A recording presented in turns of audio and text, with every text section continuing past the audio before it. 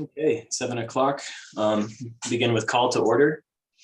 I call the May 11th, 2021 regular Planning and Zoning Commission meeting to order at 7 p.m. We'll begin with item 1A, roll call. Commissioner Christensen.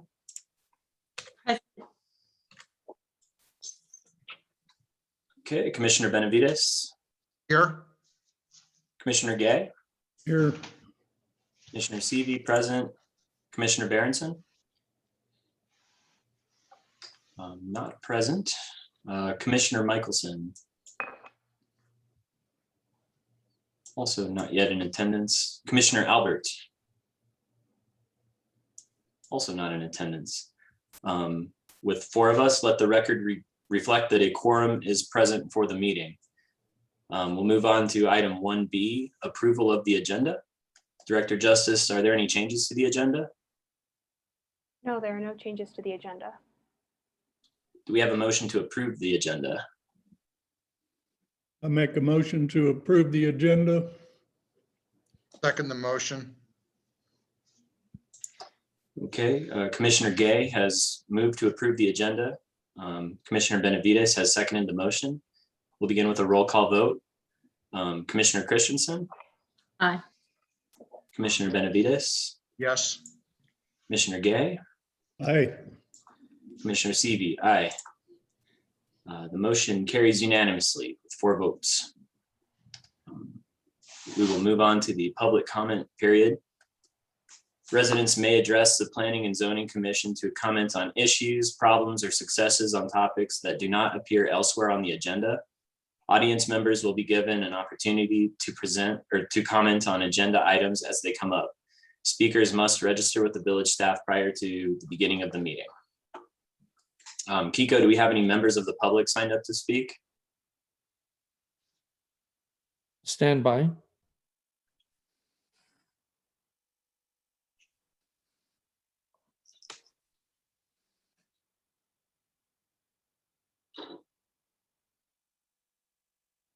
There is no one signed up to speak at this point. All right, thank you, Kiko. It appears that Commissioner Michelson is coming online. Are you there, Commissioner Michelson?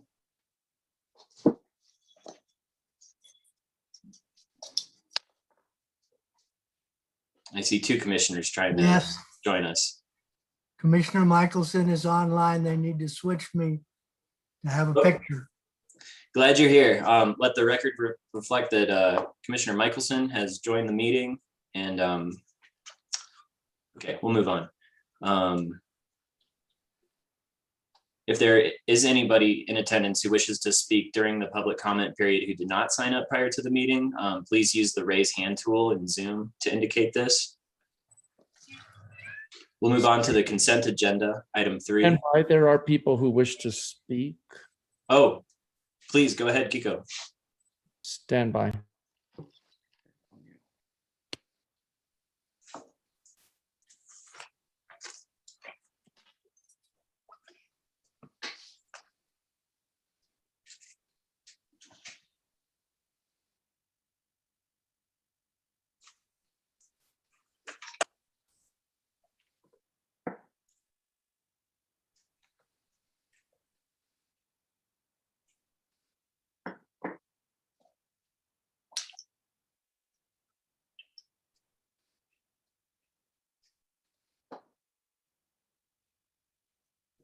Denora Gutierrez, you had your hand raised. If you could unmute.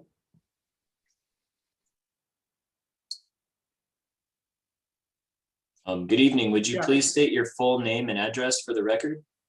Yeah, this is James Spiegel. I'm Dinora Gutierrez. Can you hear me? Yes. Okay, 815 El Alhambra Circle. But we're here to this is not the free. We want to comment on one of the agenda items later, I guess. Oh, okay, understood. This is not the correct time to do that, but Right. I during understand. Okay. during the public comment period, you'll have an opportunity to speak. Commissioner CV, maybe before we let anybody else in, if you could take a minute to clarify that anybody who has their hand raised, the purposes for that at this time? Yeah, of course. So if you just raised your hand and you intend to speak on an item on the agenda this evening, this is not the correct time to do so. This is the public comment period, and it's for items that do not appear on the agenda. So if that is you, please unraise your hand if that's possible in Zoom, and we'll pick up your comment during the item that you wish to speak on. Otherwise, please keep your hand raised, and we'll hear what you have to say. I have two hands raised. Let me add one at a time.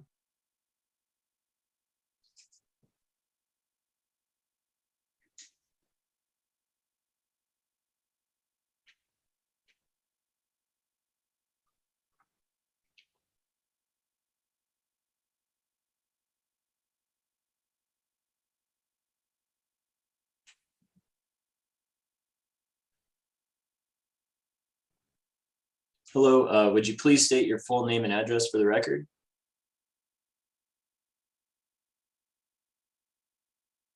M. Woodward. I'm sorry, I thought I lowered my hand. I'm speaking to an agenda item. Great. We'll see you later on this evening. Thank you very much. Kiko, you said you had one more person? I do stand by.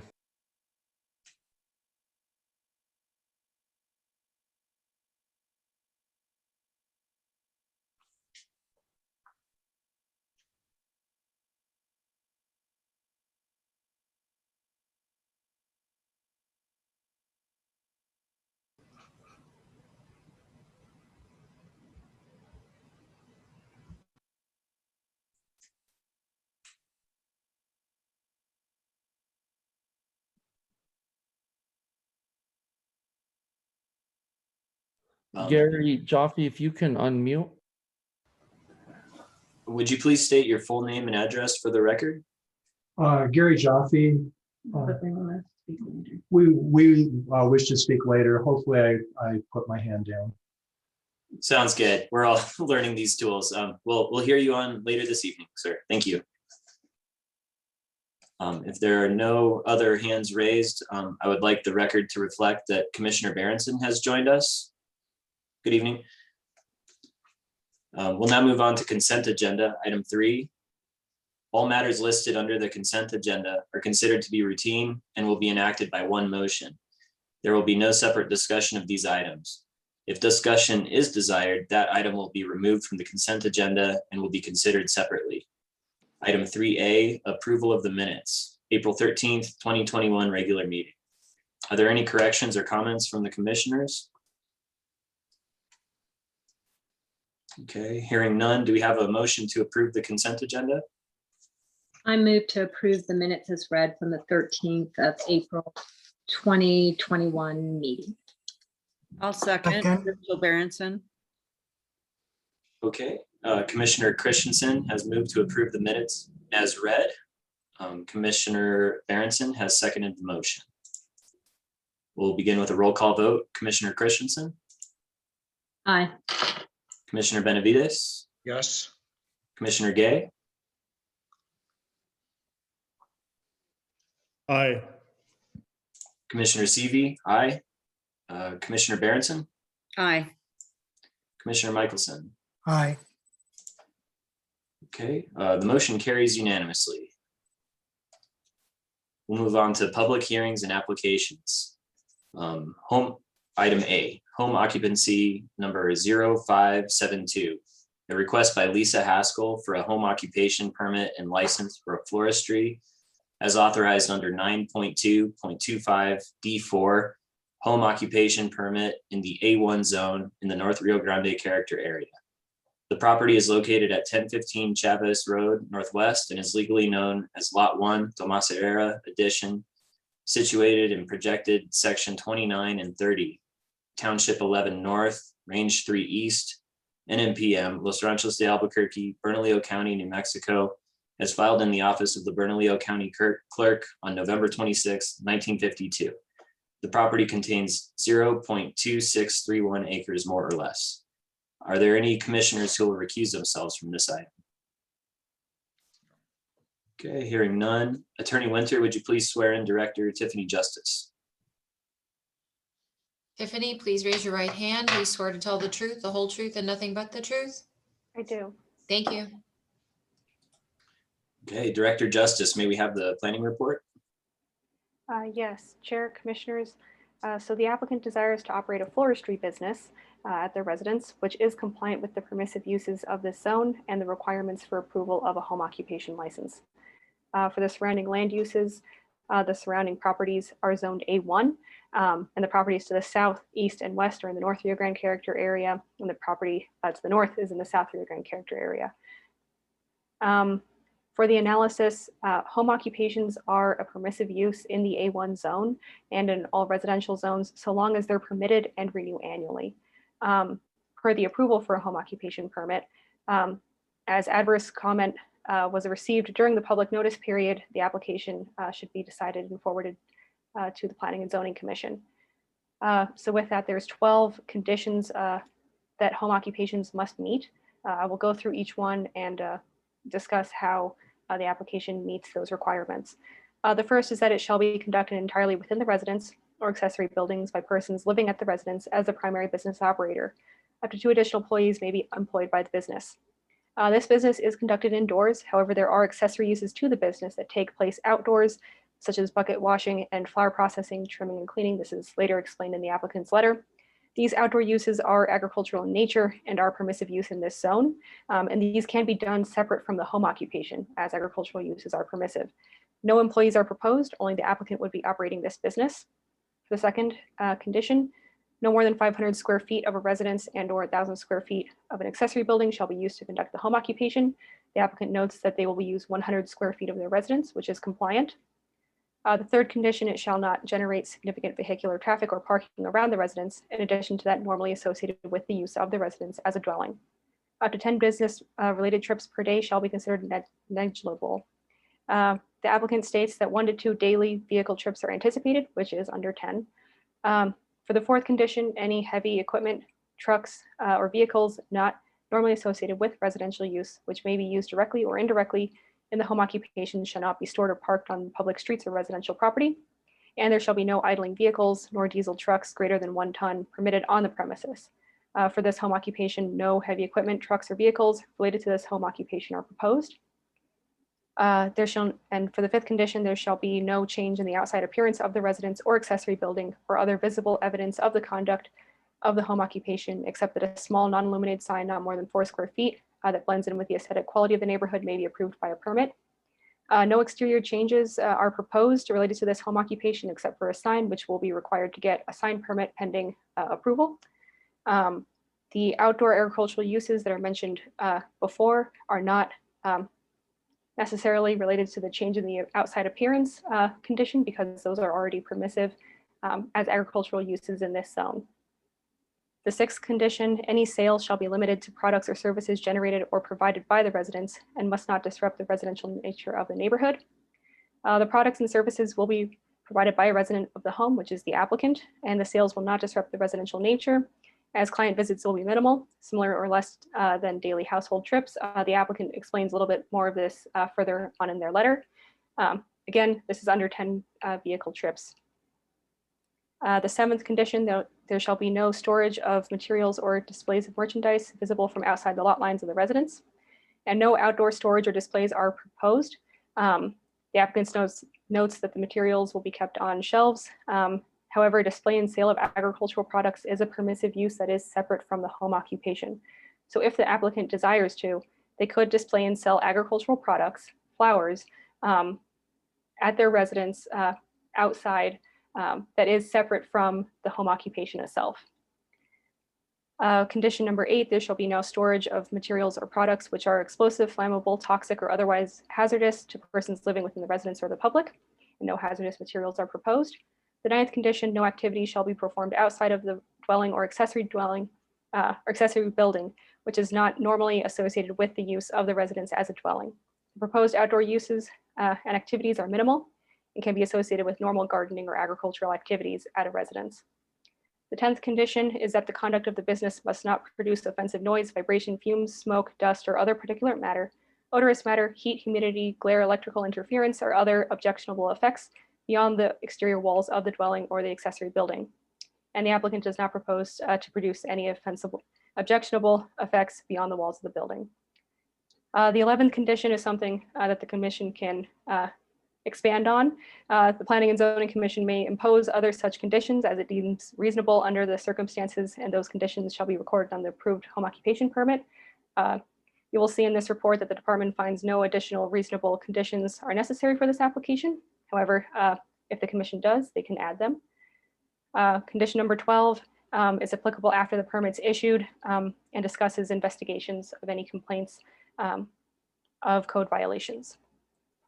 And with that, the department recommends approval of home occupation number 0572 for a home occupation permit and license for floristry as authorized under section 9.2.25 D4, home occupation permit in the A1 zone in the North Rio Grande character area with the following findings: that the application meets and is subject to the requirements of section 9.2.25 D4. This is the section on home occupations. And more specifically, the application meets and is subject to the conditions of approval in section 9.2.25 D4C 1 through 12, which I just read aloud. And the public notice requirements have been met by publication in the Albuquerque Journal, a sign posted on the property, and a mailing sent to all of the neighbors within 300 feet of the property. With that, I stand for any questions. Thank you. Are there any questions from the Commission for Director Justice? Seeing and hearing none, is the applicant present? Stand by.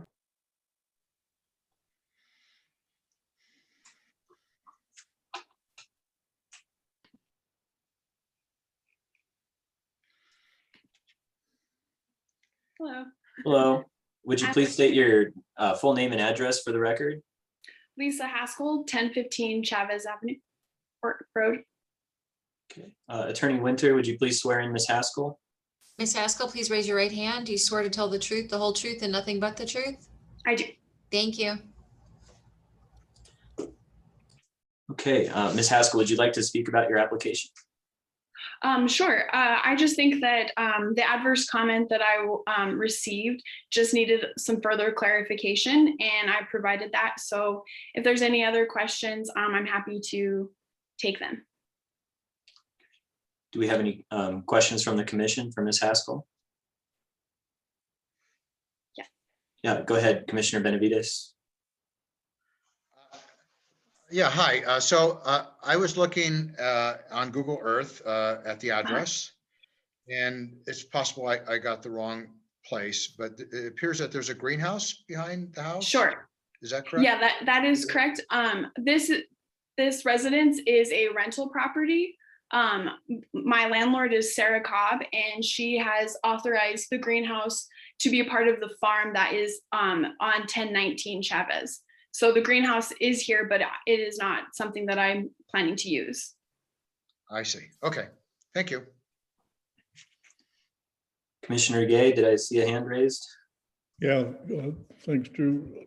So did you get the issue resolved with Mr. Mullenweg about you reached out to him to try to dissuade him from taking this? Did you guys work that out? I don't see any I don't see anything on the file that says you did. Right. So I wrote him a letter addressing his comment for clarification, and I dropped it off at the mailbox of the address provided. And I hadn't heard anything back from him at all. And then a few weeks later, I did a follow-up letter and did the same thing. And I haven't heard anything more from him. So you have not resolved his concerns at all? No, I suppose not. All right, thank you. Yeah. Any other questions from the commission? Okay, hearing none. Is there anyone present who would like to speak in favor of the application? If you would like to speak in favor of the application, please raise your hand.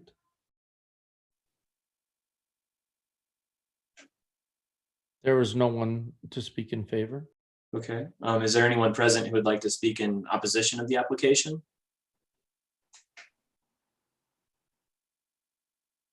Stand by.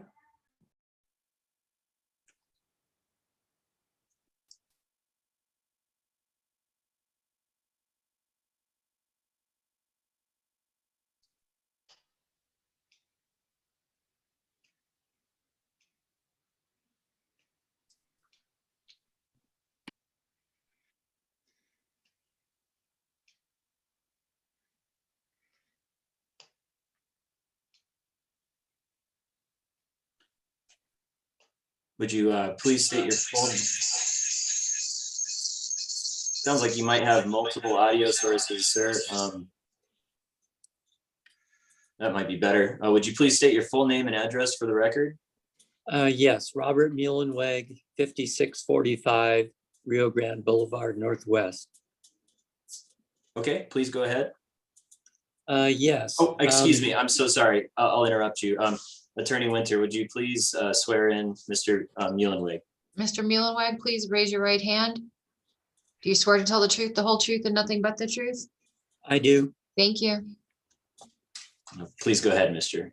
Muhlenweg. Yes, we live in the property opposite the property at issue. Our driveway, we actually have two driveways that come out onto Chavis Boulevard.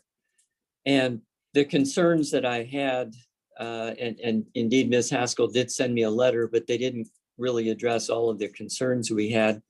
And I thought it would be appropriate, particularly under the circumstances, if the commission were inclined to grant the permit, that there would be some conditions attached.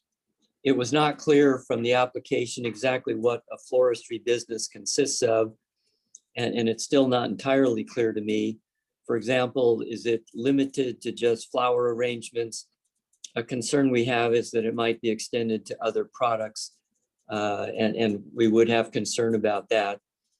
There's a discussion in the information about deliveries coming to the house, and an increase in traffic of 0 to 2 cars a day. And that's of some concern to us, since on Chavis Road, there are no sidewalks. There are people who walk up and down the street, including my 91-year-old mother-in-law. And when traffic is increased on Chavis Boulevard, that creates a bit of a danger for her. And during the growing season with Vista Verde Farm, which is right next door to this property, and I understand that some of the flowers that are going to be prepared at this location would be intended to be distributed to those customers. Cars back up 5 and 6 deep on Wednesdays and perhaps other days during the week. And there is a fairly significant increase in traffic along Chavis Boulevard, which I think creates a bit of a danger, particularly for pedestrians attempting to walk up and down the street. We have concerns about, again, a limitation on the number of employees. At this point, Ms. Haskell has indicated it's just her. It seems like the impact of that business would impact the neighborhood more if there were other employees who were added. And so we would have a concern about the extent of the permit and whether there would be limitations imposed such that no additional employees could be brought on absent further consideration of an expansion of the permit, for example. The storage of materials outside, again, I understand certainly that people engage in gardening, but gardening is not exactly the same as preparing a number of flower arrangements. I did note that on one day, Ms. Haskell set up a table outside on the side of her house, very visible from the street, with numerous flower arrangements that were being washed and so forth. And that seemed a little bit further than one would expect for personal gardening uses that a normal residence would be engaging in. So the concerns really relate to traffic, also relates to the extent of the permit and what business could be conducted under that permit. And is that going to be limited merely to flowers, for example? We wouldn't want it extended to other products, such as a continuation of what's being grown next door or distributed next door in the Vista Verde farm.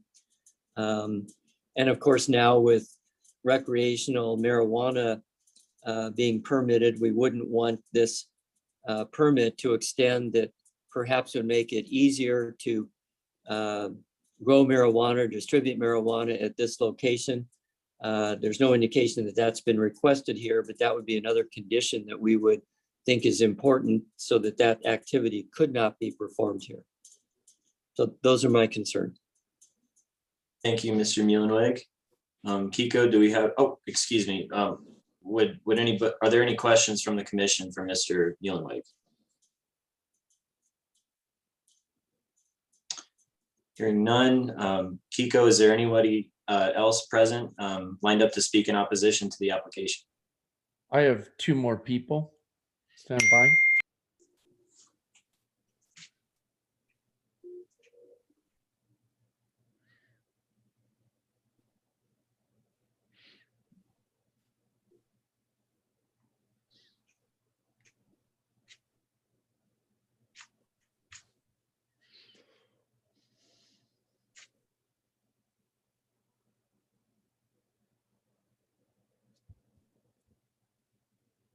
Hello, please state your full name and address for the record.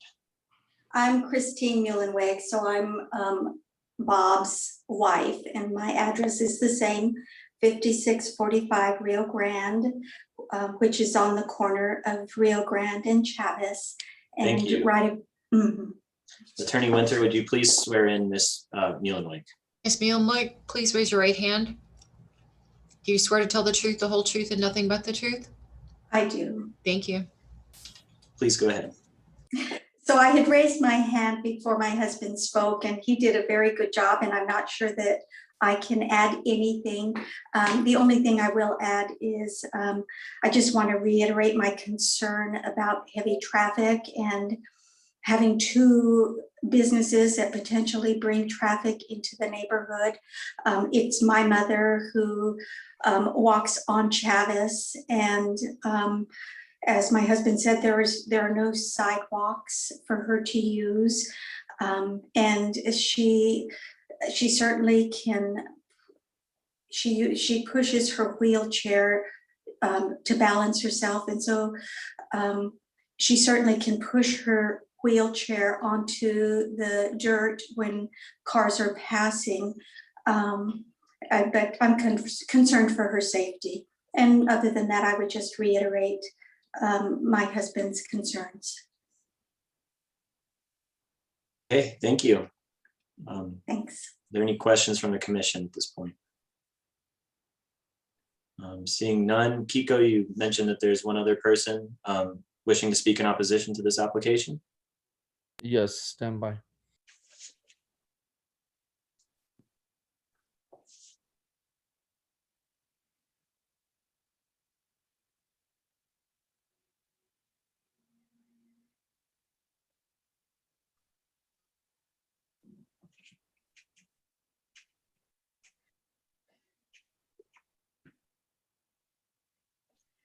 Would you please state your full name and address for the record?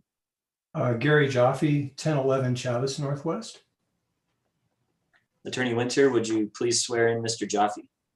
Mr. Jaffe, please, do you swear to tell the truth, the whole truth, and nothing but the truth? Yes, I do. Thank you. Please go ahead. Thank you for allowing us to address as well. We share the same concerns regarding traffic, and I think everything is really in the context of what already exists on Chavez, and that is the traffic that is associated with Vista Verde Farms. As Mr. Muhlenweg and Mrs. Muhlenweg had stated, particularly on Wednesdays, there's quite a number of vehicles that pull up to pick up vegetables. And they oftentimes block our driveway already, preventing our egress or coming into the property to get into our driveway. Whether it be just the property owner or the business owner herself, or possibly 2 employees, up to 10 trips per day allowed, obviously that increases traffic. Our other concern is that at 1002 Chavez happens to also be my mother-in-law, and our son, who is in a wheelchair, comes to visit his grandmother. And as you all are very aware, and has been stated before, there are no sidewalks on Chavez. The 4-way stop tends to back up traffic there. People tend to shoot across from the west side of the east side of Chavez to the west side of Chavez to quickly get into Tinnen Farms. And so both my mother-in-law and my son, who comes in a wheelchair to come visit her, we feel that their safety is jeopardized.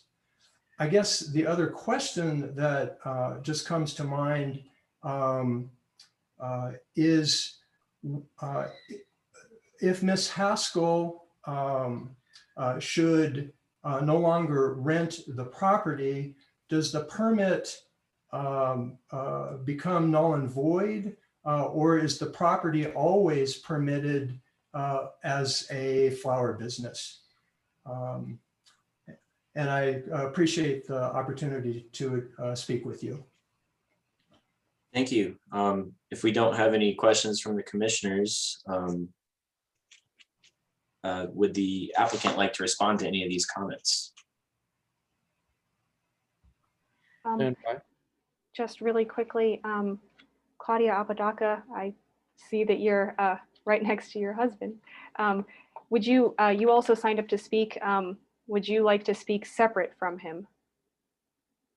Sure. Okay, if you would please state your full name and address for the record. Claudia Apodaca, and I'm also at 1011 Chavez Road Northwest. Excuse me, Attorney Winter, would you please swear in Ms. Apodaca? Ms. Apodaca, please raise your right hand. Do you swear to tell the truth, the whole truth, and nothing but the truth? I do. Thank you. Please go ahead.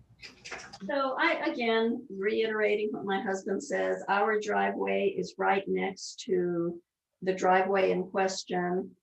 So we are concerned about any cars going in and out. These are small properties. This property already has 2 or 3 vehicles that are parked in the very small front yard.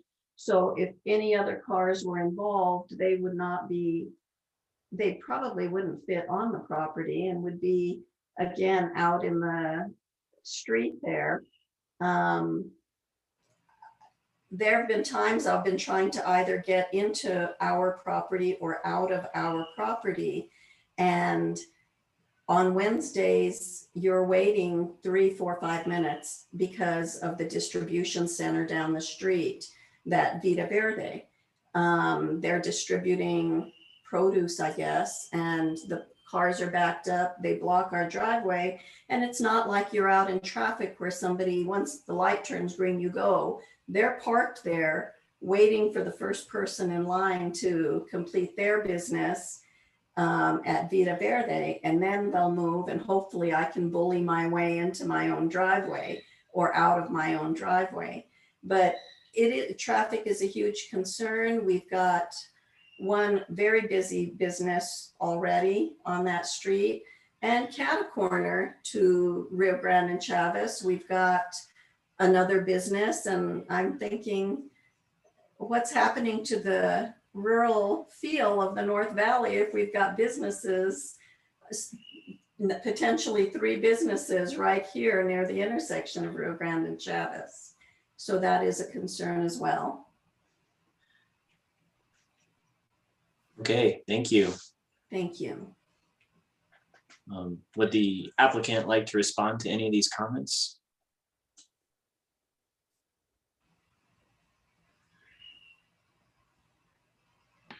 Yes, so I just want to reiterate that I am planning to offer delivery only services. I do not plan to have any clients or customers come to my property or my rented property to engage in business in this way. I take sales over the phone or online, and then I offer delivery. As far as 10 Vita Verde Farms and 1019 Chavez and the activity that happens on Wednesdays, I play a very small role in that. And I am happy to act as a mediator to help quell some of these concerns regarding traffic. So that's something that I can bring up to them to help kind of mediate this whole scenario, but I am not involved in that. Okay, thank you. Do we have any further comments from the commission, from Ms. Haskell? Yes. Please go ahead, Commissioner Benavides. So there are a couple of questions that didn't get answered. I think I know the answer. So your product is only limited to flowers, flower arrangements, correct? Yes. And the number of employees? It's just me. Just you, okay. Let's see, and there was a question about the license. I believe maybe that's a question for Tiffany, or Director Justice, sorry. I believe that just stays with you, Lisa, but Okay. if Tiffany would respond, that would be great. Yes, so Commissioner Benavides, commissioners, so the business license, the home occupation license is tied to the business itself. So if she were to move somewhere else, then it would no longer be applicable. And then also just to respond to one of the other concerns about cannabis. So the village already has some ordinances restricting the growth of cannabis for commercial purposes. And we will be, updating our ordinances to make sure that we're compliant with the Cannabis Regulation Act. But at the very minimum, anybody who would want to grow cannabis would have to be licensed from the state of New Mexico. And there is already some question as to whether or not they could do that in a residential area. But that would be a separate application and separate from this home occupation permit. And one more question, if I may. Please. And so you, Lisa, you get a raw material delivered to your house that you then arrange into arrangements. How does that come to you? Does it come in a big truck or smaller delivery van, or how does that happen? So usually there's a wholesale here in Albuquerque. I go to visit the wholesale and to buy my product. But if I have to get it shipped in, it comes into like a FedEx delivery van. So it's a smaller van. Okay, thank you. Okay, do we have any further comments from the commission? Okay, hearing none, I'll go ahead and close the floor now for comments. Do we have any discussion on the application prior to a motion? Yeah, Drew. Please. I am very supportive of agriculture in the village, and but I'm also very concerned. I hear these two residents who have 90-year-old parents. I have 90-year-old parents. I could not support this unless these two parties could figure out a way to come to an agreement on traffic control, and I'm sure there's lots to that topic, but it is not, I don't think it should be taken lightly that they have elderly parents who and family members in wheelchairs who, as we all know, there is no sidewalks in Los Ranchos except for on 4th Street. So yeah, it's tough. And I rode over there the other day. I also know that property. I know the owners of it. It's a pretty tight area, so I can see their concerns. So that is my wish, is that these three parties could figure out some conditions to put on this that they could agree to that would make everybody feel safe, and then allow more agricultural products in the village to be sold. So I don't know how that would all happen. I'll leave that up to them to put their conditions on it, but I can't support it unless there is some agreement made amongst these three that it at least would go in and do some due diligence and talk about what could be done. So thanks. Thank you, Commissioner Gay. Commissioner Christensen, did I see a hand raised? Yes, Commissioner Seavey, it was my understanding when, and I'm so sorry, the name slipped my mind, that she said she would be doing delivery only.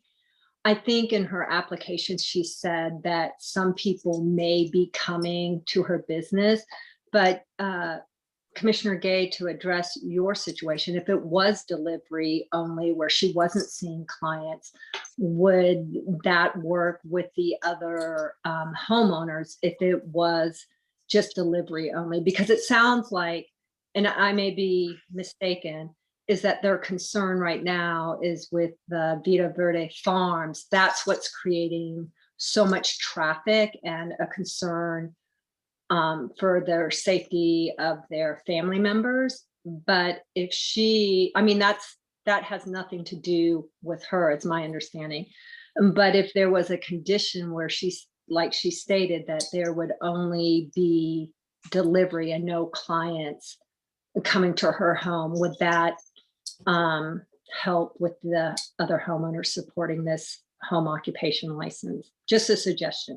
No, it's good. I think, but it's up to them. It's not something, it's not my negotiation. These two homeowners need to feel safe, and then the floristry business has to, live up to its permit requirements as well. But I don't see that this is that far off. I don't see anybody saying they are against the floristry business. They are just concerned about traffic control.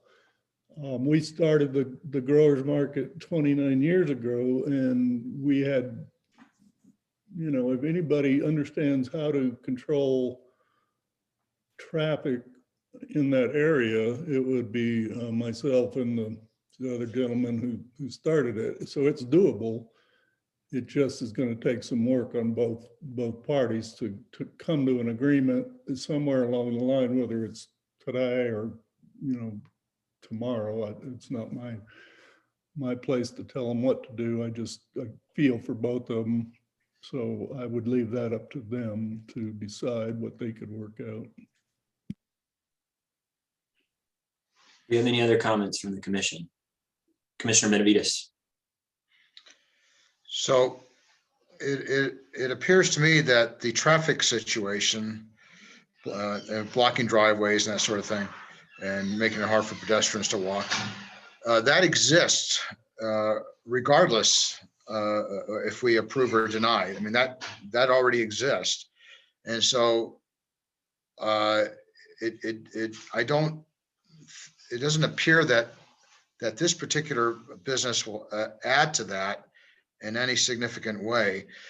Now, if we were to impose a condition of delivery only, would it be of value to ask the applicant if that was acceptable? I would defer to Director Justice on that question. So Commissioner Benavides, commissioners, yes, so you could impose a additional condition that the business itself only be delivery. I would like to also keep in mind that this does not include, she mentions, that she may also get packages through FedEx. That is a normal residential use that would not necessarily be included in that delivery only. In addition, she would still be allowed to have regular traffic to and from her house as part of her residential use. And then I guess I would just like to touch on a couple points. As Commissioner Benavides and Commissioner Christensen kind of pointed out, Vita Verde Farms is a separate business from this home occupation. And so the concerns that have been brought up by the neighbors, we will try to notice Vita Verde Farms that there are these concerns and that they do need to be in touch with their neighbors on this. And it doesn't seem like she will be generating more additional traffic. And something else that was also brought up by one of the neighbors is that Tinnen Farms is kind of behind. This is kind of a thoroughfare to Tinnen Farms, and there are a large number of houses there. So quite a bit of the traffic does come through and to Tinnen. As for the sidewalk, that is public right of way, and the responsibility of that should be the Village of Los Ranchos. So if there's a need in order to install a sidewalk there, or to keep a rural feel and not have a sidewalk there, that is something that can be brought up to the trustees as part of something separate from this home occupation. Thank you, Director Justice. Any further comments from the commission? I will say that the applicant has demonstrated that she anticipates 0 to 2 daily vehicle trips from her home, which is below 10, which would be considered negligible. So it's really minor.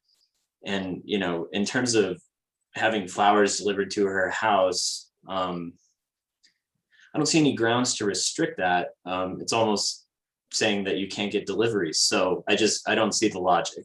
I do feel for the neighbors who brought up their points and understand that, but I think I would place the blame less on the applicant and more so just on the existing conditions of the neighborhood.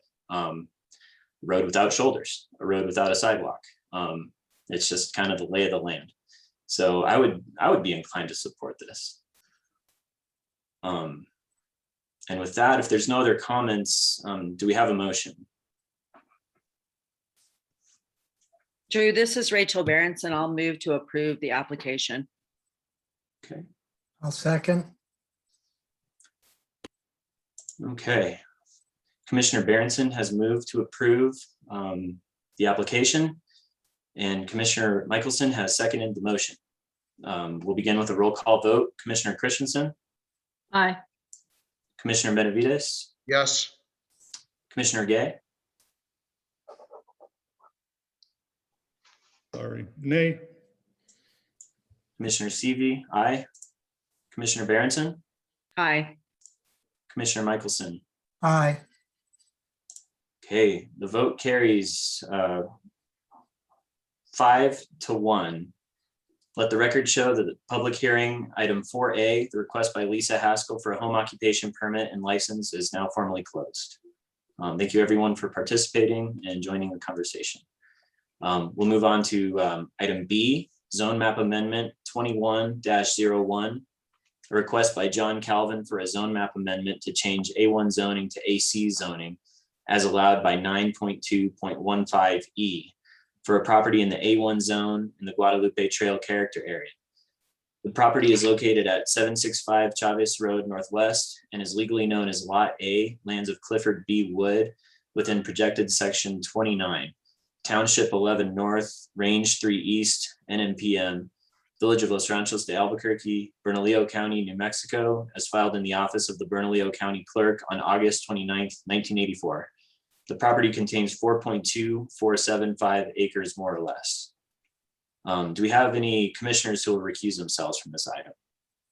Commissioner Christensen. I will be recusing myself from this agenda item. Okay, very good. So I just wanted to, Commissioner Benavides.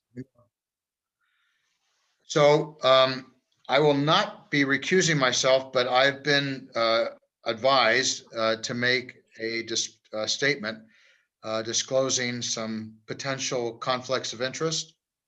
Please go ahead, Commissioner Benavides. So two items.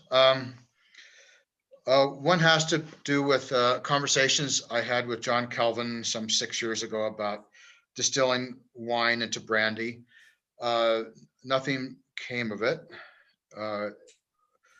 which is fine. But then I then distilled wine into brandy for Avara, who is a competitor. Okay, so that's item number one.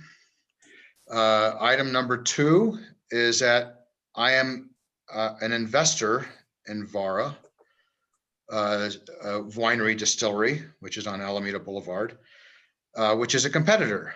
Okay. So those are the two items I want to disclose. Thank you, Commissioner. And I have a few notes I would like to read before we get into this item. We have quite a few people signed up to speak, and we just want to make sure that everybody who wishes to speak is heard so that the commission can consult their comments or consider their comments. We want to be fair to everyone speaking. Everyone making public comment, either in favor or in opposition, will be given 2 minutes to speak. If you run over, we'll let you finish your thought, but if you continue on past that, we'll have to ask you to finish your sentence. Otherwise, we will mute you and move on to the next person. You can give your allotted time to speak to someone else. If they've already spoken, just say so at the beginning of your comment and we'll have them speak instead of you. The applicant, including their agent, has a total of 20 minutes to present their application before we open the floor for public comment. Those with direct rebuttal to the applicant or who will cross-examine the applicant also have a total of 20 minutes. Since the applicant and their agent are sharing 20 minutes, anyone with a rebuttal or who wishes to cross-examine will share their time with anyone else who wants to. This does not include time answering questions from the commission or responding to comments at the end. To briefly summarize this process, the Planning and Zoning Department will present their report. The applicant and/or their agent will speak on the application. Then the floor will be open for public comment for 2 minutes each. The commission may ask questions of the applicant after they present and may ask questions of public commenters. After the applicant and/or agent may respond to the comments and the commission may ask questions. The floor will be closed and the commission will deliberate before deciding. Everyone who speaks at tonight's meeting on this item will receive a notice of decision letter to the address they state. For those who have submitted written comment already included in the packet, your verbal comment can but does not need to restate what you said in writing as the commission has read it. And this goes without saying, please be polite and respectful to everyone who comments tonight as they're taking time out of their day, and we just like their voices to be heard. So thank you for listening to that. And with that in mind, Director Justice, could we please have the planning report? Yes, sorry, just to clarify, Chair Seavey, have you read out the legal description for this property already? Yes, okay, Yes. great. So just letting you all know that most of my presentation will be reading out this report with some additional verbal information. So for this project, properties that are zoned A1 may change zoning to AC so long as the conditions of the AC zone are met. One of those being that 66% of the lot area is open space dedicated to agricultural use, which is exclusive of parking and access areas. Per the approval process in the AC zone, which is separate from the zone change process in our normal applications and approval section, a property may obtain AC zoning administratively following a public notice mailing to all properties within 300 feet of the subject property and posting of a sign visible from the road, provided that there is no substantial public comment requiring a public hearing. The public notice was mailed on April 2nd, and due to substantial public comment, the decision is before the Planning and Zoning Commission. The subject property is a vacant lot with a small building on the north side and there are horses. And the proposed use of the AC zone is a winery. And just to clarify, so this decision has been forwarded to the commission. This decision can also be appealed to the Board of Trustees. For the surrounding land uses, the properties to the north, south, and west are zoned A1. The property to the east is zoned AC. That's the current location of Casa Randeña. The property and surrounding properties are all in the Guadalupe Trail character area. For my analysis, I'm going to be going into three main points. The first is compliance with the AC zone itself. The second will be compliance with the site development plan requirements. So since this application is for a zone change, not a site development plan, the approval process for the site development plan doesn't necessarily apply. However, in the interest of compliant and consistent development, the required documents will apply in this application. And lastly, I will be going over the guidelines that we have for zone changes. However, compliance with the AC zone requirements should be weighed more heavily than these guidelines because this is specific to the AC zone change. So with that, just getting started with the AC zone. Section 9.2.15, AC zoning may be applied to an A1 zone property so long as there's 66% of the lot area that is open space dedicated to agricultural use. And this application does meet this requirement. Outdoor agricultural storage areas can be used for this requirement per the definition of agriculture that does include necessary accessory uses for agriculture. However, the property does meet this requirement without including storage areas. The total agricultural open space, not including storage areas, is 124,352.75 square feet, which is in excess of the requirement. And the calculations are shown in your packet in this report. Total agricultural open space, including storage, is 130,484.75 square feet, which is also in excess of the requirement. So inclusive or exclusive of the outdoor agricultural storage areas, this property does have 66% of agricultural open space that is exclusive of parking and access. For the permissive uses, this application's proposed uses are all permissive in the AC zone. Prior to operation, the winery will need to obtain licenses from the New Mexico Regulation and Licensing Department. Proposed uses for this application that are allowed in the A1 zone are display and sale of agricultural products, agricultural activities, parking incidental to uses that are permitted, and outdoor storage of materials. In addition, there's commercial activities associated directly and exclusively with horticulture, equestrian activities, and general agricultural activities that are allowed, and also a winery with proper state licensing. There are additional regulations for the AC zone. I'll just go through all 6 of them. The first is that a maximum of 2,000 square feet of retail uses is allowed on lots exceeding 4 acres, and the floor plan notes a retail space of 918 square feet. The applicant letter indicates that there may be some flexible use of this retail space and tasting room reconfigured as needed for events. Even if both areas are used for retail at a time, the total square footage is 1,836 square feet, which is less than 2,000 and compliant. For parking, the parking minimum is 1 space for every 300 square feet of the first floor and 1 space for every 400 square feet of the second floor. And the gravel lot is compliant material. I'll get into the parking a little bit later. Similarly, landscaping of the parking area is minimal as it's surrounded by grapevines. This is allowed through an alternative landscaping plan, which I'll get into a little bit later.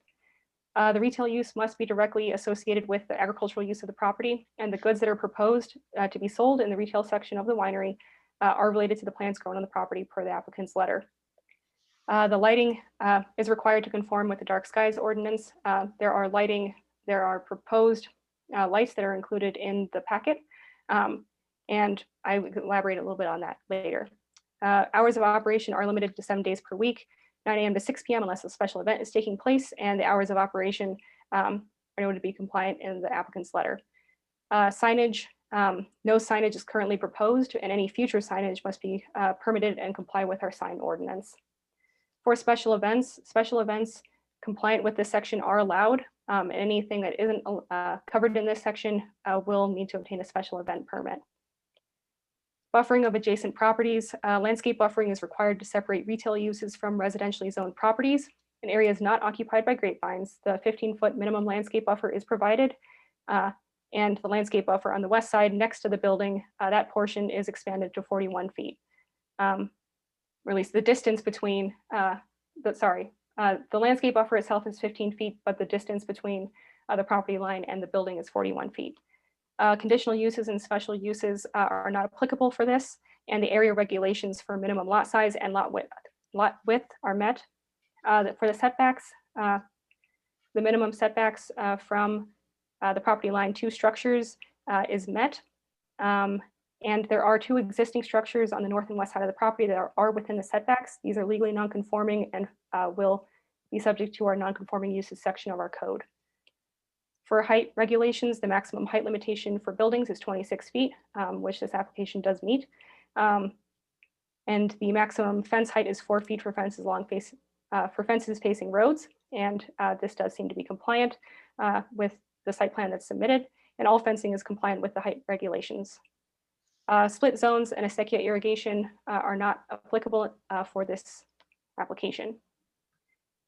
So for the site development plan requirements, again, I'd just like to reiterate that this is not technically, a site development plan approval, but just in the interest of consistent development, these are things that we were looking for in the documents that were submitted.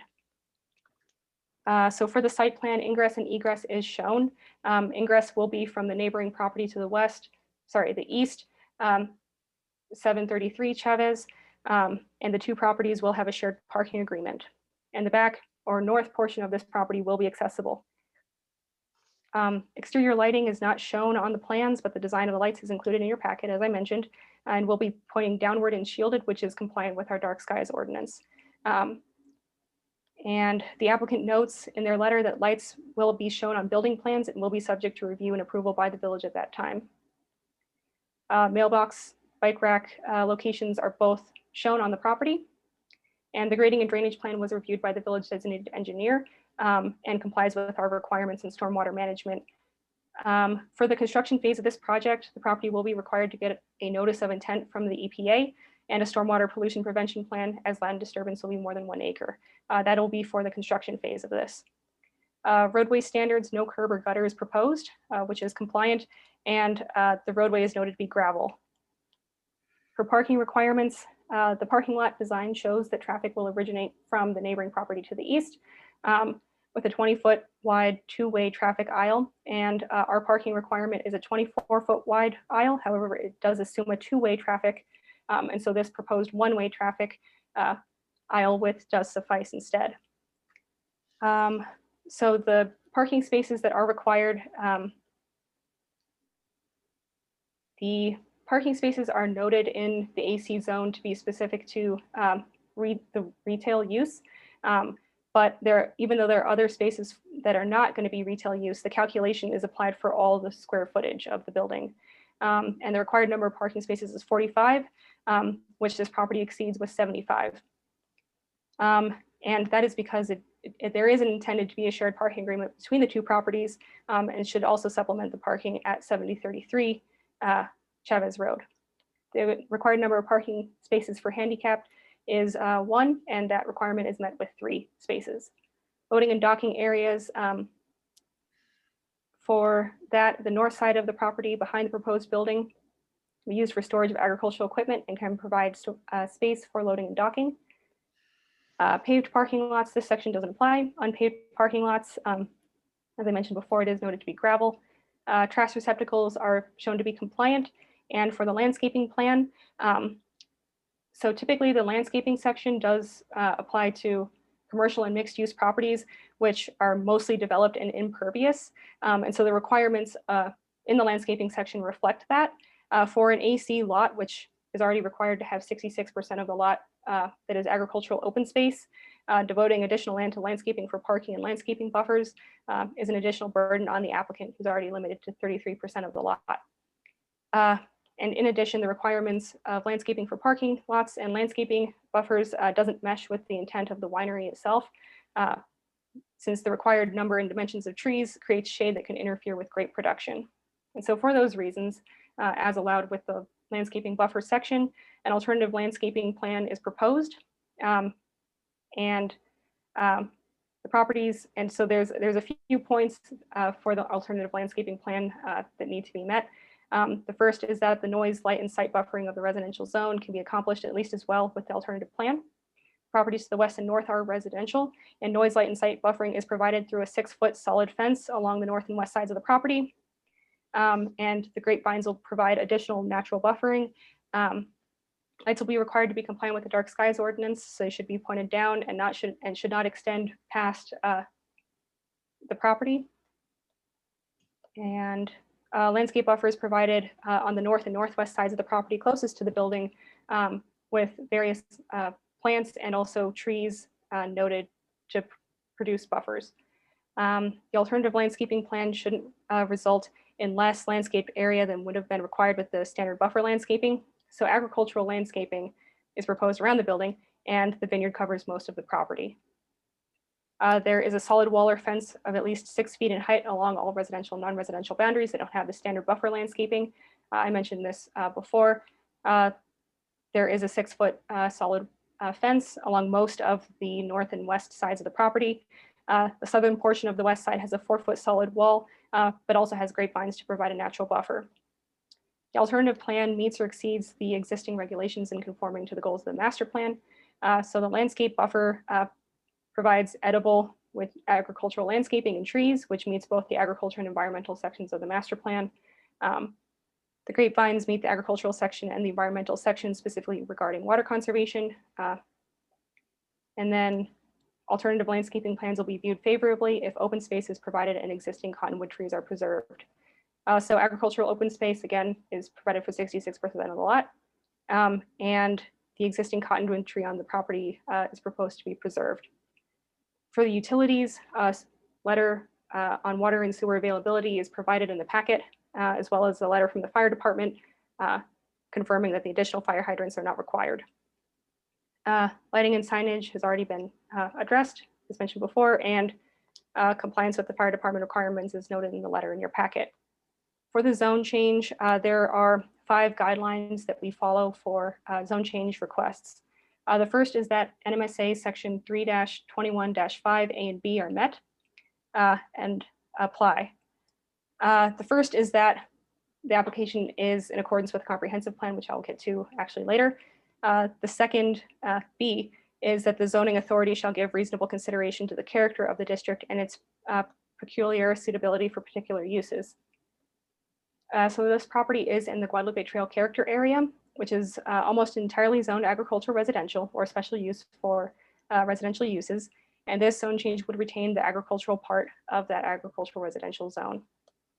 The second guideline, there is and is not public interest in changing the zone. The village received comments both in favor and in opposition to the application. We received 36 comments in favor, 27 comments in opposition for a total of 63 comments. This doesn't differentiate between individuals and couples who submitted comments together. And this also doesn't include duplicates or multiple comments from the same person. Of all of those comments, 38 comments were from people who identified as village residents and 25 who were not. There were 11 residents in favor and 27 residents in opposition, noted in the comments. So the village also created the AC zone for the purpose of allowing sustainable and economically viable agricultural activities in keeping with the historic pattern of land use in the area, including Los Ranchos and the North Valley. And the proposed development of a winery is an allowed use in the AC zone. And as evidenced by the winery to the east, is economically viable. The grapes and gardens would be watered using a drip system, which is a sustainable watering practice. The third guideline is that the Board or Commission will not spot zone for the private interest of the owner or applicant. The property to the east is zoned AC. In addition, the village places high value on agriculture. There's a historic basis for smaller scale agricultural activities, commercial activities like retail based on agriculture grown on the property. The fourth guideline is that the application for the zone change is warranted, and it is, as the application meets the requirements of the AC zone for zone change approval. The fifth guideline is that there's support for the zone change within the 2035 master plan, and this is met with support in the overall village goals section, village form, agriculture, and economic development sections. And so with that, the department recommends the commission approve ZMA 21-01, a request for zone map amendment to change A1 agricultural residential zoning to AC agricultural commercial zoning as allowed by section 9.2.15E for a property in the A1 zone in the Guadalupe Trail character area with the following conditions and findings. There are 5 conditions. First is that a notice of intent issued by the EPA and a stormwater pollution plan is obtained as land disturbance will be 1 or more acres. Demolition of any existing structures planned for demolition must be completed within 1 year of zone change approval. Any future signage must comply with our sign ordinance and obtain sign permits. Exterior lighting must comply with the dark skies ordinance, and construction shall meet all current village, county, and state codes. With the findings that the application meets section 9.2.15 AC agricultural commercial zone, the application meets section 9.2.25 E4F for site development plans. And the application meets the following guidelines for zone map amendment. NMSA section 3-21-5 A and B are met. There is and is not public interest in changing the zone, as both comments in favor and in opposition were received. And the application would not be considered spot zoning for the private interest of the owner or applicant, and the zone map amendment is supported in the 2035 master plan. No application to amend the zoning has been submitted for this property within the last 12 months, and the public notice was sent to neighbors within 300 feet of the property. A sign was posted, and this meeting was also noticed in the public in the Albuquerque Journal. And both the notice and the sign, the letter and the sign were posted for the initial administrative approval, and then also for this application before the commission. And with that, I stand for any questions. Thank you, Director Justice. Do we have any questions from the commission at this point? Commissioner Gay. Tiffany, could you go back and just reread those metrics on the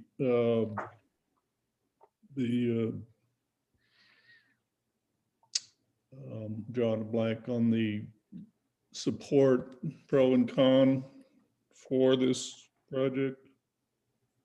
Yes, Commissioner Gay, commissioners. So just, this doesn't include couples versus individuals. This doesn't include any duplicate comments that we received. Sometimes we received both letters and emails. And also this doesn't include multiple comments from the same person. And so with that, we received 63 written comments. Of that, 36 were in favor and 27 were in opposition. There were 38 comments from residents, at least from people who identify themselves as residents. Some people included addresses, some people just mentioned that they live in the village.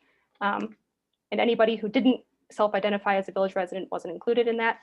25 people are not self-identified as village residents. Of those residents, 11 were in favor and 27 were in opposition. Okay, thank you. Commissioner Michelson, please. I have a question for for Tiffany Justice. On the property to the east, the existing winery, in the last 8 to 10 years, how many complaints has the village received for whatever reason? Commissioner Michelson, commissioners, the village has not received any complaints, at least that are logged in our code enforcement file. You may have noticed in some of the comments that, there are complaints that are recognized. They may not have come to the village with those complaints. They may have gone directly to the applicant or were not voiced to us, but we don't have anything in our code enforcement records of complaints. Thank you. Any other commissioners? Commissioner Benavides? Yes, I have some questions for Director Justice. So I am looking at the at 9.2.15 agricultural commercial zone ordinances. And under section B3, it says in here, the retail use must be directly associated with agricultural use of the parcel. For example, sales of wine, related products for a winery, tack at a horse arena, fruit and orchard, etc. If the agricultural use for which the AC zone was granted ends, the retail use must also end. So I think the implication is that there's a condition that this agricultural use is for grapes, right? Is for the production of grapes and the processing of grapes into wine. Is that correct? Commissioner Benavides. Or is it just for grapes? So yes, it is for grapes into wine. Both of those products could be sold, as well as the applicant has noted other products that they would grow on the property that they would sell in the retail section, including lavender and other herbs. Well, okay, so let's say grapes was the agricultural product. And they can do whatever they want with grapes, meaning wine would be one of the products. Could they also make brandy? If they could make brandy out of the grapes, they could do that, so long as they're property licensed from the state. Okay, so the village does not have a problem with that, with if we were to approve, they could go ahead and do that as long as they get the proper license. They could actually operate a distillery. Is that correct?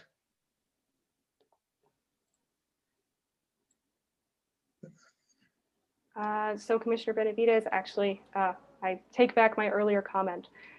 So a distillery is not identified as one of the uses for the AC zone. It mentions specifically a winery. So they could not operate a distillery and could not distill brandy unless that met our definition of a winery, unless that fit underneath our definition of a winery.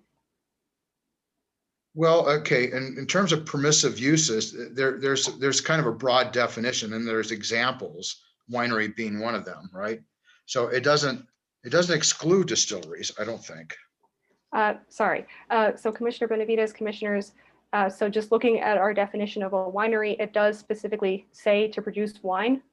So they could not produce brandy necessarily.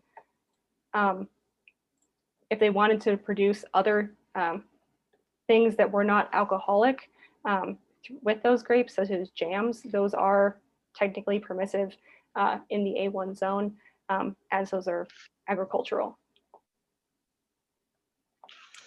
Okay. And also specifically non-alcoholic.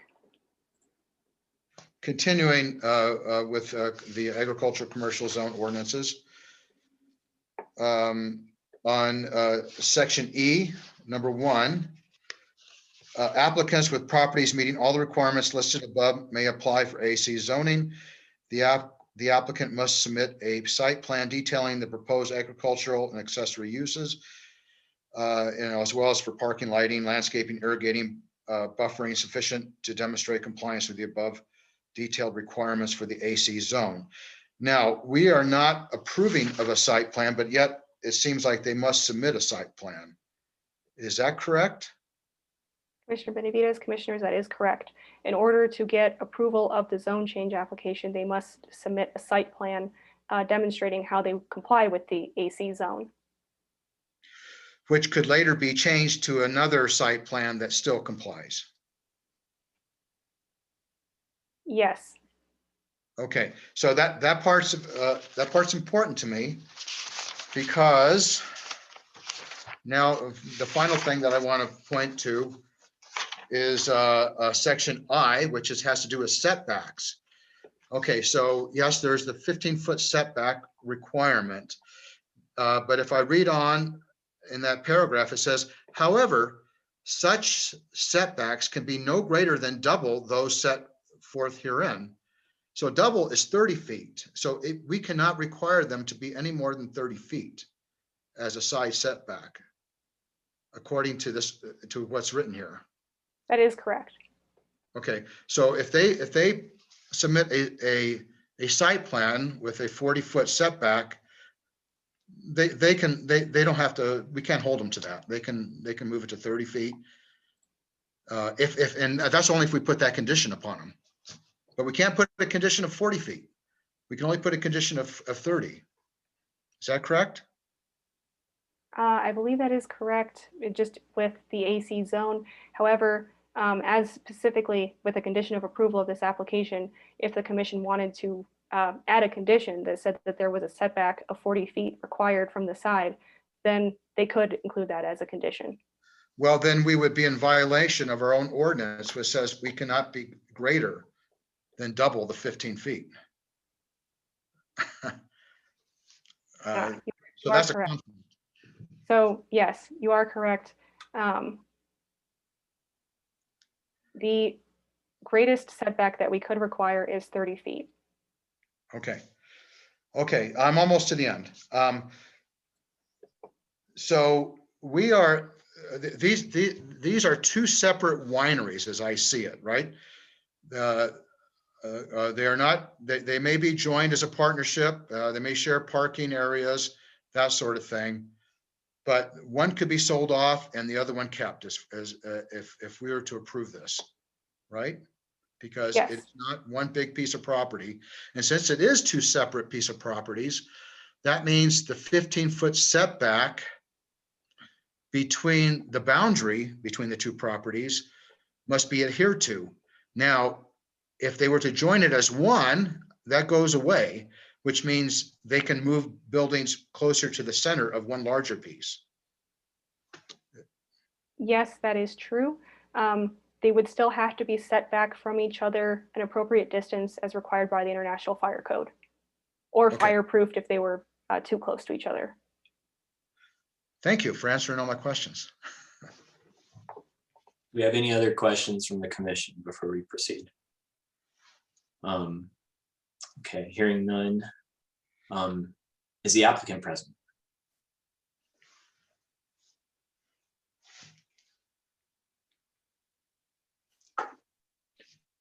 Yes, please stand by.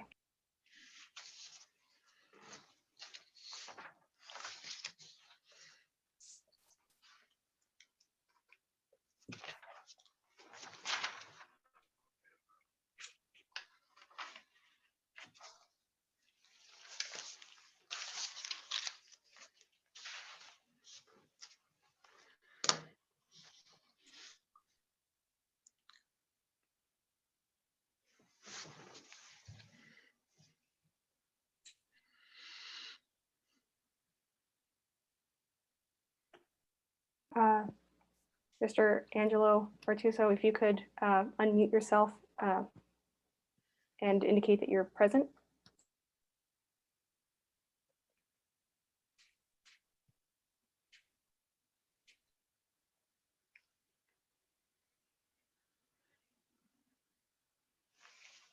Unmute.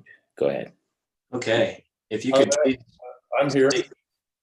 if you could please state your name and address for the record. Yes, my name is John Calvin, and my address is 733 Chavis Road, northwest in the village of Los Ranchos.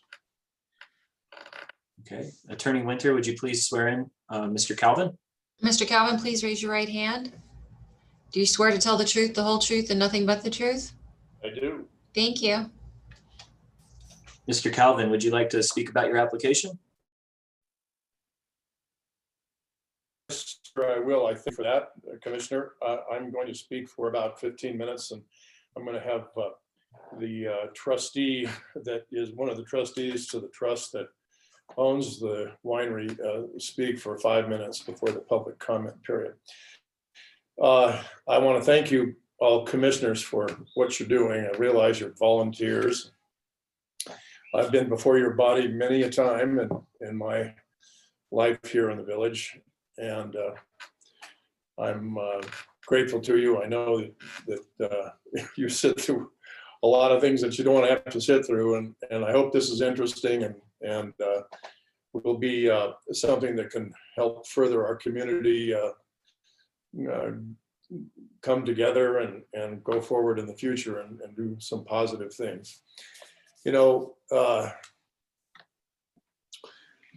long time ago, in what seems like a place far away, I was taken home to the hospital from a hospital here in Loveless, 1953, to a house where my parents were living on Roadrunner Lane and Guadalupe Trail. I'm sorry, Roadrunner Lane and Rio Grande Boulevard. And as a little tyke, I played with all my neighbors, and I remember being the only non-Hispanic kid in my little group. And I gained a great deal of respect and appreciation for the culture that came here in 1540 and came back in 1692 after the Pueblo Revolt of May 1st, 1680. And I gained a deep appreciation for what I learned about my homeland from the people that work the land. Conservative, risk-taking, hardworking people, had a relationship with their maker and just did the right thing every day by their families. And I have spent my lifetime, most of my adult life here in the village with those ideals built into me. And some of you have known me for a long time, and some perhaps more recently, but I started building adobe houses here with my back and hands here in the village in 1981, 82, along in there. And as a builder, of course, I was building houses and taking the land out away from the open space. I had in my mind that the houses that I were building were, sort of farmhouses in greater open space. And having loved all this open space, I began to realize that, pretty soon, if guys like me kept doing the same thing, that all the open space that we are here to love, and the reason that brings most of us together even tonight in this hearing, is going to go away unless somebody does something about it. Well, a couple of you may remember that I was on a tear personally to get all the land in the southern end of the village on 3-acre minimum spacing. And under Harry Stowers, that was adopted by the trustees, and then a couple of years later, because of a lawsuit, it was rescinded. I had spent a fair amount of time as a youngster in Andalusia in southern Spain because of my love for the Hispanic culture here. And I studying music there, and I was enthralled with the architecture, but I was also smitten with this ancient winemaking world that the Romans started in about 100 BC. And coming back here to New Mexico to play the guitar around in my 20s, like I did for a long time, I realized that all these beautiful shapes and the architecture that I experienced in Iberia and all these things that I'd grown up around were really of a piece in my brain, at least, and my appreciation for the Hispanic culture and the open space and the farmland where I was born. I started planting grapes here when I was 38. It was 30 years ago. And the idea was to see what would really happen. I found that we could actually grow grapes here.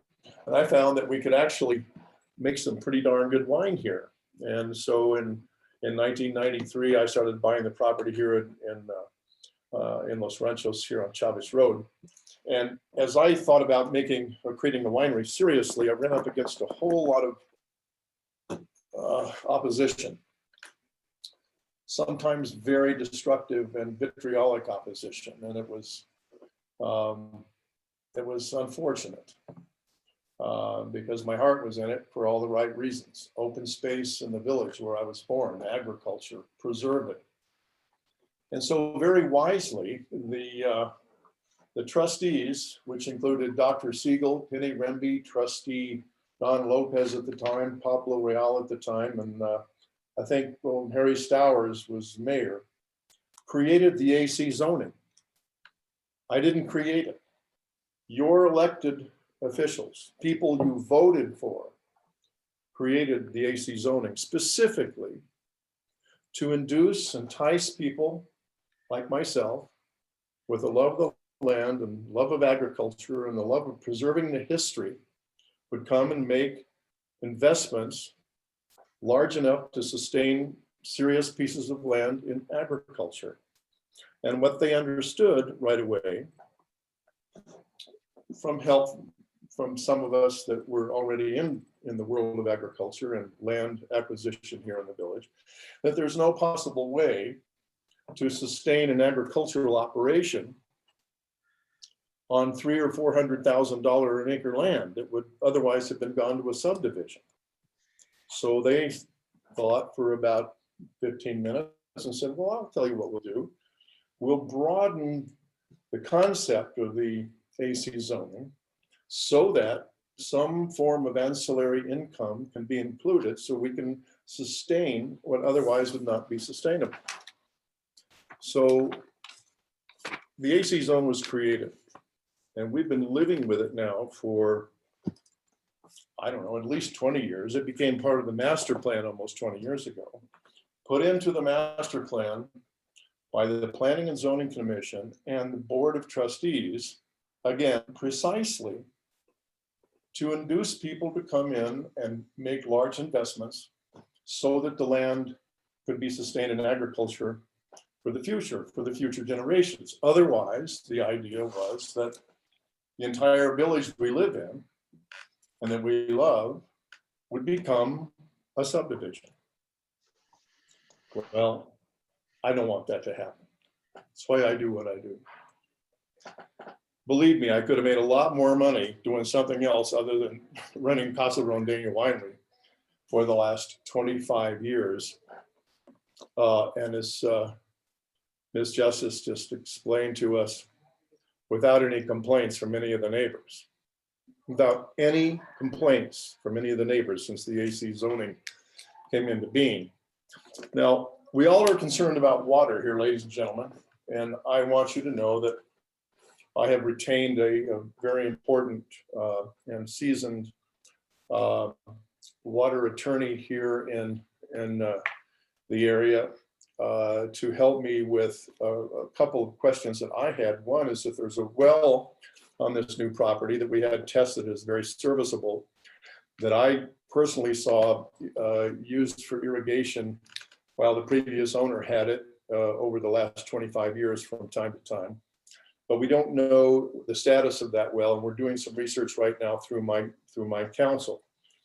We do know that I have the surface rights here to the benefited land from RGCD, which I can take and put in tanks and use for the new vineyard. But I want to talk to you about who uses water here a little bit more. Statistics show, in all my experience as a builder and a person who drilled many, many wells in this valley, statistics show that approximately 1.5 acre feet, or about 500,000 gallons of groundwater, is used every year for a 1 acre home site for their lawn and garden. 500,000 gallons. Now let's just talk about the vicinity of the winery. Caballero, north and south, at least 100 houses. 100 houses times 500,000 gallons, do the math, 50 million gallons of water right here in this area. It's a lot more than that. Going up Guadalupe Trail, the folks to the east of the winery here, Tenon Farms, imagine what those numbers are like. So now I'm dealing with only one thing. In our vineyard here, we use 182,000 gallons of water a year maximum for 3 acres. That's about 67,000 gallons a year that we're using here to irrigate these vines. And so while we're concerned about water and we're taking steps to make sure that our title to our water is in place, it's not something we need to be concerned about in the short term. Now, why do we need 2 wineries on one site? I know that a lot of people are going to be talking about that over the next hour or so. The reason that we have AC zoning here is to induce investment that will allow the agriculture to stay in place for a long time. Had this AC zoning not been in place on the new property that I just bought, believe me, I would not have purchased it. I was induced by the fact that the zoning exists. Well, one of the things that I get to do, according to the zoning, is have 4 events a month. Ladies and gentlemen, 4 events a month is not an event center. Animante is a winery. It's not an event center. There are event centers all over the city, all over the region that do nothing but events. Here we have maybe 4 a month. Let me tell you that the most events Casa Rondeña ever had was in in 2017, and that number was 27. Now, we have gone way out of our way to deal with the traffic. 5,000 cars a day, according to the DOT, 5,000 cars a day go down Chavez Road. On any given day, walk by here and take note that approximately 30 cars on average throughout the year are at Casa Rondeña Winery. That's less than 0.1% of all the traffic on Chavez Road is going in or out of Casa Rondeña Winery. So that's the question you can ask yourselves, and you can talk to me about later in the evening if you'd like. But I'd like to make just one more comment before I turn this over to Mr. Artuso, the trustee here. And that is that the master plan and the AC zoning are right together. They go together. They were created together. One depends on the other. If we're going to have a village that draws people into them, we're going to need to have something besides subdivisions. We're here creating jobs. We have 12 full-time employees here at the winery now.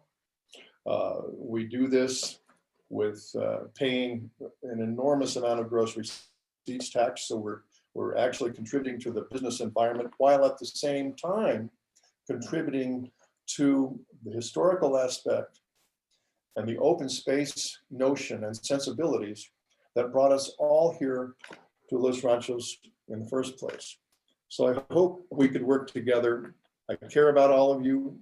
I'm not just the guy trying to pull a wool over somebody's eyes and have more events so I can make more money. Believe me, it's not profitable. So to just focus on events and traffic. So thank you for listening to my comments. I'd like to introduce you to Angelo Artuso, who will speak a little bit more directly to the commission. Thank you.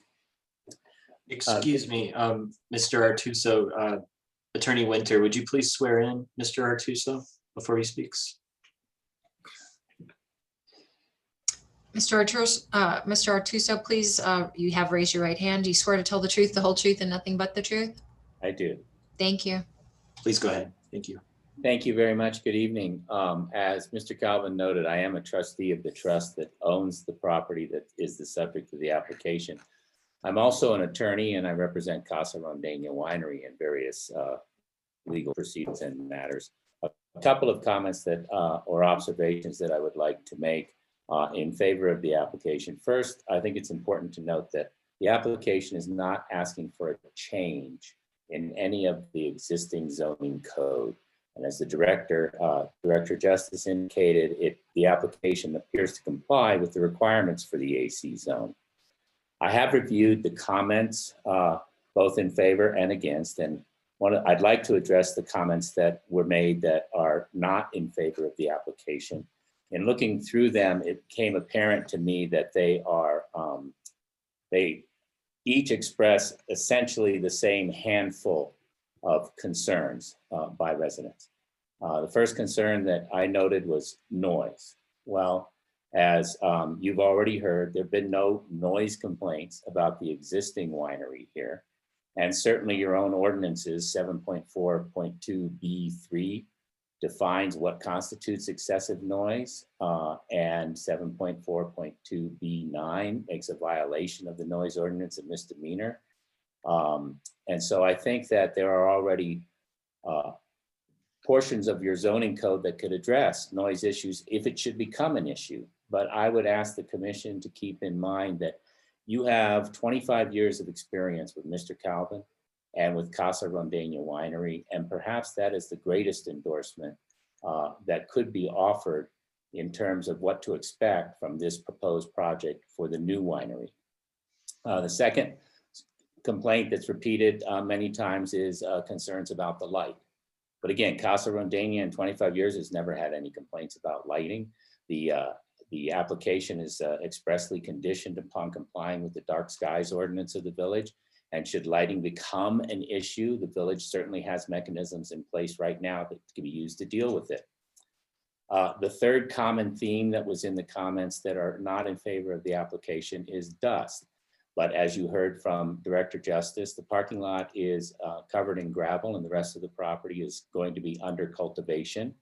Arguably, if there were to be a dust problem, that could fall under the general nuisance provisions of the zoning code, section 7.4.1, or the health and safety menace provisions of section 7.4.2.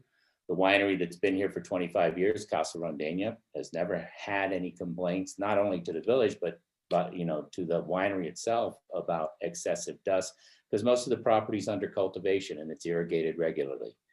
The next comment or concern that was voiced in most of the comments that were submitted were about parking and parking lot size.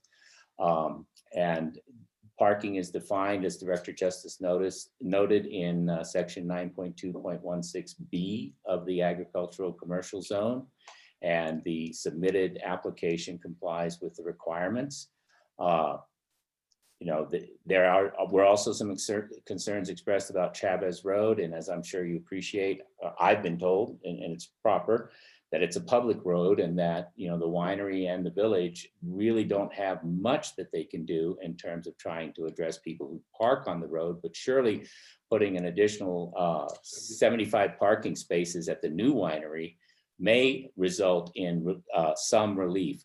The fact of the matter is that this new winery is not going to double the amount of traffic, the number of events that occur at Casa Rondena. It's not like, as Mr. Galvin explained, the most events that were ever held in a single year was 27 out of 48 permissible events. And that's 27 events that were both 150 limit plus 50 person limit. So they're not exactly turning away business at the moment related to events. And it would be unreasonable to assume that the new winery will result in a doubling of that. If nothing else, it may actually result in a reduction of the number of events at Casa Rondena. The new winery has been designed with very little outdoor space. No, yeah, and so as a result, if there were to be an event, most of those events would take place indoors, which should help to deal with issues or concerns about noise or other issues that may have been brought up by the comments. And then finally, Mr. Calvin has already talked about traffic and addressed that. The Department of Transportation, as he noted, and given the average traffic to the winery shows that less than 1/10 of 1% of the traffic coming down Chavez Road currently ends up at Casa Rondena. So any increase because of the new winery, I respectfully submit, would probably be de minimis. And I see that my time is up, so I appreciate your taking the time to listen to my comments, and look forward to the rest of the hearing and seeing what people have to say. Thanks. Okay, thank you, Mr. Artuso and Mr. Calvin. Do we have any questions from the commission for the applicants at this point?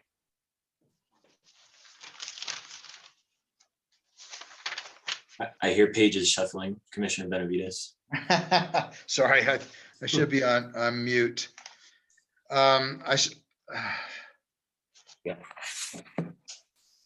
Yeah, I'm going to, let's see.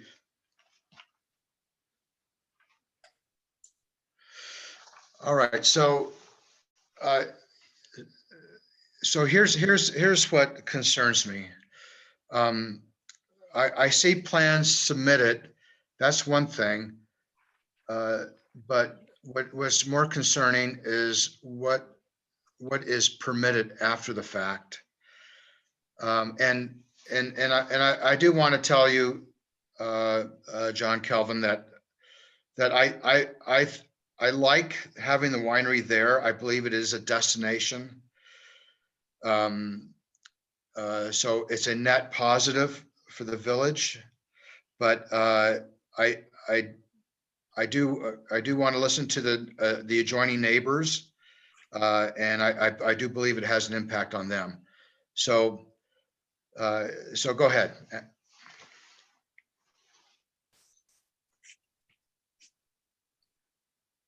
Mr. Calvin, would you like to talk about what you plan to do, and is it really is it really a limitation? Because I think you're actually permitted to do more than what you plan to do. And whether you do it or not. Well, I don't even know. Commissioner, I'm not sure what your question is. I'd be happy to, if you can, I'm delighted to answer it. I just don't know quite what it is. Okay, so let's take the setbacks, for example. Right now, I see a plan with a 40-foot setback on the building. But that is not a requirement. And I don't think we can require you to hold to that setback if at a later date you change your mind, or if it's sold and someone wants to build something much closer. Do you agree? I'm the way I interpret it at the moment is that I can't possibly know what's going to happen. You know, if once I'm gone, and I'm going to be gone not too, much longer than you are, I'm going to be, but so someday somebody else will own the property. Yes, sir. There's no question. Just like Casa Rondena, just like, Vara, wherever you live. My intention right now is trying to be a good neighbor. And I don't believe that I need to be regulated any further than we already are. I mean, we were induced to buy the property because of what the zoning regulations say. And so I'm allowed, I believe it's, if I recall correctly, it's 25 feet from the rear line for any building and 15 feet from the sidelines for any building. And then it's more than that for the front side. But let's imagine that someone, I die or I sell it and, or I give it to one of my children or whatever, which is another reason why we have two different entities there. But if somebody else wants to build another barrel room, perhaps you've been in the barrel room at Casa Rondena. When I first started here, there was only one building. And then there was the house, and then there was the new winery, and then there was the barrel building. I don't believe that there's a regulation that says that once this is done, that I can't build more, or the restrictions come mainly from the fact that 2/3 of the land has to be in agriculture. And we don't really have any more room other than the parking lot. Mr. Artuso was almost correct. And I'd like to take this opportunity to correct something that might have been confusing. There are no outdoor areas in the new area, in the new building, the new winery over there. Part of the reason for that is because we got tired of, the situation that we have here at Casa Rondena. We don't really have a space for weddings. And so the weddings that we have had here over the years are 95% of them outdoors. They don't do great things for the lawn. We have to shut down part of the wine club and shut down the tasting room and so on. That's why we haven't had very many. So this other project over here is designed so that we can have whatever events we have, but only indoors. So that's an important part, I think, in answer to your question, which is, can we add on to the winery later at some later date? I don't see how we can and still keep the 66% of agriculture there and the parking that we are proposing. I don't see how we can add anything significant. So I'm not quite sure what your setback question is about. Well, okay, so let's get back to the indoor activities. So you're saying that at the new property, all events will be held indoors. That's correct. So would you would be okay with a condition, that as a condition? Is that correct? Actually, I probably would, yeah, because it's just, there isn't any space for them. I mean, we have to be a little bit thoughtful when I just say, well, of course, but let's just say we have an event over there that has, 50 people and they want to eat on the porch outside.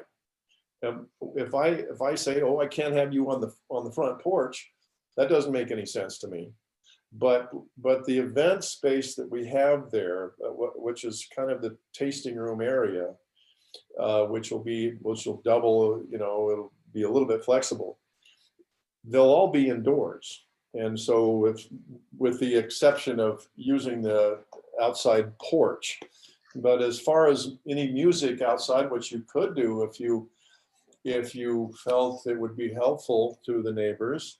And again, I've never had a complaint about the music, about the noise or the sound ever in the whole history of the winery. When a couple of the neighbors came over a month ago at my request, and they said, well, yeah, sometimes we hear it, but we really kind of like it, and that's why we've never complained. But now we've heard some, well, we don't know. But we would be happy to restrict any amplified music indoors forever at either facility. I'll just make that statement so people won't have to be nervous about that kind of thing happening. You mean amplified outdoors, is that correct? That's I'm sorry, yes, that's no amplified music outdoors. I'm happy with that, yeah. Okay. Is that, but I'm sure I still would like to just make sure I'm listening or answering your question about the setbacks, because I don't want to walk away without you feeling like your question was answered. Well, here's the thing. You talk about the AC zone as a right. And I apologize if you don't view it quite that way, but I view it as a privilege. For example, I have 2.5 acres on Guadalupe Trail. It meets the minimum requirements. If I went for AC zone, I don't think I'd ever get it. My neighbors just wouldn't allow it. I don't know what to say to that, but I think the code, your work here as commissioners is not to make new rules. It's rather to determine whether or not we are in compliance with the rules at hand. So that is correct, what you say. And so I'm looking at the agricultural commercial zone, and it does give us some discretion in deciding these matters.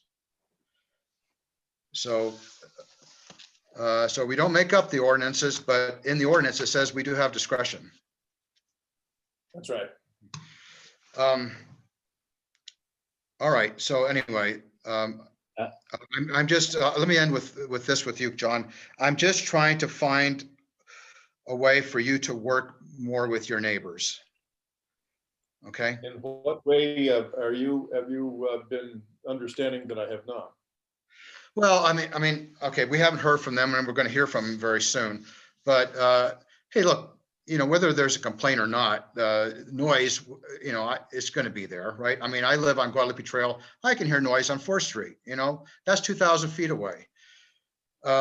So yeah, you are affecting those people directly. Now, me, no, you're not affecting me at all. In fact, it's a net positive for me. I live on Guadalupe Trail.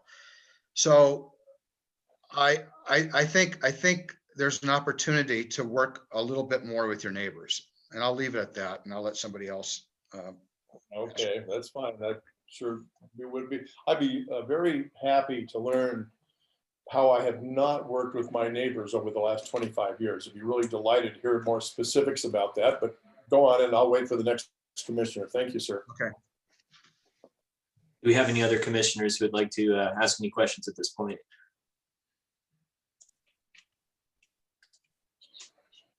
Well, seeing none, we'll move on to comments on this application. And I'll state again, in the interest of time and for the consideration of all speakers, each speaker will be limited to 2 minutes. And with that, Kiko or Tiffany, is there anybody lined up to speak in favor or in opposition to the application? Yes, Chair Seavey, we'll let them in. The first thing I would like to do is, Mr. Artuso, could we get your address to include in the record?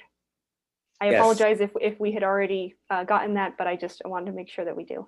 No, I didn't give it. 1301 Evelyn, Evelyn, Court, Northeast, 87112. Thank you. Sure. And so now I will be letting those who signed up to speak first, and then afterwards, those who haven't signed up to speak, however, would still like to speak, I'll start to go after and for those who are raising their hands.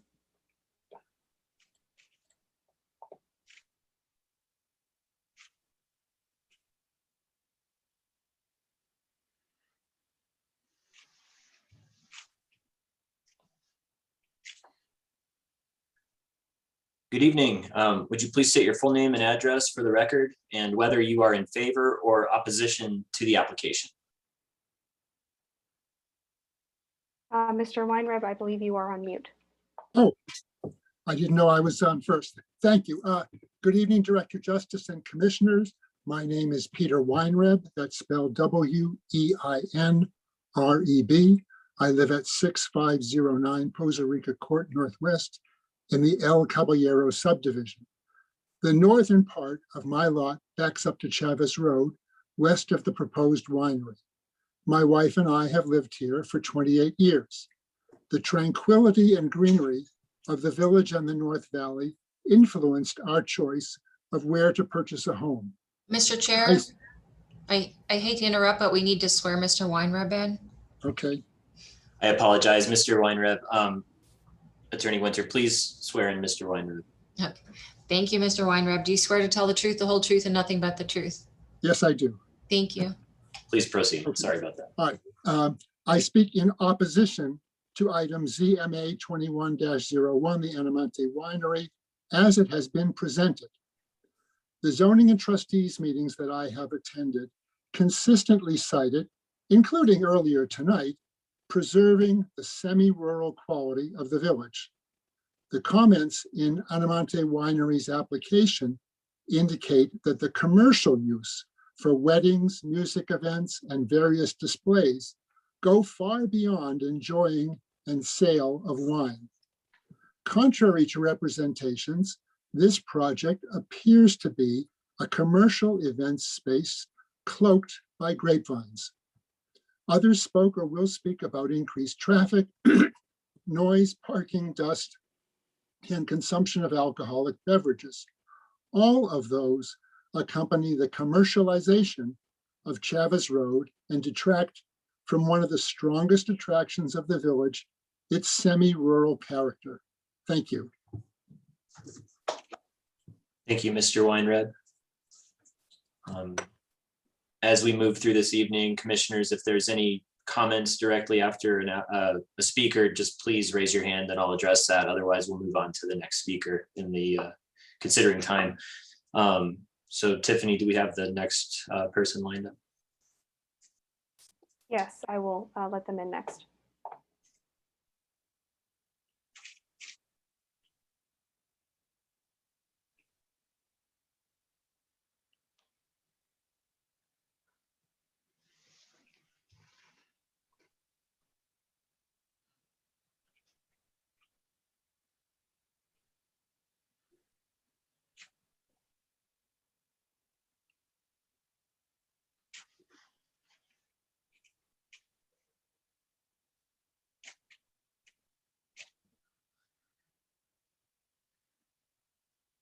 Good evening. Would you please state your full name and address for the record and whether you are in favor or opposed to this application?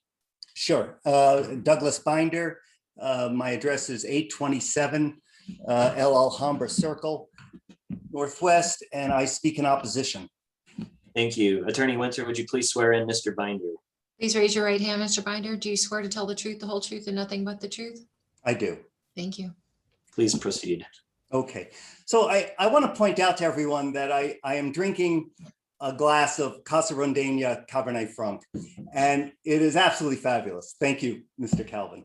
It's a tremendous pleasure and really a privilege living next to a vineyard, watching the grapes grow, seeing the harvest. It's fabulous and a real testament to the semi-rural nature of Los Ranchos. And that's why I moved here.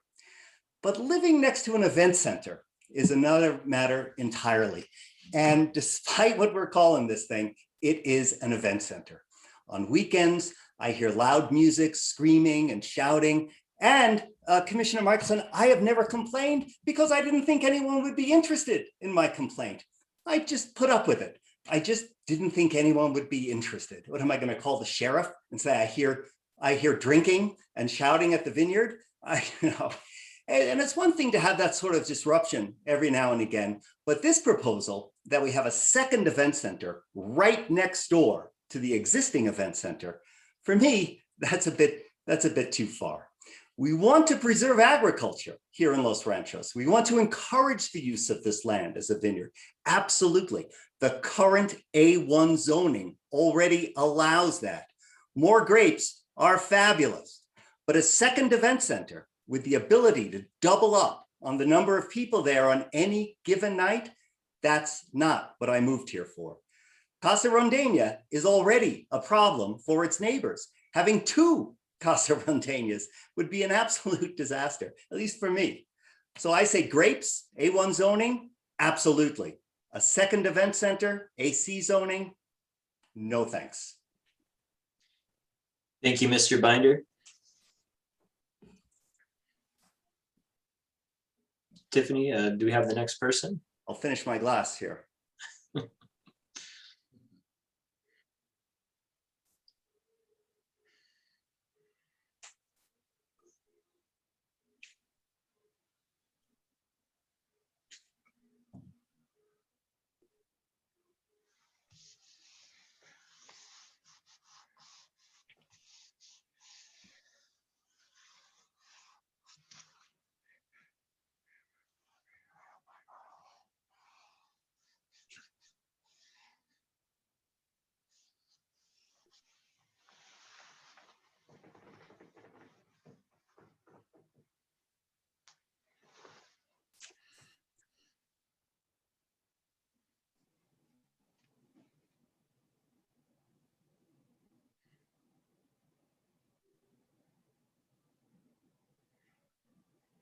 Mr. Stone, you are unmuted. If you could speak to indicate that you're able to hear. Hi, good evening. Good Would you evening. please state your full name and address for the record and whether you are opposed or are in favor to this application, please? Yes, sir. My name is Edward Stone. I live at 2413 Dietz Farm Road Northwest, and I am in favor of the application. Thank you. Attorney Winter, would you please swear in Mr. Stone? Mr. Stone, please raise your right hand. Do you swear to tell the truth, the whole truth, and nothing but the truth? I do. Thank you. Please go ahead. Thank you. I just want to say how much I support this. What Mr. Calvin has done in the village for all these many years has been a great benefit to all of us. No one has mentioned property and gross receipts taxes that come out of Casa Rondeña, which obviously are important and would continue to be with the Anamonte project as well. It's a beautiful little slice of heaven in our village and in our neighborhood, and I love it. I'm a member. I participate in bottling the wines. I just think it's a really beautiful place that we have, that we all get to use and share. It's become and will become a national and an international destination. And I certainly understand people in very, very close proximities concerns, which are valid. But you will probably recall that there was a tremendous amount of opposition to Los Poblanos, and that's turned out to be a beautiful, beautiful property. And even the Agri-Nature Center, to a certain extent, there was people who were opposed to that. And I think the fact that instead of putting a bunch of houses in, that we are going to retain the agricultural aspect. Thank you. Oh, that was just a warning shot, apparently from the timer. That's Mr. okay. Stone, if you want to wrap up your comment, that's Thank totally you so fine. much.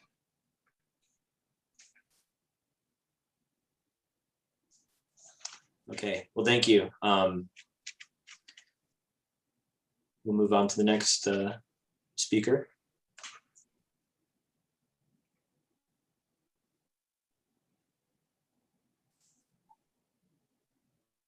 And to clarify, Deborah Dixon will be speaking. Several people have allotted their time to have her speak for longer, so she will be speaking for 4 minutes instead.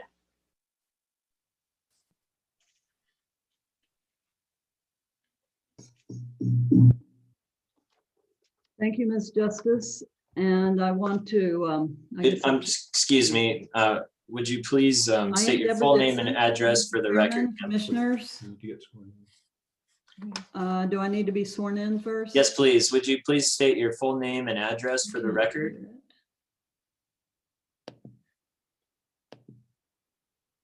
Oh, there we go. My speaker. We can hear you. I'm not sure if are you able to hear me, Ms. Dixon?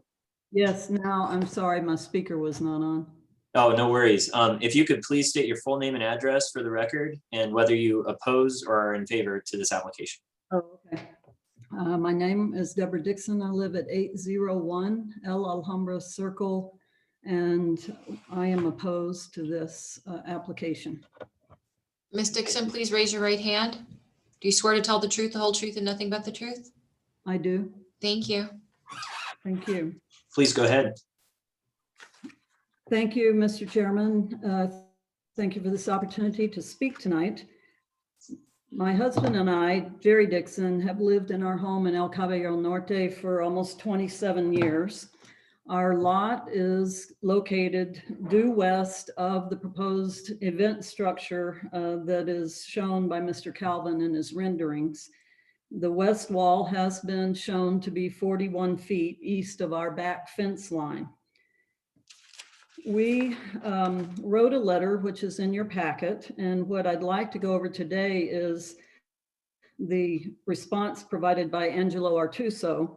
He stated that a two-story home, a barn, a storage garage, or even a greenhouse next to us could have the same effect on our personal property.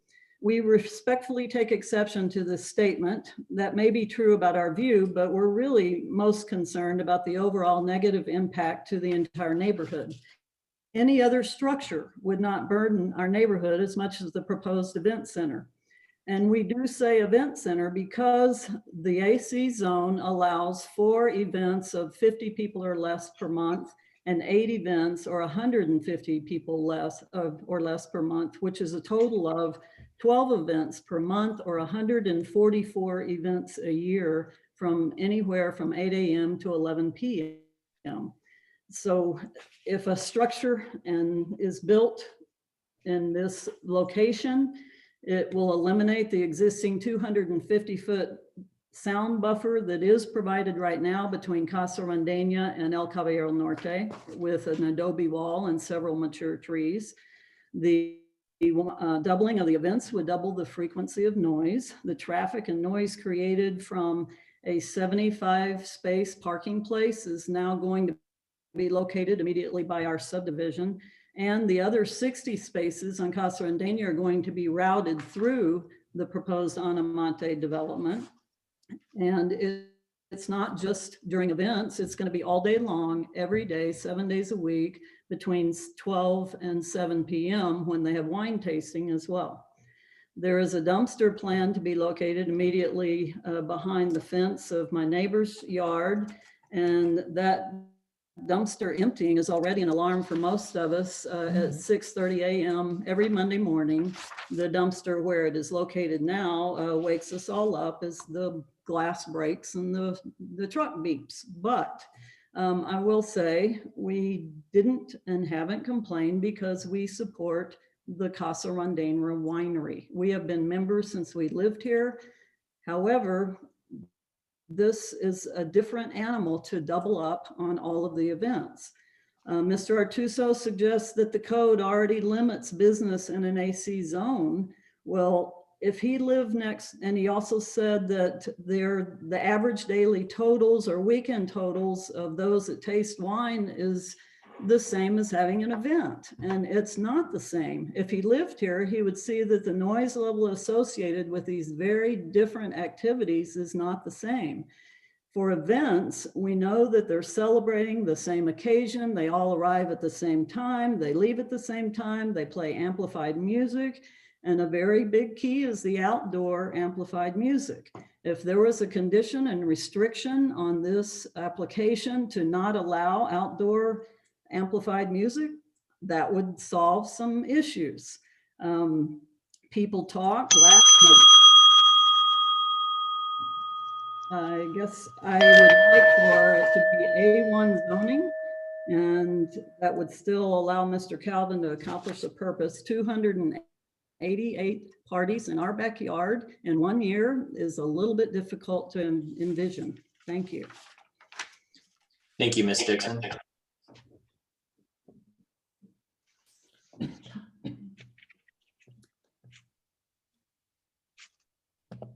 Except I didn't.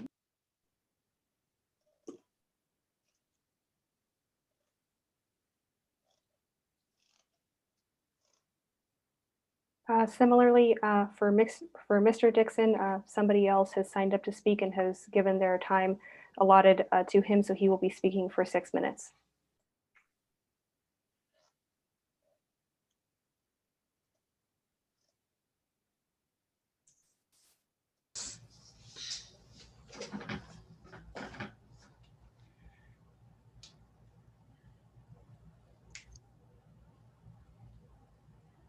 Good evening. Would you please state your full name and address for the record and whether you are in favor or opposition to the application? Sir, you may be on mute. We cannot hear your voice. We still can't hear you.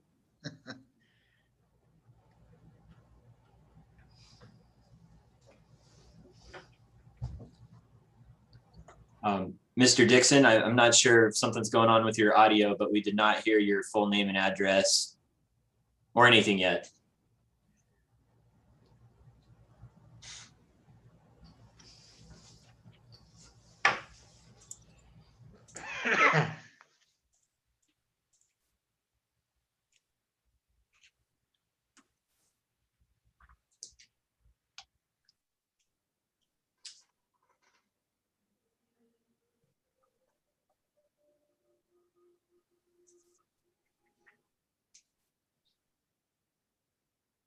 No, still no audio, sir. I'm not sure what's going on.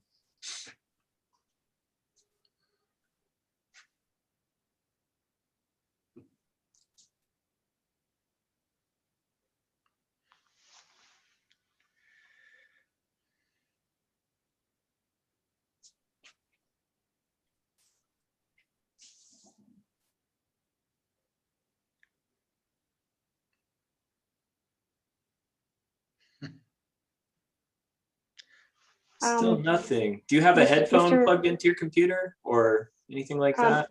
Mr. Okay. Dixon, we're letting your spouse come in if it's possible to try and coordinate that way. Sorry, our Wi-Fi keeps blinking out. That's part of the problem. but That could be it. Wait, can you hear me now? Can hear you now. Yes. If you could please state your full name and address for the record and whether you oppose or are in favor to the application. My name is Gerald Dixon, live at 801 Ella Lomber Circle, Northwest, and I speak in opposition to the application. Thank you. Attorney Winter? Mr. Dixon, please raise your right hand. Do you swear to tell the truth, the whole truth, and nothing but the truth? I do. Thank you. Please go ahead. Thank you. So I know I only have a brief time. We've submitted our comments, and so I may be running through this a bit fast, and I apologize for that, but I thank you for the time that you've given. You know, to give perspective to this, in 1996, 25 years ago last month, Mr. Calvin opened his operation and was granted the authority to operate with 4 parking spaces. He was opening up his residence and the building next to it to begin his operations. He no longer lives there. I understand he used that as address, but what was his residence is now a restaurant. He has grown now from that original business, which was open 4 days a week, very few hours a day, to an operation now that, because of this AC zoning, which he told us he wrote, I understand he's now attributing it to the trustees, but at least when we met with him about all this a few months ago, He told us he drafted this ordinance. But this operation now runs 7 days a week, 12 to 7, every day of the week. It has, the ability to have up to, he said 4, but as I read this AC ordinance, it says he can have 12 events a month, as my wife just spoke of. And the statute runs, or ordinance runs very specifically as to what he's allowed to do. And as we've indicated, and I think everyone else who is in opposition to this it's the doubling of the number of events. To go to from 144 to 288 events. And he says, well, we never can have that. You can have it. That's the issue. And whether he's owning it or he sells it like he just said he was going to, it turns Chavis Road, it turns this whole area, this center area, from a semi-rural residential area into a commercial area. When you've got 2 huge operations and an enormous building, none of which exists within the residential area of the village. You know, the Guadalupe Trail character area, the master plan, all talk about 4th Street as being the center of commerce and the commercial area. Casa Rondena is an exception to that, and it's a great one. But to double it is a whole different story. It completely demolishes the idea of low density residential. It throws out the window the idea of a rural atmosphere. And the agriculture part of this, absolutely, we love it. Those grapes are good. Seeing the new grapevines coming in, those are awesome. Mr. Calvin has not identified a reason for allowing a separate permit for his 4.25 acres. It's a fictional line of these 2 lots because he or corporations or LLCs of which he's a single member owner operate both of these operations. He's advertised this to his members that the expansion next door of his winery, not a new winery, the expansion of his winery. It's not a competing operation, but it could be if he sold one of these entities or sold both of them. And what happens if he sells both of them? I mean, I liken it to, have we ever seen Walgreens send out an announcement that, hey, there's going to be a CVS coming in next door? No, and that's exactly what we have here. Mr. Calvin is expanding his existing winery. So why should he get a separate new AC zone? He has one. He can operate his event. And if he's never had more than 27 per year, there is no need to expand it to have a separate AC permit for this new property. Granting this application is not mandatory, as he says, and as Commissioner Benavides pointed out.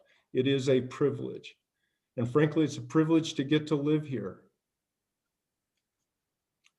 The AC zoning requirements were written with great detail, whoever wrote them, and specificity on how the AC zone and how AC businesses are to operate to preserve the peace and character of adjoining neighboring residents. And that's right out of the ordinance. And the specificity that goes into this, 4 times a month with less than 150 people, 8 times a month with less than 50 people, 7 servers when you have 50 people, 11 servers. I mean, that kind of can only start from 8 a.m. in the morning to 11 p.m. at night. That kind of specificity was there for a reason. And to now double it totally throws that whole idea of specificity and limitation on its face. You know, Casa Rondena is a great place. We've been a member of it since you could join the Founders Club when it first started. Our kids worked here. And until last, I guess, May 1st, we were members. We've been dismembered, I guess, by Mr. Calvin because we lost our membership. I urge you to deny this application. Thank you for your consideration and your time. Thank you, Mr. Dixon. I stand for any questions. Commissioners, do we have any questions for Mr. Dixon? Hearing none, thank you very much for sharing your perspective. Thank you.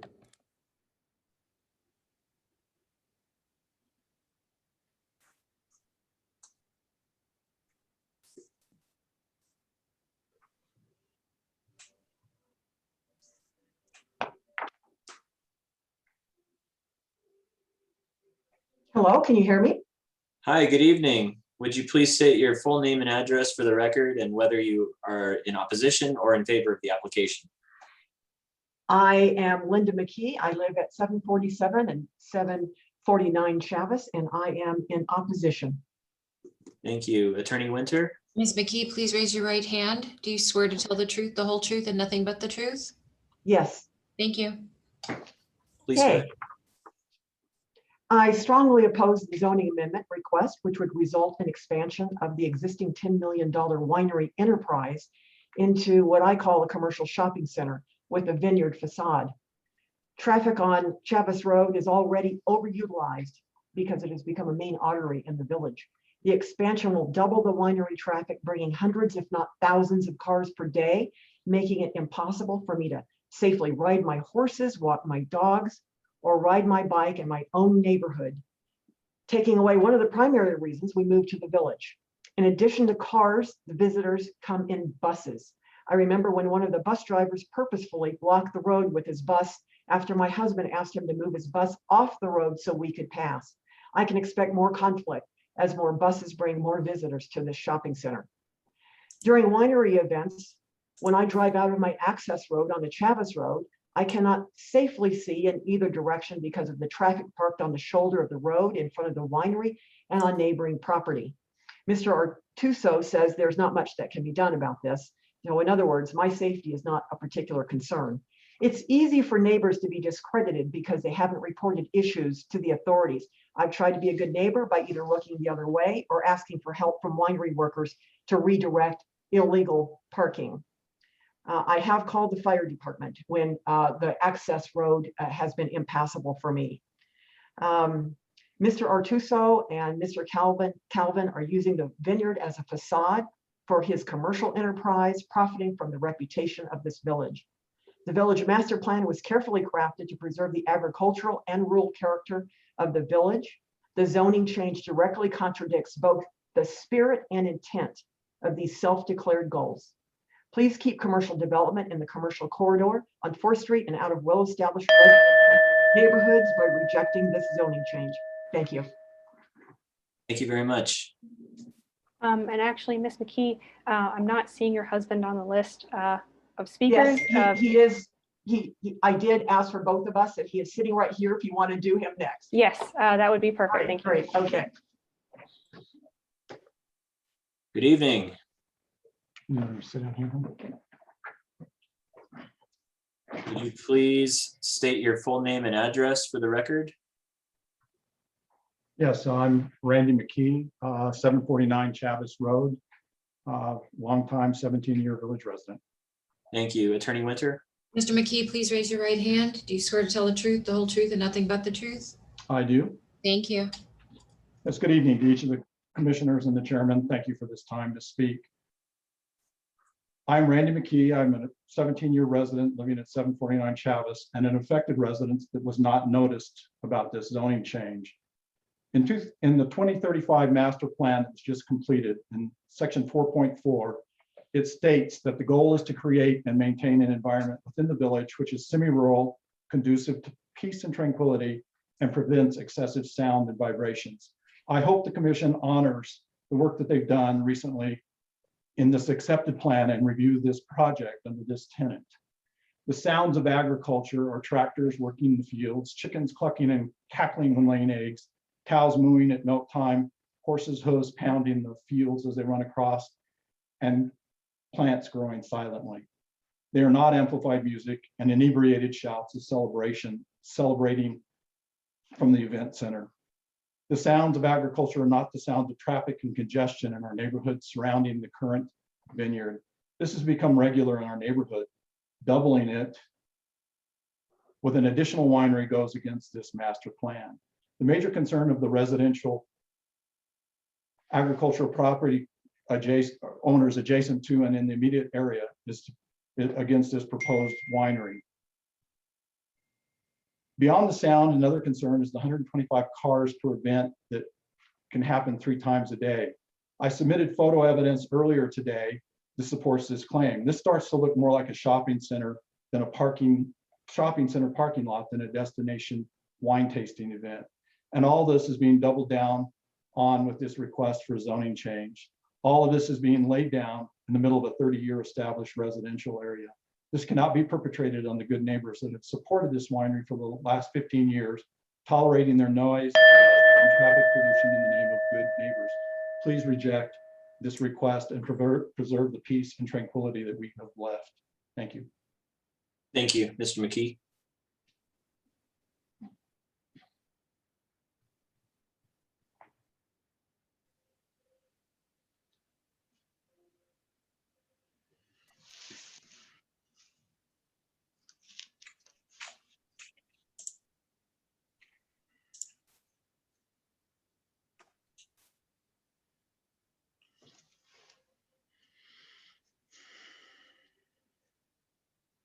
Mr. Walker, if you could speak and turn on your video to indicate that you're here. Trying to figure out the video, just a second. There we go. Okay. Would you please state your full name and address for the record and whether you are in opposition or in favor to this application? I am Bill Walker. I live at 6508 Poza Rica Court Northwest. I am opposing the application. And I guess I need to get sworn in. Mr. Walker, please raise your right hand. Do you swear to tell the truth, the whole truth, and nothing but the truth? I do. Thank you. I have some small unique memories of all of this. I was the village attorney back when John O'Connor was mayor, and Mr. Calvin, as he described it, had some great difficulties getting his event centers approved. And then he did write, so he claimed at the time, the AC ordinance when Harry Stowers became mayor. Anyway, that worked out. I live straight across the street from the proposed new center.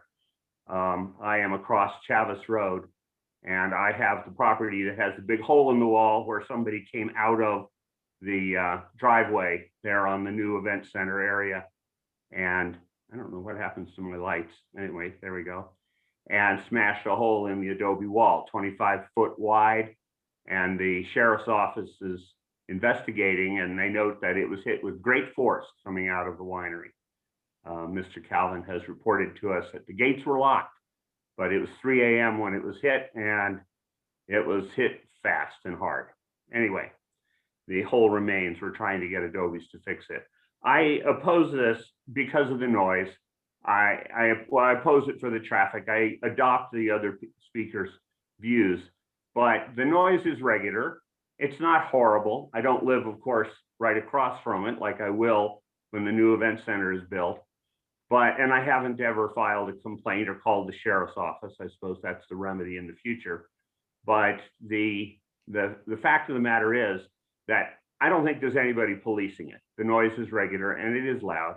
And my bedroom is on the second floor. I'm going to look right down on it. I think that the other speakers have addressed some of the other issues just fine, but I believe this does violate the noise ordinance that the village has, decibel levels. Thank you. Thank you, And I'll be glad to answer questions if you want to hear about the village and the age of dinosaurs. Thank you very much, Mr. Walker. Do we have any questions from the commission? Okay, thank you for sharing your perspective. Thank you.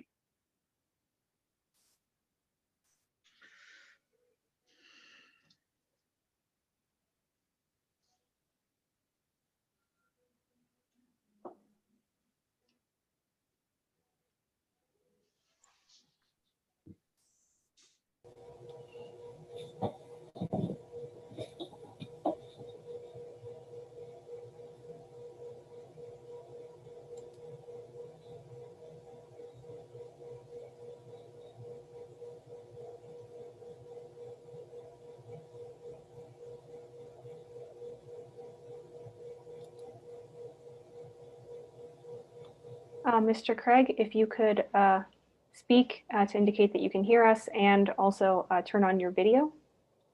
Thank you. I've trying to get my video going. Thank you.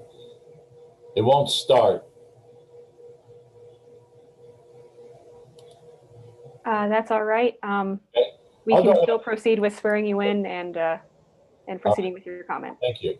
Yes, if you could please state your full name and address for the record and whether you are oppose or are in favor to the application. Thank you. Thank you, Chairman Seavey. Joe Craig, 505 Calle del Pajarito Northwest. I am in favor of this proposal. I want to thank John Calvin. I want to thank Casa Rondino. This is an incredible facility. Excuse me, Mr. Craig, can we swear you in real fast? Yes, thank you. Attorney Winder? My hand's raised. Thank you, Mr. Craig. Do you swear to tell the truth, the whole truth, and nothing but the truth? I do. Thank you. Thank you. Please go ahead. Thank you. Thank you. We were approached, I'm going to talk quickly. We were approached a few years ago. I'm president of the Friends of Los Ranchos by the Village of Los Ranchos and neighborhood members to try to preserve proper open space in along Chavez Road. And one of the things that we did was try to talk with the sellers of the property that Mr. Calvin bought to preserve it. I think this is an excellent example of preserving village open space, 2/3 of it in the vineyard, and a, you know, you have to do something with a winery, with the grapes for a winery. So great project. John Calvin, thank you for everything you've done for the past 20 years. Personally, I have lived in the village almost all my life. In 1966, this was a 30-foot high commercial hay barn. The Rancho Caballero neighborhood and the came in and took out our alfalfa fields that were a part of the Creamland Dairy commercial facility. John's just moving along with a commercial endeavor. And I think this is a great destination business for the Village of Los Ranchos. I heartily support it. The Friends of Los Ranchos support it. And I hope the trustees will, the commissioners will as well. Thank you.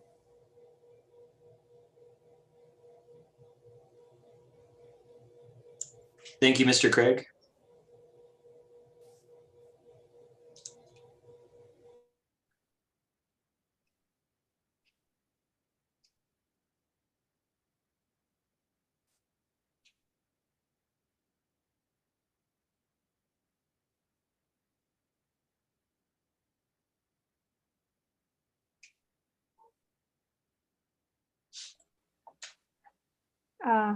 Mr. Triolo, I'm presuming that is your last name. If you could please unmute. Good evening. Would you please state your full name and address for the record and whether you oppose or support the application? My name is Adam Triolo. I reside at 6611 Guadalupe Trail, which is directly east of Casa Rodania, and I stand opposed to the application. Attorney Winter, would you please swear in Mr. Triolo? Would you please raise your right hand? Thank you. Do you swear to tell the truth, the whole truth, and nothing but the truth?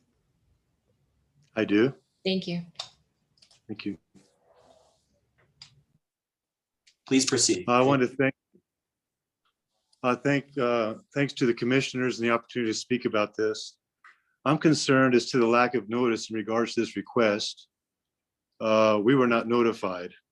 The 300 linear foot notification boundary utilized during this process is less than the distance that noise travels as a result of the events that take place currently at Casa Rodania. For the record, we have not complained about the noise in the past, as we are good neighbors, understand the benefit of having winery in our backyard and in the village. That said, I am concerned that the zone change will allow a doubling of permissible events that to date, I believe, to be unregulated by the village, could become a public nuisance, continue to change the semi-rural residential character of our area, create a situation that is in conflict with the goals outlined and the Guadalupe Trail Character Area and the 2035 Master Plan. Per Mr. Calvin's statements, if events are not going to determine the future success of the proposed winery, why not just keep the existing AC zoning and adhere to requirements of the existing AC zoning? Specifically, Mr. Calvin's statement, if you approve the application without outside amplified sound and outside events at the new facility. I yield any additional time I have to Mel Leeds. Thank you. Thank you, Mr. Triolo.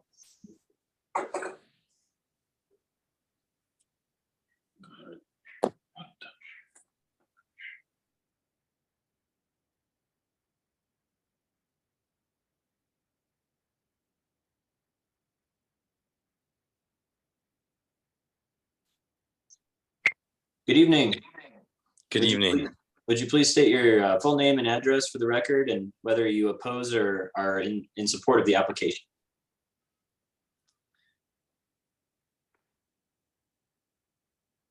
Yes, my name is Jesse Kalapa. I live at 723 Chavez Road Northwest, and I am in support. Attorney Winter. Mr. Klappa, please raise your right hand. Do you swear to tell the truth, the whole truth, and nothing but the truth? I do. Thank you. Please go ahead. So my property borders the entire fence line, the northern fence line of Mr. Calvin's new property. And I actually had first right of refusal on purchasing this property before John bought it. I wanted to just plant fruit trees, but that would have been an expensive hobby, as John Calvin knows how much he paid for it. And my second option was to bring in a developer who's developed some other properties in the village and just take a slice of the pie. But I'm actually glad that it went to the winery, and I'm glad for what they've done so far. I want to say that I appreciate what Ms. Dixon had mentioned, trying to find a solution to some of her concerns. And I think that working together for solutions is the best approach.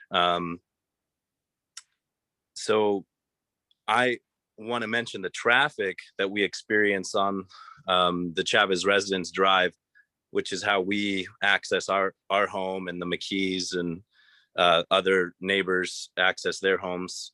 Perhaps this new development would actually allow more space for parking to stop on the ditch road and be directed to the main lots, because there'll be more driveway to be utilized by the events. The new space is going to be an indoor space.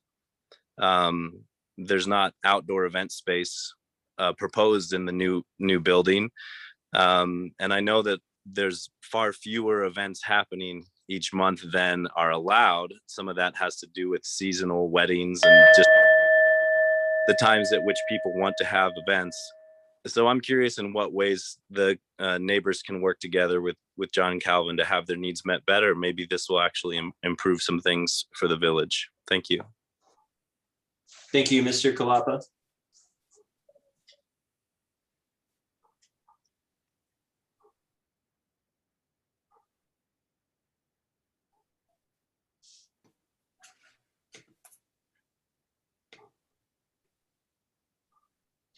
Good evening.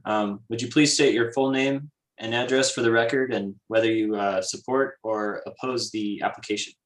Yes, my name is Jason Lopez. I live at 807 El Alhambra Circle, Northwest in the El Caballero Norte subdivision, and I'm speaking tonight in opposition of the application. Okay, Attorney Winter, would you please swear in Ms. Lopez? Thank you, Ms. Lopez. Do you swear to tell the truth, the whole truth, and nothing but the truth? Yes, I do. Thank you. Okay, please go ahead. Thank you so much for giving me an opportunity to present my thoughts before you this evening. I very much appreciate that. My husband Sean and I submitted comments that are in your packet at pages 184 through 186. I'm not going to go through the entire content of our first submission, but we focused primarily on the two concerns that we believe impact our property, which are noise and traffic related issues. So if you read our submission, our written submission, you'll see those concerns specifically articulated. But what I would like to focus my time on this evening is really talking about what I think some outstanding issues are. I have a concern about how this property may be used prospectively, and the application to me leaves open a lot of questions about what could be done with the property in the future after this application is approved. In the application itself, for example, it says the intent is to build facilities that are flexible in the use and setup, which will allow an opportunity to offer different experiences as the winery matures based upon the interests of the patrons. So there's a lot of open-ended questions in my mind about what could happen prospectively at this property. The next thing I'd like to talk about in my submission on page 185 through 186, I identified a number of conditions that could be attached to any approval should you decide to approve the application that I feel would address my concerns on some level. And I was happy to hear from Mr. Calvin that he already accepts some of these conditions. For example, one of my proposed conditions was not having outdoor events, keeping the events limited to indoor events. But I was also happy to hear that there aren't that many events. So another condition that I proposed is not allowing simultaneous events between Casa Rondena and Anamonte Winery, and also reducing the number of total events allowed, ideally with the total number of events remaining at 12 per month to be shared by both Casa Rondena and Anamonte. So if you could look at those conditions and consider them, if you choose to approve, I would very much appreciate that, because I think these conditions are important to our experience of our property. Thank you. Thank you, Ms. Lopez.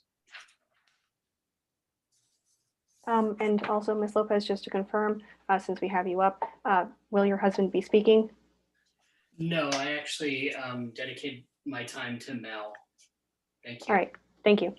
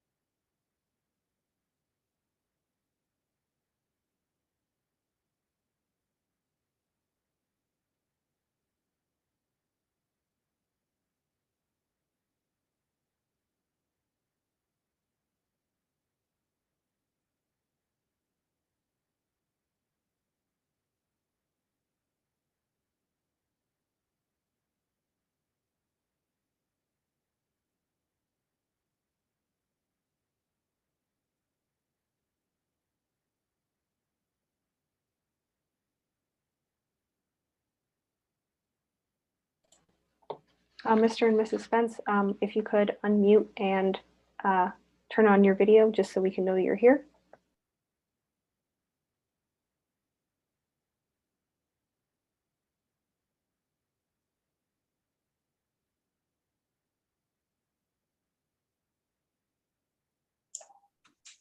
Hello, good evening. Would you please state your full name and address for the record, and whether you are in favor or oppose the application? And you appear to be on mute.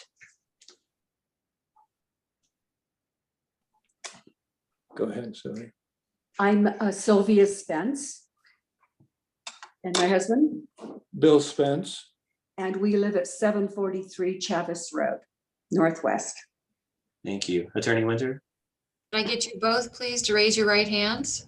Are you both testifying? Just Sylvia. Okay, then Sylvia, please raise your right hand. Yes. Do you swear to tell the truth, the whole truth, and nothing but the truth? Yes. Thank you. Okay, please go ahead.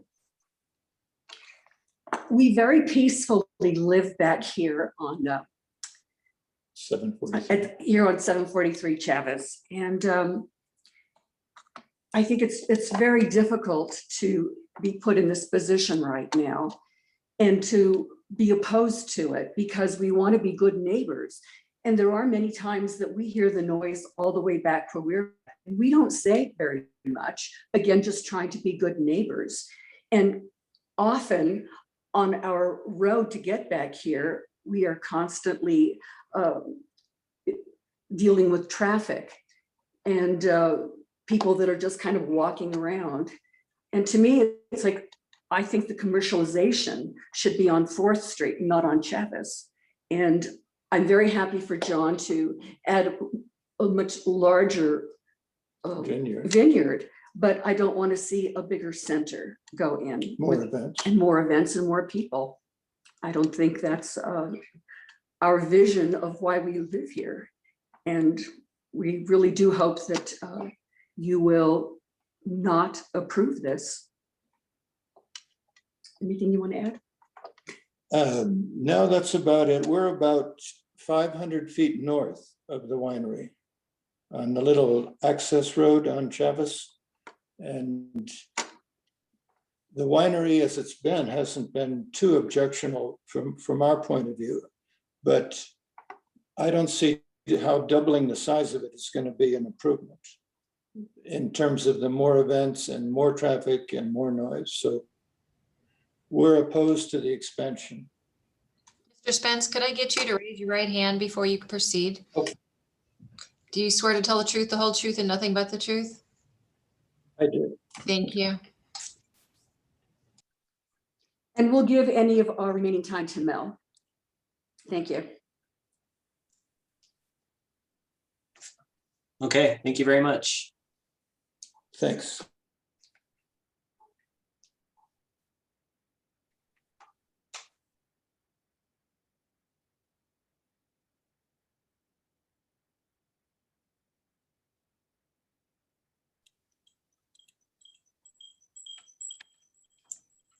Good evening. Would you please state your full name and address for the record and whether you are in favor or in opposition to the application? Tanya Triola, 6611 Guadalupe Trail, Northwest. And I'm in opposition. Okay, Attorney Winter, would you please swear in Ms. Triolo? Ms. Triolo, please raise your right hand. Do you swear to tell the truth, the whole truth, and nothing but the truth? I do. Thank you. Okay, please go ahead. Yes, thank you so much for giving me the time to speak out. I live west of the current vineyard of Casa Rodeno, west of Taft Middle School and directly east of Casa Rodeno Winery. From the fence in our backyard, we see weddings, various gatherings, hear music, machinery, see the lights atop the bell tower and outside at night.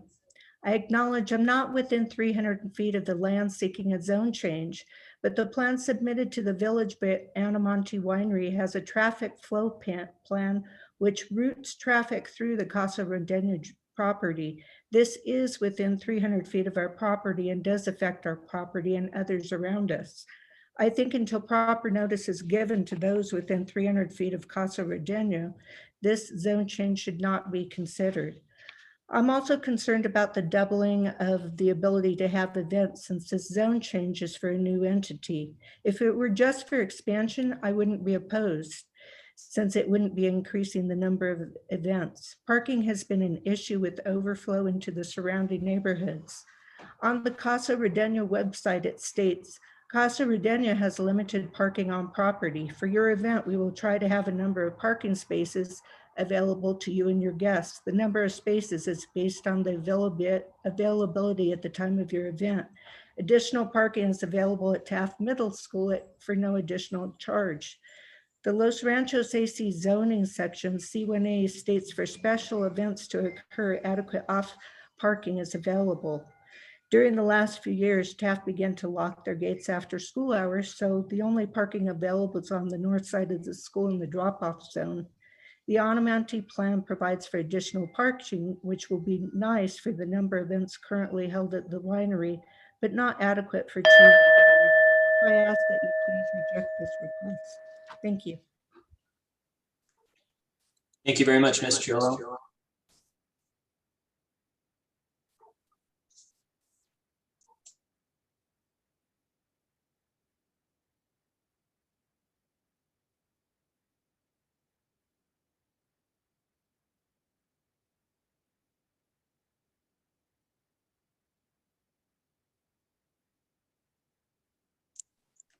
Good evening. Would you please state your full name and address for the record and whether you oppose or are in favor to the application? I am Elizabeth Ann Gonzalez. I live at 6508 Avenida La Cuchilla Northwest, which is just across the street from the winery. Thank you. Attorney Winter, would you please swear in Ms. Gonzalez? Ms. Gonzalez, please raise your right hand. Do you swear to tell the truth, the whole truth, and nothing but the truth? I do. Thank you. I want to address only one issue this evening, and that is for the bicyclists who use Chavez Road to access Rio Grande Boulevard and the bike paths available off Rio Grande Boulevard. It is my understanding that Chavez Road is listed in the village's master plan as a proposed bicycle route. For the first 35 years we lived here, Chavez Road was a rural neighborhood street, generally safe for bicyclists of all ages. The last 10 years, Chavez has been changing. Between 2016 and 2019, the traffic increased by over 25%. If the commission allows this zoning change, I believe that the additional cars and trucks parked on Chavez because of events at the winery will further change Chavez into a seriously overcrowded commercial corridor, completely unsafe for all bicyclists, the very opposite of the village's master plan. It will also leave those bicyclists who have to exit their neighborhoods, like we do, via Chavez, with no safe way to ride their bikes to the bike paths. Thank you for your time. Thank you very much.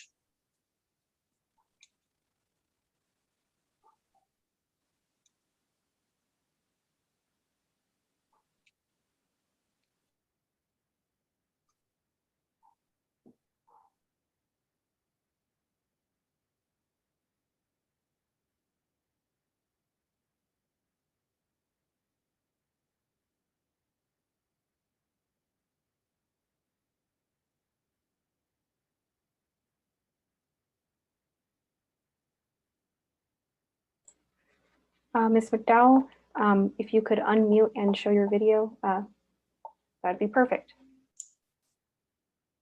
Good evening. If you could please state your full name and address for the record and whether you oppose or support the application, and you appear to be on mute.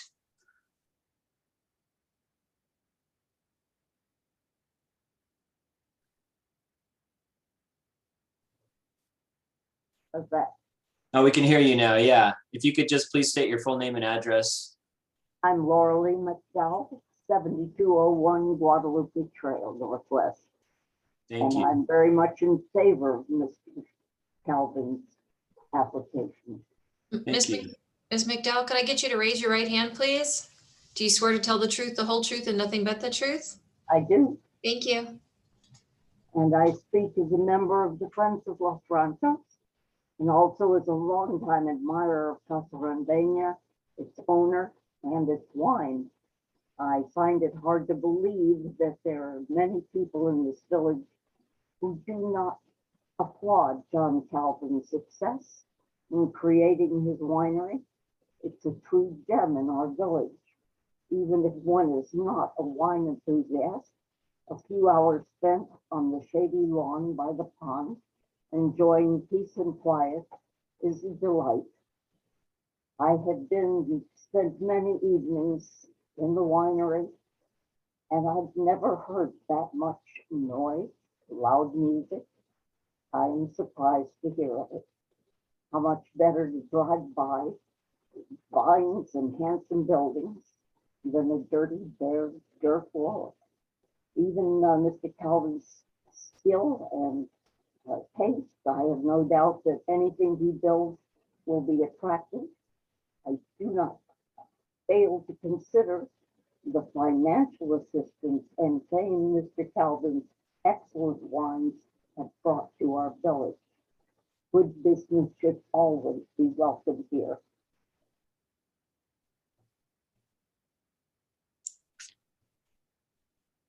Thank you very much, Ms. McDowell.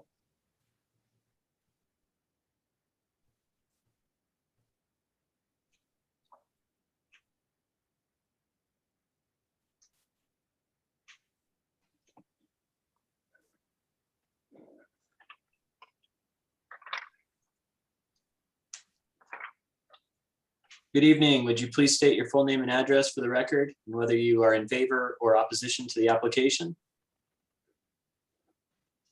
Yes, my name is Jim Gay. I live at 8415 Bavardia Avenue Northwest, and I stand in favor. Mr. Gay, could I get you to please raise your right hand?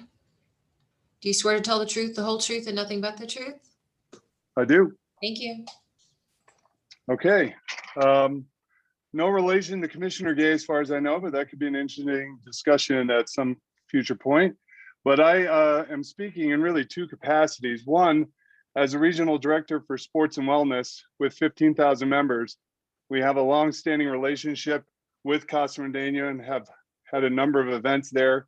And members continually say that it is a gem, an oasis away from the hustle and bustle, and peace and tranquility is what they're looking for. So that's been a very valuable relationship that we've had as an organization for years. And additionally, as an executive board member for Visit Albuquerque, which is responsible for tourism in Albuquerque, as a former board chair and current executive board member, I can certainly vouch for the value that Casa Randeña brings to Albuquerque and to really New Mexico on a much broader scale. The facilities are often used in literature that we print out. It's a destination for anybody that comes in to visit the city. And in short, when you have a gem like this in your city, when you have something like this, and you have somebody that's such an advocate for your community as John Calvin, the individual and the business absolutely need our support. Thank you. Thank you, Mr. Gay.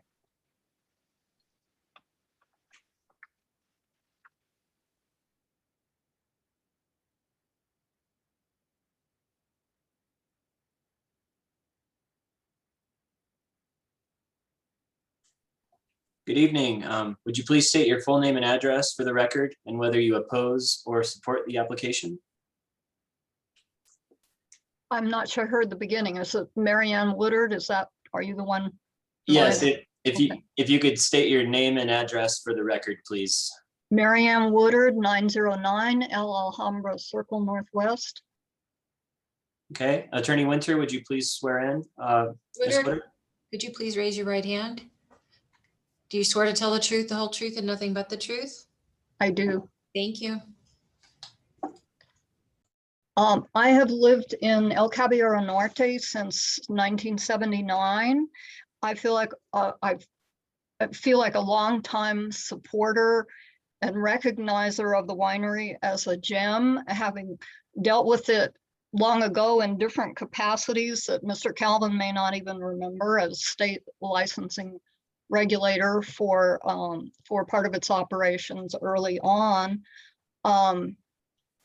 Being a gem, though, I think it's important to understand a lot of the reaction here. The noise problems are very real.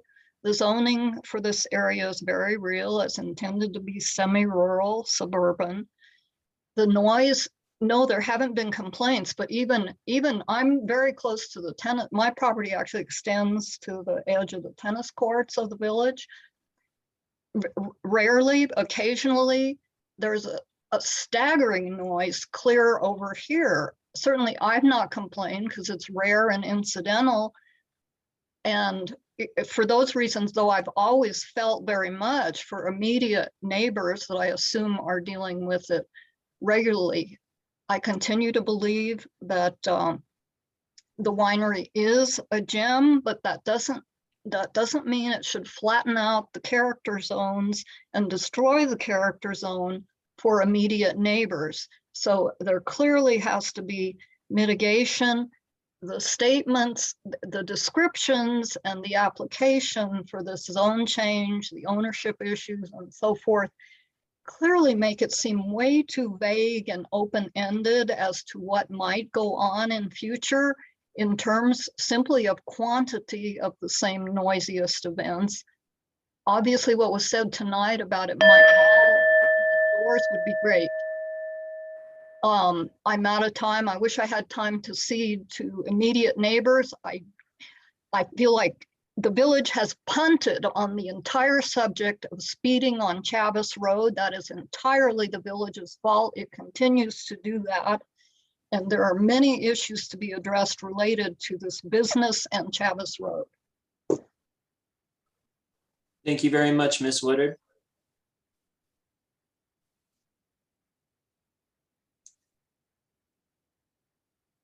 Well, it is now 10 o'clock, and I will haven't had to do this before, but I think we need to take a have a motion to continue past 10 from one of the commissioners. My opinion, I mean, we have several options. We can continue on, finish this up, or we could create a special meeting next week and do it then. So either way, I do think we need to take action and probably take a short break. Procedurally, Tiffany, do we need to create a motion and vote on this? Yes, we do. Okay. Commissioner Barrington? How many more speakers are we planning on presenting, or how many are there more to address? So Commissioner Barronson, commissioners, we have about 5 people who have signed up who have yet to speak, which, speaking of, just as a general announcement, if you don't have your name as listed as your name, please change it so that I can just kind of verify who you are. After that, we will be going, and anybody else who hasn't signed up to speak but does have their hand raised, and we do have a few people, I would say about 5.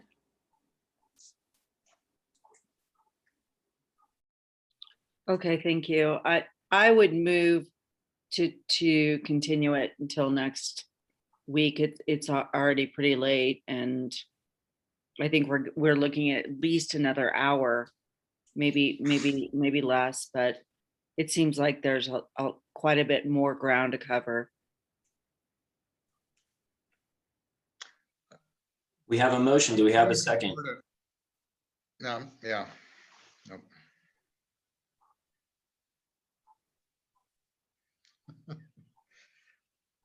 Not hearing a second. So commissioners, if there is no second, then the motion dies for lack of second. I'd like to make a motion. Please. 5 more speakers. I know we're going to make some comment. We're going to have some discussion afterwards, but for the sake of continuity, I think it's important to finish it. So I would make a motion to continue with a 5-minute break. I second the motion. We'll move on to a roll call vote. Commissioner Christensen. Oh, well, no, excuse me. No. Commissioner Benavides. Yes. Commissioner Gay. You're on mute, sir. Yes. Commissioner Seavey, yes. Commissioner Barronson. Nay. Commissioner Michelson. Yes. Okay, the motion carries 4-1. We will break here for a 5-minute break, and well, how about let's return at 10:10. Okay. Resume.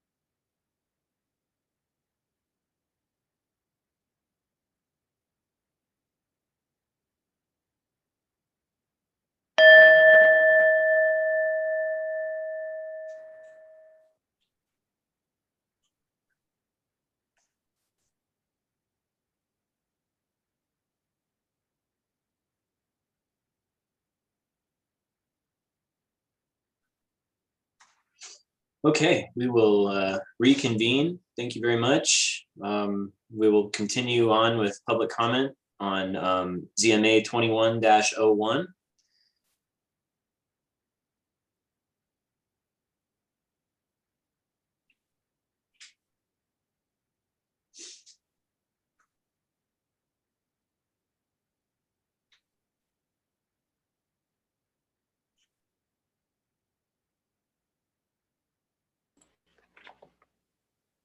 Ms. Fleming, if you could unmute and show your video so we know you're here.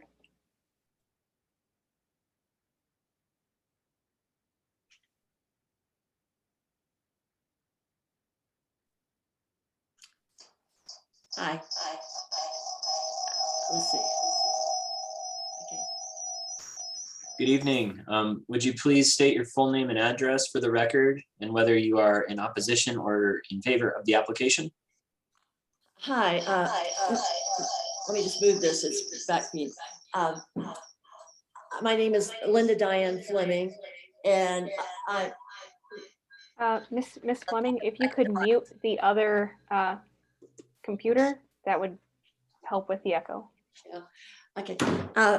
My name is Linda Diane Fleming. I live across the road from Casa Virginia at 6513 Avenida La Cuchilla, Northwest. I've lived here approximately 18 years. Ms. Fleming, can we swear you in real fast before you proceed? Okay. Thank you. You swear to tell the truth, the whole truth, and nothing but the truth? Yes. Thank you. Okay. I'd like to state, first of all, that my family owns an event center in Tennessee, and I've had, I've had experience with trying to please the neighbors. And I know it's a fine line walking between business and being a good neighbor. And when we bought this property 18 years ago, we had good neighbors. It was quiet, it was serene, it was beautiful. And over the year, there's been this sense of creep, of business expanding, becoming very commercial. I have always believed that you talk to people directly, and I have called Casa Virginia at least 4 times over my time here when it just had gotten too bad. And so I did this because I thought that's what good neighbors do, and you don't go to the city. But I know there's a different approach I need to take to help you in making decisions. My biggest concern is the traffic. I live next door to Bill Walker. I have the hole practically in my yard. The neighbor to the next door used to be Lorna Wiggins. Again, there was an event where somebody came through the wall, but they were nice enough to call and tell our association and paid for the repair and did it. Right now we have, hit and run driver. But mainly the biggest problem is they use the road, Chavez Road, for a docking station. And 18-wheelers come and park across from my house all the time to load and unload. Now, this is not how you run a business. Chavez Road is not designed for 18-wheelers. They run from 30 minutes to an hour. I've sent pictures, I've written you a letter. You can see that this is continuously happening. Tonight, there were cars parked up totally. I think the idea of 30 cars a day is a mistake. You can go ahead and finish up your thought. Okay. Well, I just think that if you're going to proceed with this, we really need to talk about how can you be a good neighbor? How can you retain the charm of this area? It's become, I feel like I live on Fraternity Row. And this is not why I bought this property. This is not why I invested my family's memories in this place. I want it to be a beautiful neighborhood. I want it to be one that we all enjoy. And right now I just have a bunch of drunks across the road yelling in the parking lot. And it's really obnoxious. And so that's sort of where it is. And I hear it, including the drone at 6:30 in the morning, so. There are problems. Thank you, Ms. Fleming.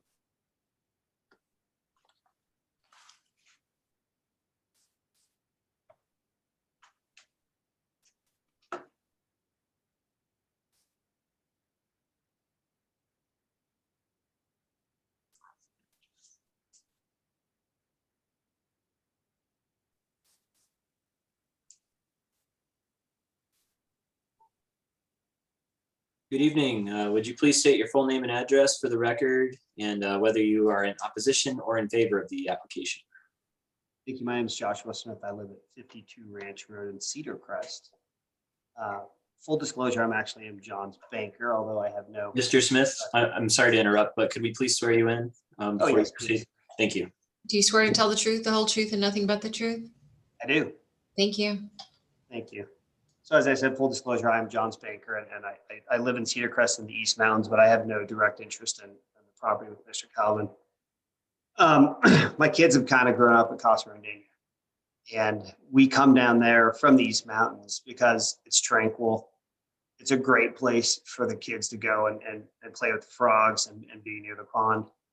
I'm often actually surprised, and I live in a small community in the East Mountains, dirt roads, the whole 9 yards, that traffic always feels pretty slow to me. I know I drive probably slower there than I do in my own neighborhood.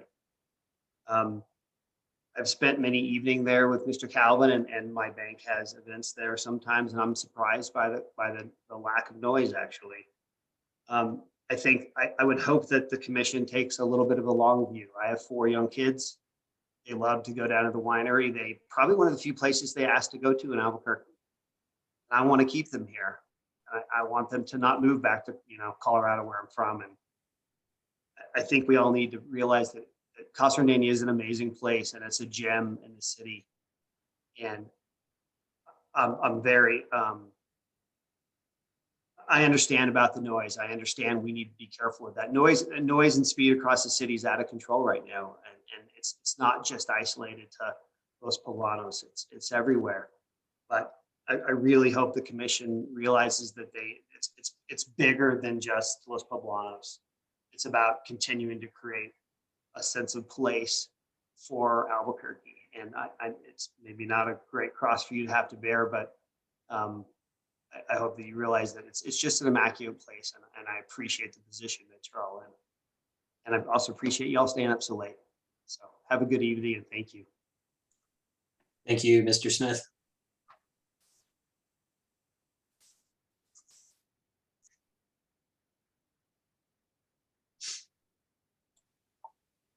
So the next speaker will be Mel Eves, and several people have allotted their time and their leftover time to him to speak. So he will be speaking for 9 minutes.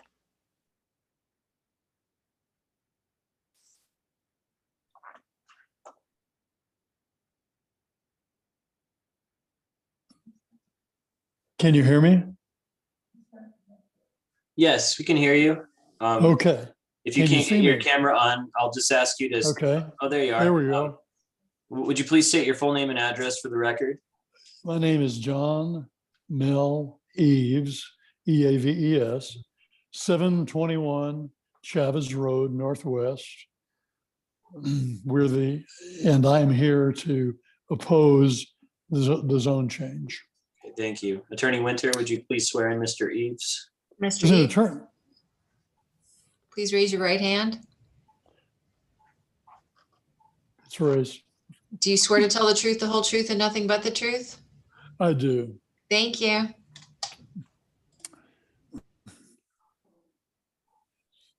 As an attorney, I was going to start off like an attorney and object to the 2-minute limit on being able to speak. But after sitting here all this time, I think that was too long, actually. So I'm not going to make my objection now. So I also want to start off by saying I agree with Doug Binder. After sitting here, a glass of John's wine would taste pretty good right now. I may do that when I get home. But I have some serious concerns, and I probably live closer to John than most of the people who have spoken tonight.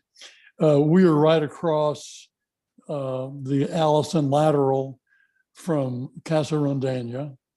We had lived there for 10 years when he decided to buy that property and to install a vineyard.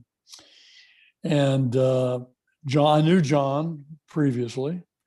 He had built homes for my wife and I friends that we've known for years. And he approached us about not objecting to him getting a zone change approved to build a winery. And he spent, John's a very charming guy. He spent a lot of time with my wife and I in our home, telling us, promising us, he would never have an event center. He would never have large crowds making noise. He was not going to have entertainment. I mean, it's literally everything that he's doing now, he promised he would never do if we would just back off and support him having that winery. He wanted to do it for his boys. He said he wanted to just do something good for the valley and make good wine. This was back in 1996. We trusted John, and we went along. There was only an acre and a half involved. It was a very small operation, and there was no winery even at that point. Later on, he decided to do a winery, but it was a situation that we really expected he would do what he said he would do. Well, in your packets for the hearing this evening, you have a couple of letters. You have one is a memorandum from Brad Stapleton, who was the planning and zoning director in 1996. And the other is a letter from me dated to the board, to the village, dated in March 22, 2002. Brad Stapleton did a good job of analyzing the situation, and he agreed that they should be entitled to an SU1 zone rather than the existing zoning they had at the time. And he was very sensitive about protecting the neighborhood and about not taking any action that was going to really change the character of that area. Brad believed, and he put it in writing, and you'll see it if you read it, he believed that the scope, the size, very small, of his vineyard would keep it from doing any real damage to the area. But he listed some conditions which John helped put together on John's operation. He said that the wine sales would only occur Thursday through Sunday between 1 and 5 p.m. He said there would be no sales of wine by the glass, no sales of wine not produced on the premises, except for some blending. No restaurant or commercial food operations were to be conducted. No for-profit events open to the public should be permitted. And he said they could not be allowed to commit a nuisance by causing bad smells in the area. So John readily agreed to all of this. Well, 6 years later, after he's been there for 6 years, it was a very different story. He decided, out of the 3 lots he owned, he was going to change the zoning on the other 2 lots that were not yet SU1. And he made a motion to do that. And my letter that is in your packet is basically a recitation of the history I just gave you. It's also contains almost 3 pages of my listing of the number of times and the occasions that he violated those conditions he had agreed to. And I put this in front of the board at the time because I was frankly really angry that he had gone back on his word. And when I heard him tonight, and I heard his attorney tonight, and I read in their applications to the village, there's never been any complaints, never been any complaints. John is a good neighbor. John's sensitive to those things. I was disappointed because John has a short memory. And my March 22, 2002 letter will cite details of the complaints that I made against him in writing at that time.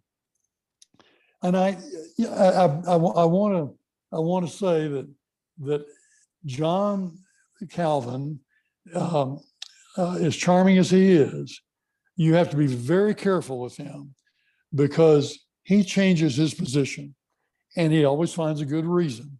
And when I listed all of these complaints about his operations, he didn't deny them. What he did was to say he had made those agreements, those pledges, before he realized how hard it was going to be to make a profit at the winery. And then he justified in his own mind violating the conditions he had also agreed to. So when I read his application for a zone change to AC, and I see in it his references to not yet having any events planned. He's not going to have an event center, and he's really has no plans that he's at least willing to share with us about how events will be handled. I think back to those days when I think back to those days I just recited. I'll change the subject slightly. The water rights issue he mentioned tonight, we've done some research with the state engineer's office. He has one domestic use well, which he has apparently been using. And that's domestic, and you notice he gave a very vague answer tonight. That domestic use well, Mr. Eves, if you could just finish that thought. Yeah, I will. That domestic use well is evidenced by permit that he received, and it says that he can have one household, non-commercial use for trees, lawn, and garden for 1 acre-foot a year. And that's all he has. He has no water rights. And so Tiffany, in her report, said that his water was sustainable. And with all due respect, if you don't have the legal right to the water to do the drip irrigation he has, he's got a real problem on his hands. He may be able to solve it, but he has not been candid about that with the board. He had a chance tonight and he wasn't. Thank you. I appreciate the extra time. And I hope if you don't vote tonight, you'll read my 36-page PowerPoint, because I go into a lot of detail. Please deny the AC zone change. Let him operate under A1. He can have his vineyard, which I think would be wonderful, and he can have the permissive uses in A1. But please deny AC. Thank you. Thank you, Mr. Eves. So with that, anybody who has not signed up to speak, but who would like to speak, please raise your hand. Please raise your hand using the raise your hand function. If you are unable to do that, please send me an email or chat or ask a question in this, please.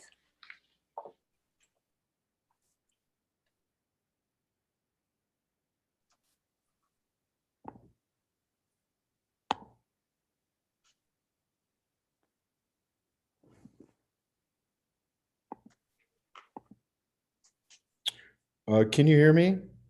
Yes, we can hear you. Would you please state your full name and address for the record? Thank you. Drew Dolan. Sorry, I can't get my camera to work right now. It was working all day. Drew Dolan, hands raised. Attorney Winter? Sorry, could we get your address as well? Oh, I'm sorry. 816 Salamanca. Mr. Dolan, could you please raise your right hand? Yes. Do you swear to tell the truth, the whole truth, and nothing but the truth? Yes, I do. Thank you. Thanks. Drew Dolan. I'm here in support of the zone map amendment for the property in question. I live across the street in Caballero. And in my opinion, Casa Rendeña is, one of New Mexico's finest venues. And what I've seen over my time living in Los Ranchos is a guy, John Calvin, who has spent 25 years really enhancing the character and the desirability of living in the villages.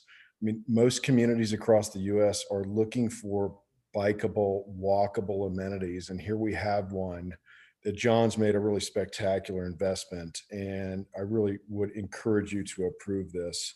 In my opinion, there are really two uses for that property. It's an expansion of the winery and the character that John's built, really, or McMansions. And I don't think more homes and McMansions type real estate in Los Ranchos, when we have what John's created, is really the highest and best use. And I know you can't see my camera, but I represent a younger demographic that has 3 kids. And, my demographic is probably underrepresented on this Planning and Zoning Commission tonight, because they're putting kids to bed and getting ready, to go to work tomorrow. But I also feel like, there are dozens and dozens of us that use Casa Rendeña on a regular basis and love it. And whether it's for our families or hosting meetings, it's just one of the finest establishments. And I think John's done a great job with it. And I would encourage you to support the zone map amendment. Thank you, Mr. Dolan. So just once again, if anybody who hasn't signed up to speak and has already spoken, or has allotted their time to somebody else, would like to speak, please raise your hand now. That way we can get to you.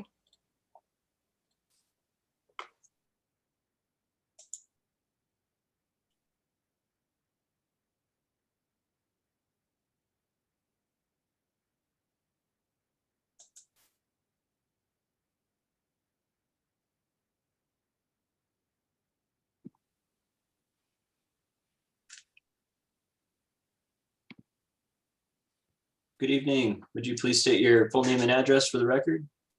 Hi, my name is Tim Torville, and I live at 1105 El Alhambra Circle Northwest in the El Caballero subdivision adjacent to the winery. Thank you. Attorney Winter, would you please swear in Mr. Turville? Mr. Turville, please raise your right hand. Do you swear to tell the truth, the whole truth, and nothing but the truth? I do. Thank you. I've lived here in Los Ranchos and in this subdivision for 18 years. I was a commissioner on P&Z for 5 years and 24 years as a residential real estate broker. And I specialize, my expertise is in the village of Los Ranchos. When new projects like this come in, there's a lot of opposition, and the opposition is always very, very vocal. And they were that way with Flying Star, and they were that way with Los Poblanos. But one of the people that were most vehemently opposed was Commissioner Michelson of Los Poblanos Orchards, and now he's one of the proponents of that establishment. And all those people that were opposed to it are not so opposed anymore. And the values of the properties around Los Poblanos continue to appreciate around Flying Star. There's all this opposition at first, but in the long run, it's actually good for the villagers, for the village. This is going to be a huge asset for the 4th Street project, our long-term master plan. It's going to just fit in with all the B&Bs that we have around here. We don't do Airbnbs, we don't do VRBOs. So to get the extra business into the B&Bs and the 4th Street project and it's going to be an integral part of that type of business. And as far as the residences that are around that winery, they're going to love it. You'll see the values continue to appreciate. I know people that are wine snobs, wine folks that would love to live close to a winery and even be adjacent to it, just to view the buildings, the beautiful buildings that John creates, as well as the vineyards. So in the long run, it's going to be a win-win for the village and the villagers. Thank you. Thank you, Mr. Turnbull. So with that, I'm not seeing any hands raised. However, we did receive a handful of comments that were in writing that we received after the meeting packet had already gone out. So for the sake of the record, I will be reading these out loud. Please bear with me, and I will try to be quick about this. In the meantime, if there's anybody who hasn't spoken already or did not allot their time to somebody else, if they would like to raise their hand to speak, they may do so. So the following comment is from Sue and Doug Tilden. It reads as follows: Dear Miss Justice, my husband and I are regular visitors to Albuquerque from Charleston, South Carolina. Recently, we became aware of Casa Rendeña's vineyard and winery expansion plans, which we are very much in favor of. We have continued to visit Albuquerque, actually instead of Santa Fe, over the past several years because of the many positive things happening in town. The lovely rural character of Los Ranchos and other areas such as Corrales, and the contrast with high desert and its sweeping vistas and Old Town's intimate and charming ambiance give Albuquerque a unique range of Southwestern experiences, and there are many neighbors with their own strong characters. We understand the need for appropriate commercial enterprises in reinforcing the healthy economic life of a place. The vast increase in unrelieved residential development accompanied by mass market commercial all over the United States is alarming in its intensity, and Albuquerque is in line for much more of this. As Casa Rendeña is actually operating within your impressive and farsighted zoning guidelines, we urge you to support their request for a zone designation change. It's the very type of enterprise that we search out to enjoy and support wherever we travel. It is a highlight of Albuquerque visits and would definitely factor into any decision we might make regarding a retirement relocation choice. Sincerely yours, Sue and Doug Tilden. The next comment is some correspondence between Mel Eves and John Calvin. John, I am diligently reviewing your pending application to the village. We may decide not to oppose it at the scheduled hearing if our concerns are satisfied. One of our concerns is whether you are using or will use water from private wells on your property for irrigation of the vineyards and any other agricultural and for operation of the winery. If so, please disclose the amount of water you are using and that you project for future use from those wells. Please disclose the water rights and any legal basis you rely on for your use of well water in your commercial operations of the vineyards and wineries. I'm concerned about groundwater levels in our neighborhood. Have you initiated or do you plan to initiate any proceedings with the state engineer in connection with water use by Casa Rendeña or Anamonte? Please furnish details. My other concerns are centered on use of Chavez Road, traffic safety, large trucks and buses, and neighborhood disruption by events, food operations, and noise. I have filed no complaints because, like you, I want to be a good neighbor. However, your events have caused the problems I referred to above. You have acknowledged little success in preventing patrons from parking on Chavez Road, and the village has taken no remedial action. Why haven't you and or the village sought assistance from the state of New Mexico or the sheriff?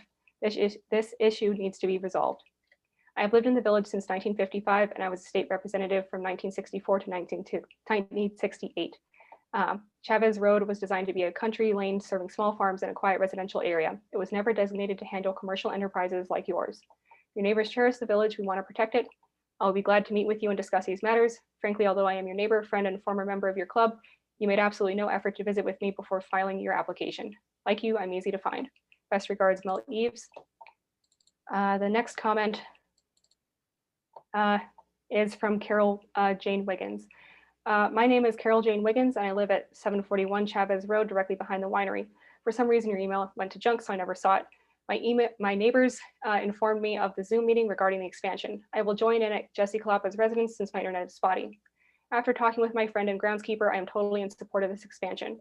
The vacant lot west of their property has been an eyesore ever since I moved here in 2016. The expansion of the orchard has already improved it, and the building plans will enhance it more so and allow them increased production of their wines. Since I live so close, I hear their parties and music several nights a week, and they are much more pleasant than listening to my neighbor's loud barking dog. I'm in full support of this expansion. It will fully beautify this neighborhood. Carol Jane Wiggins. The next comment is from Randy McKee.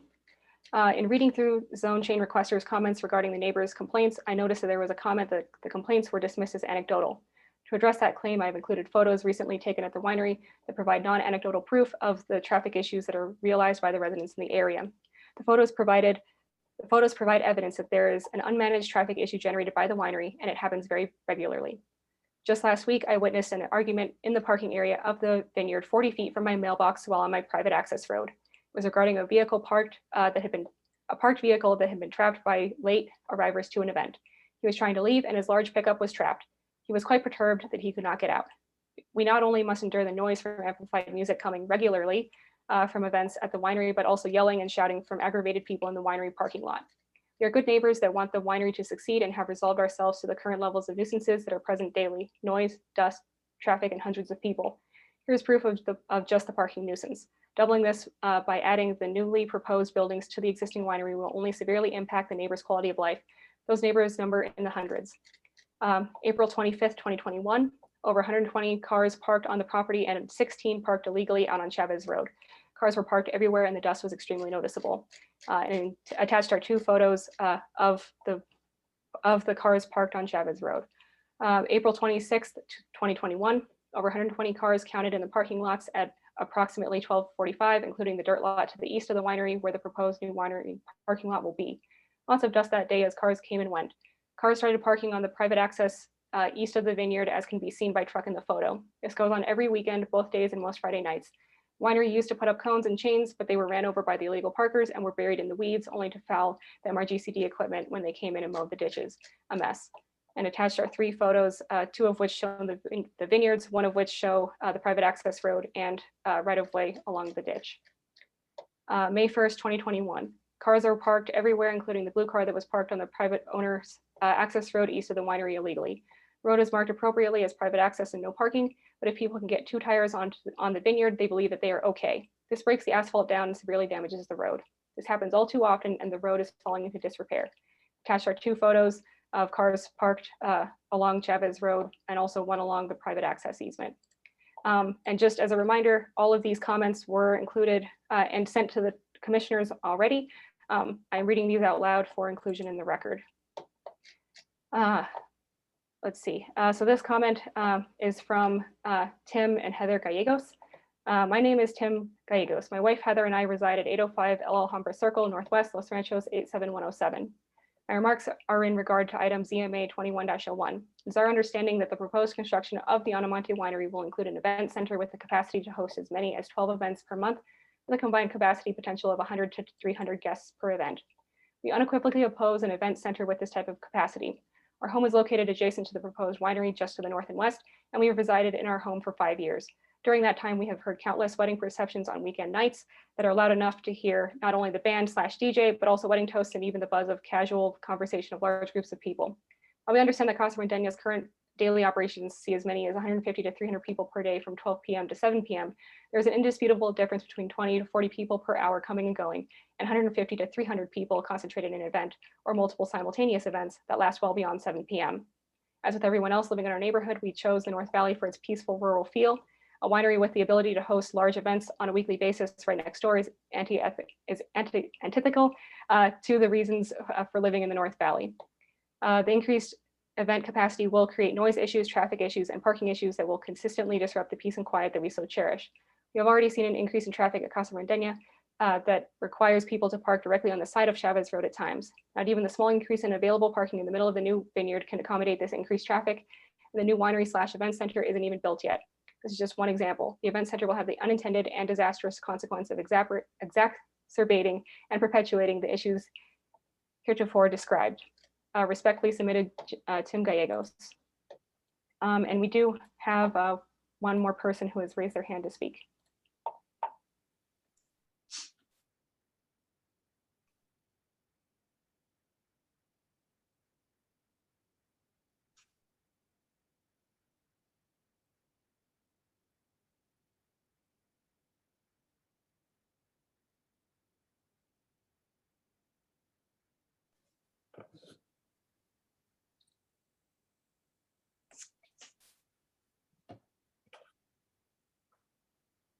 Good evening. Are you able to hear us?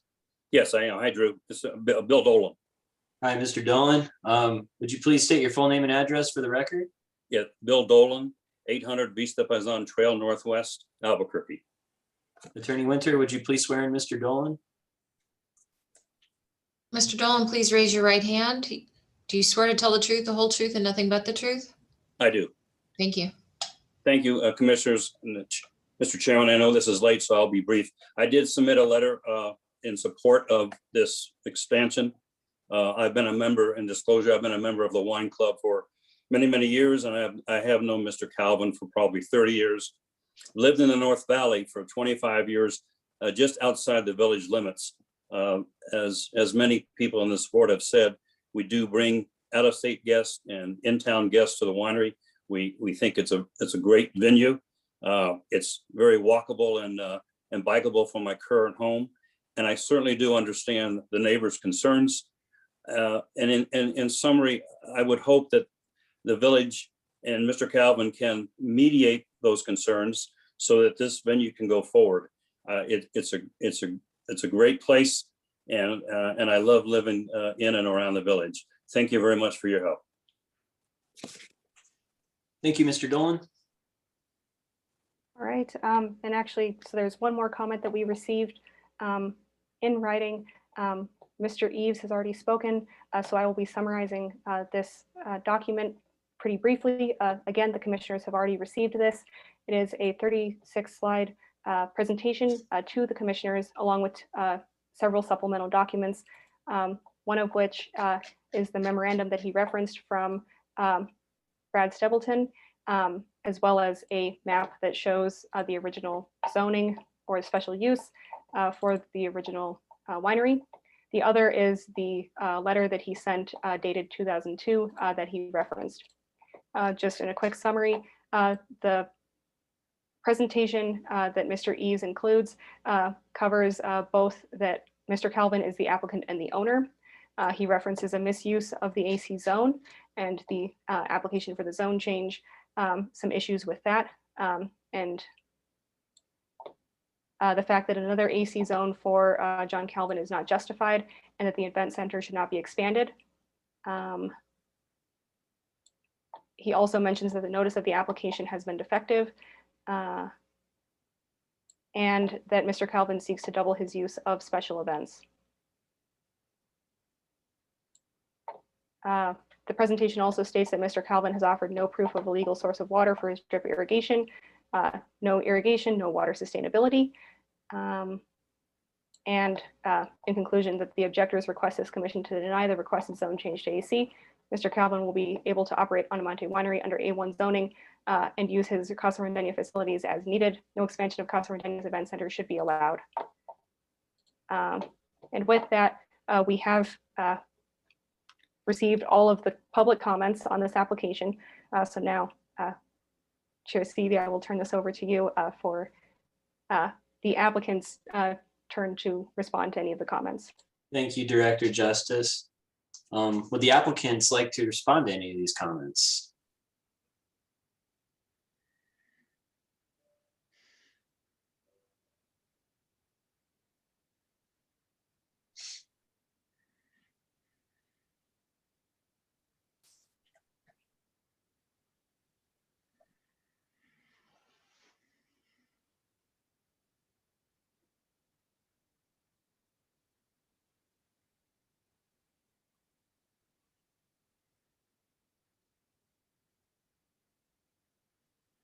Mr. Artuso and Mr. Calvin, if you could unmute. Can you hear me now? Yes, sir, we can. Please go ahead. Yes, thank you. I know it's late and Mr. Calvin and I will try to be brief. I think it's important for the commission to keep in mind that the trust has made a significant investment in the property that we're discussing. It did so based on a plain reading of the AC zoning statute. And if I may just briefly refer to subsection E2 of the AC zoning ordinance. The plain language says, after consideration of the public comments, the planning director shall approve the change to AC zoning if the requirements are met and the proposed use is permissive in the AC zone. I suppose people could differ as to whether or not that gives discretion, but a plain reading of it would say that if you meet the requirements, then your application will be approved. And as Director Justice said at the beginning, the application meets the requirements, and I would respectfully submit that it should be approved on that basis. Moving on, there was a comment, actually several comments, talking about the doubling of events. Frankly and respectfully, to talk about 144 events or 288 events is at this point, and after 25 years of experience, unfounded speculation and unfounded fear. 144 events have never happened here. The reality is, in 2017, 4 years ago, the maximum number of both 50-person and 150-person events was 27. That is nowhere near 144 or 288. There was a comment about, there have been several comments about this is an expansion of Casa Rondeña. It is not. They are two separate lots. They are two separate companies. They will be manufacturing different kinds of wine. Grapes planted on the property that is the subject of the application are different from the grapes that are planted at Casa Rondeña. And frankly, there are a lot of very legitimate business reasons as to why you would want to keep these as two separate businesses and not just an expansion of one. And I think that if it were anybody other than Casa Rondeña or Mr.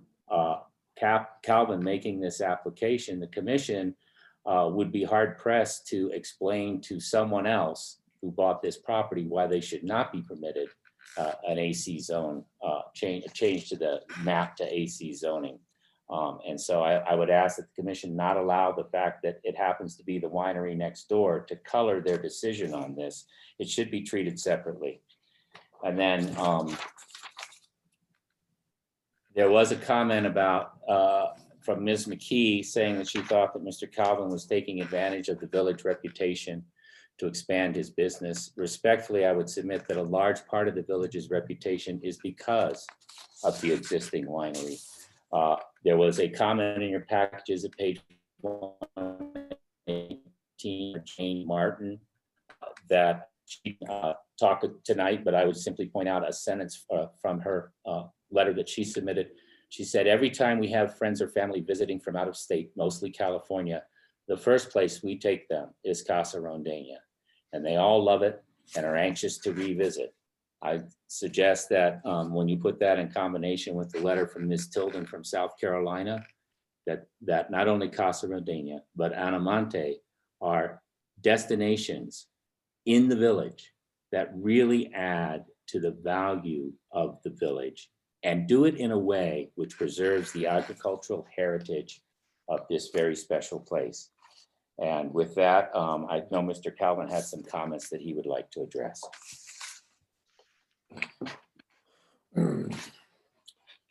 I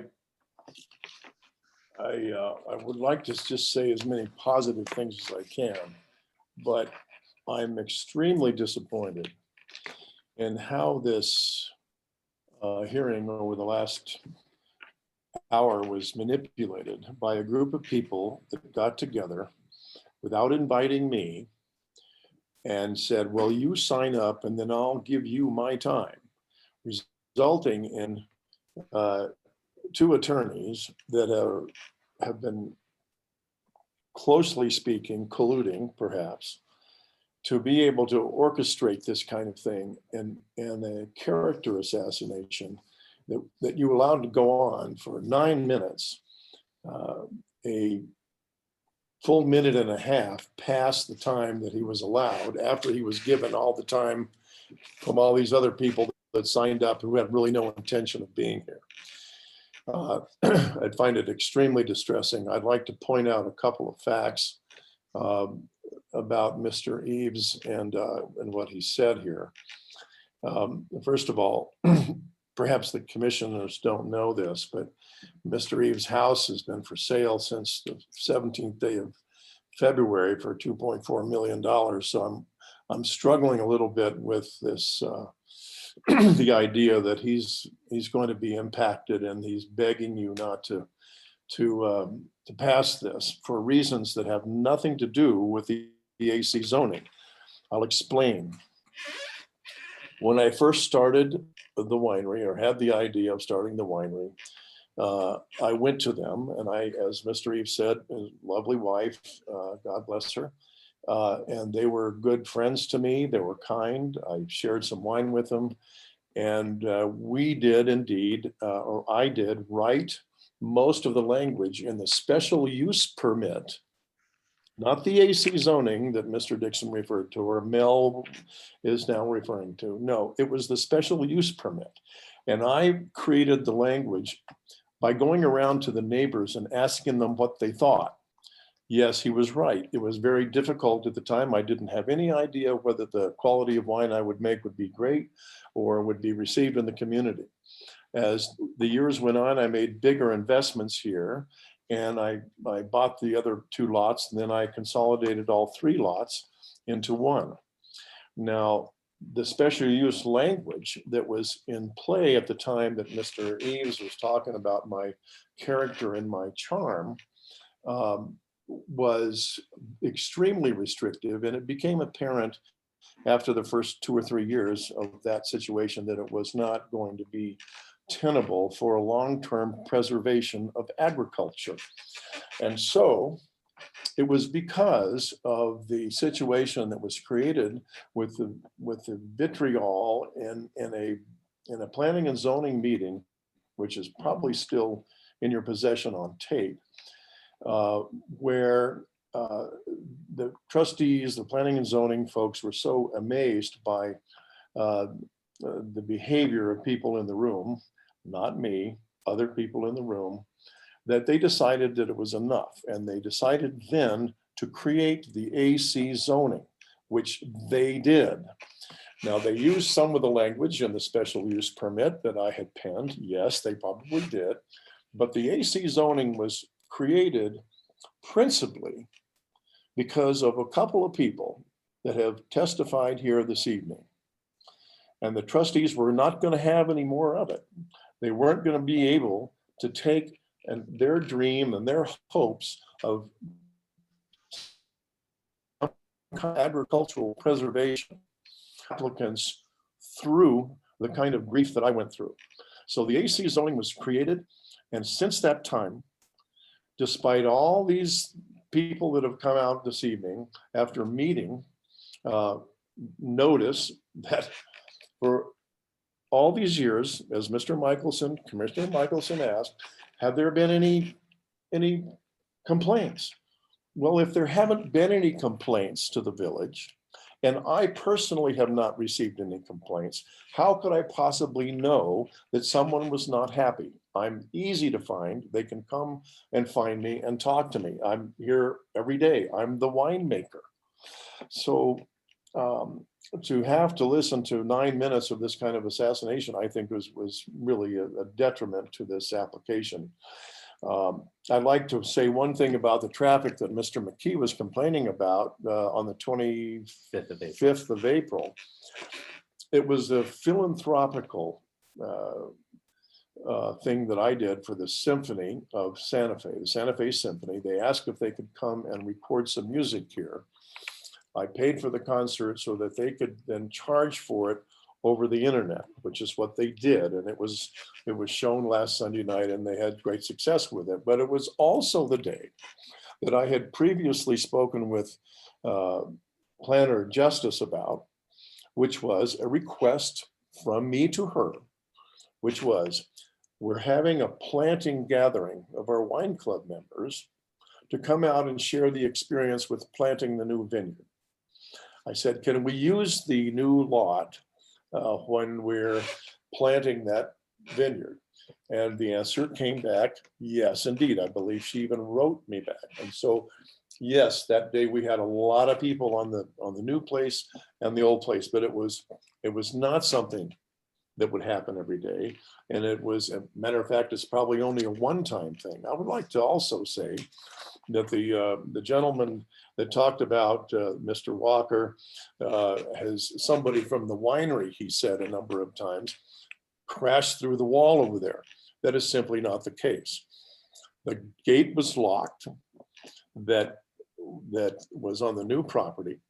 Somebody probably went over there and turned around and backed into that wall and knocked it down. Yes, it had to hit with a lot of force. I personally have photographs of the tire treads from the car that knocked that wall down, and frankly, they were very small.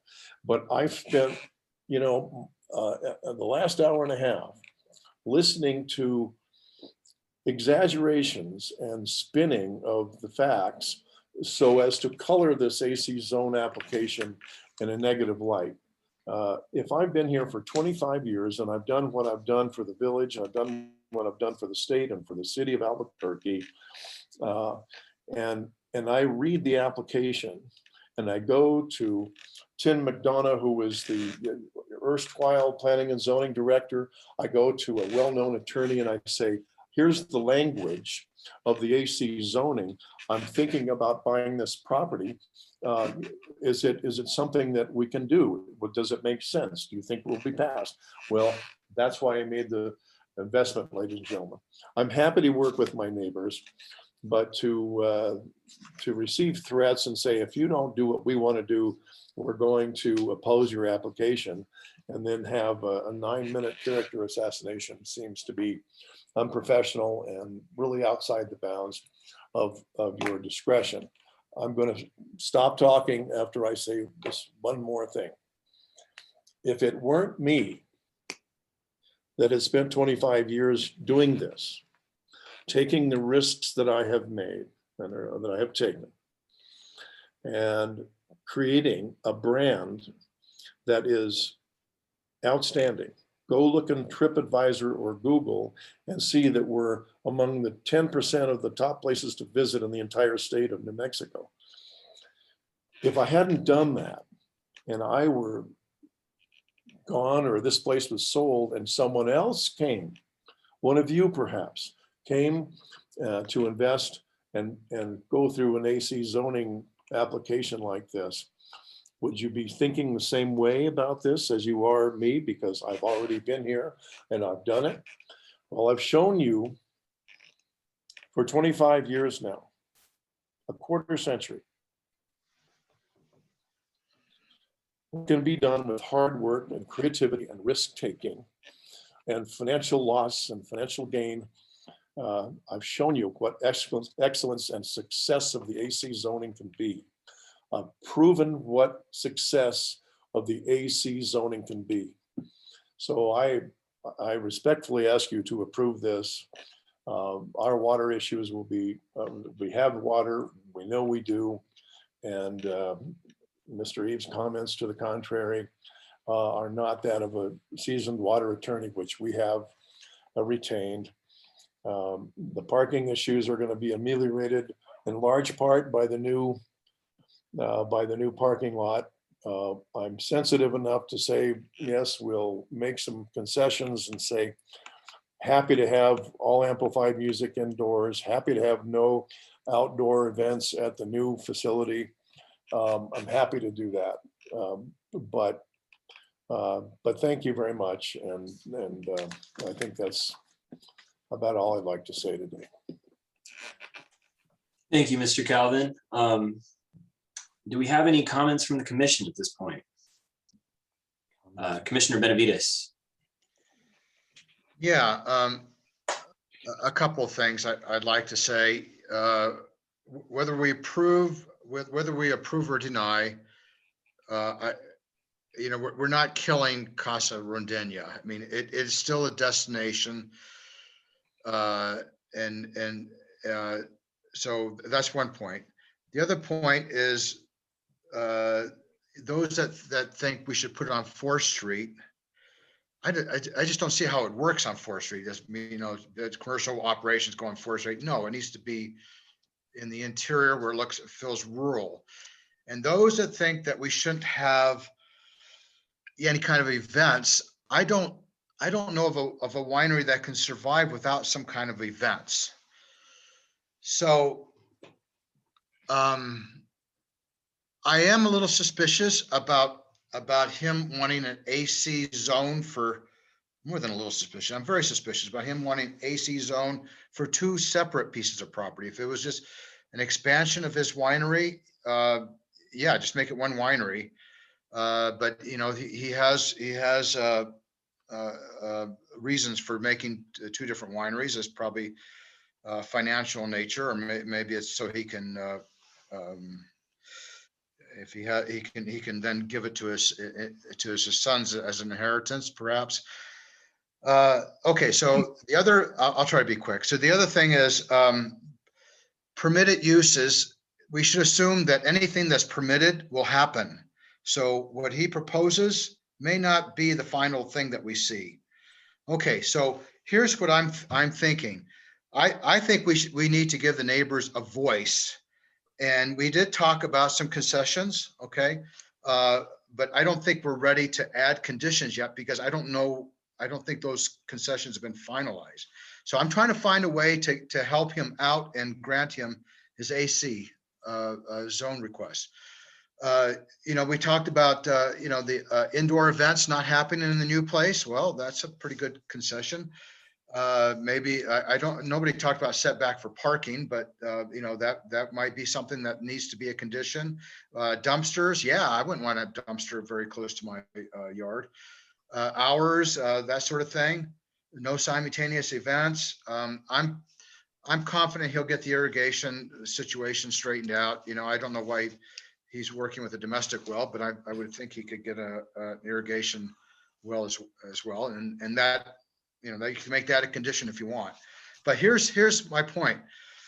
I don't think we have enough to make a decision tonight. So as painful as this has been, staying here and arbitrating, you know, all the different comments that we've heard, I think we need to defer this actually.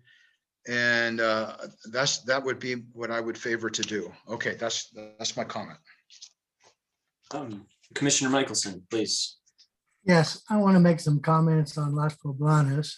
There were references in some of the speakers that I was opposed to it when it was first done, and that is correct. I will point out that at that time it was opposed for 10 units of staying and very small serving of food. They got their expansion to 50 units. They've done very well. And there's been very little objection from the neighbors, including me. I think that speaks highly to the people that are running it, the Rimbys, and their reputation. And I also think that has some similarity to what John Calvin has done in the 25 years that he's been there. As far as the AC recommendation, that's really just going from A1 and adding the C to it, which gives some ability to operate activities there. And I believe that's all I have to say. Thank you. Commissioner Barronson? Well, this is a question directed towards Miss Winter, because there was an issue that was brought up saying that the language of the statute says shall. And if that's the case, then why are we going through this exercise? So my question to you, Miss Winter, is it a shall? And if the application meets the requirements, that we shall vote in favor of the application?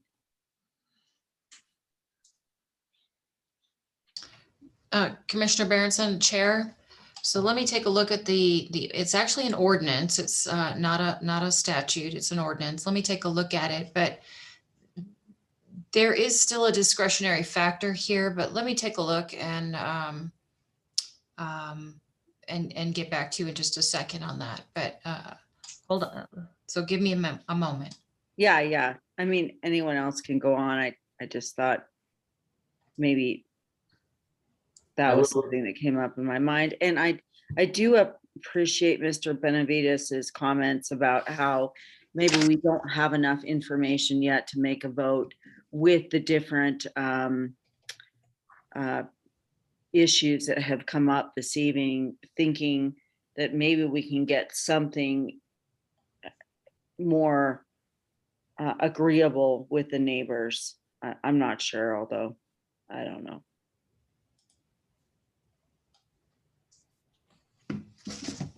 Well, Commissioner Benavides, you know, in deferring, I kind of see your logic, but that often comes with deferred items. And are we requesting additional information? And is there anything specific that we can ask for to make this decision easier on us? Well, I mean, I think the neighbors, you know, I'm talking about the neighbors that are most affected, those that are in that one neighborhood just to the west. I don't think they had any leverage, so I want to give them some leverage. Now, if we take a vote now, I don't know which way it's going to go. If our only choices are approve or deny, and I'm not sure if you know, it's a gamble for John Calvin. It's a gamble for the neighbors as well. So I'm saying that they should negotiate, because here's the problem. Regardless of how we vote tonight, whether to approve or deny, it'll be appealed most likely. It'll go to the Board of Trustees. And if no matter how they decide, it'll be probably litigated in the courts, because these are people that have some pockets, deep pockets, you know, so they can do that. So the best thing to do is to get them to come to some sort of agreement. Not everybody's going to agree, but some sort of concessions. And I just mentioned some possibilities that I heard from the comments. I think that would behoove all of us, and it'll actually lead to a faster resolution if we do that. Mr. Chair, I can address Commissioner Berenson's comment. Please, Attorney Winter, go ahead. All right. So not the entirety of the ordinance was actually cited when the gentleman used the word shall. So what's relevant here is 9.2.15, 9.2.15, which is titled AC Agricultural Commercial Zone. And it, you know, there's an A, a B, a C, a D, an E, and it goes on. But what's relevant here is E, cap E, 2. So E is approvals, and then it's subsection 2 to cap E. And the relevant language is, after consideration of the public comments, the planning director shall approve the change to AC zoning if the requirements are met and the proposed use is permissive in the AC zone. So it does use the word shall. However, there's a little a, and the little a in E2 says, if the planning director determines that substantive public comment requires a public hearing, the director shall schedule the zone change request to be heard by the Planning and Zoning Commission at the first available meeting. So clearly, I think, Director Justice can address this, but I think she determined that the substantive public comment required a public hearing. And honestly, I don't think we've had this much public comment collectively in the last year. So I can see why she did what she did, but I'll let her address that. Commissioner Berenson, commissioners, yes. Basically, there was substantive public comment, therefore it's going to the Planning and Zoning Commission. I would note that in the language that says that it goes to the Planning and Zoning Commission, it does not say that the commission shall or may approve the application. Okay. Thank you. Do we have any further discussion?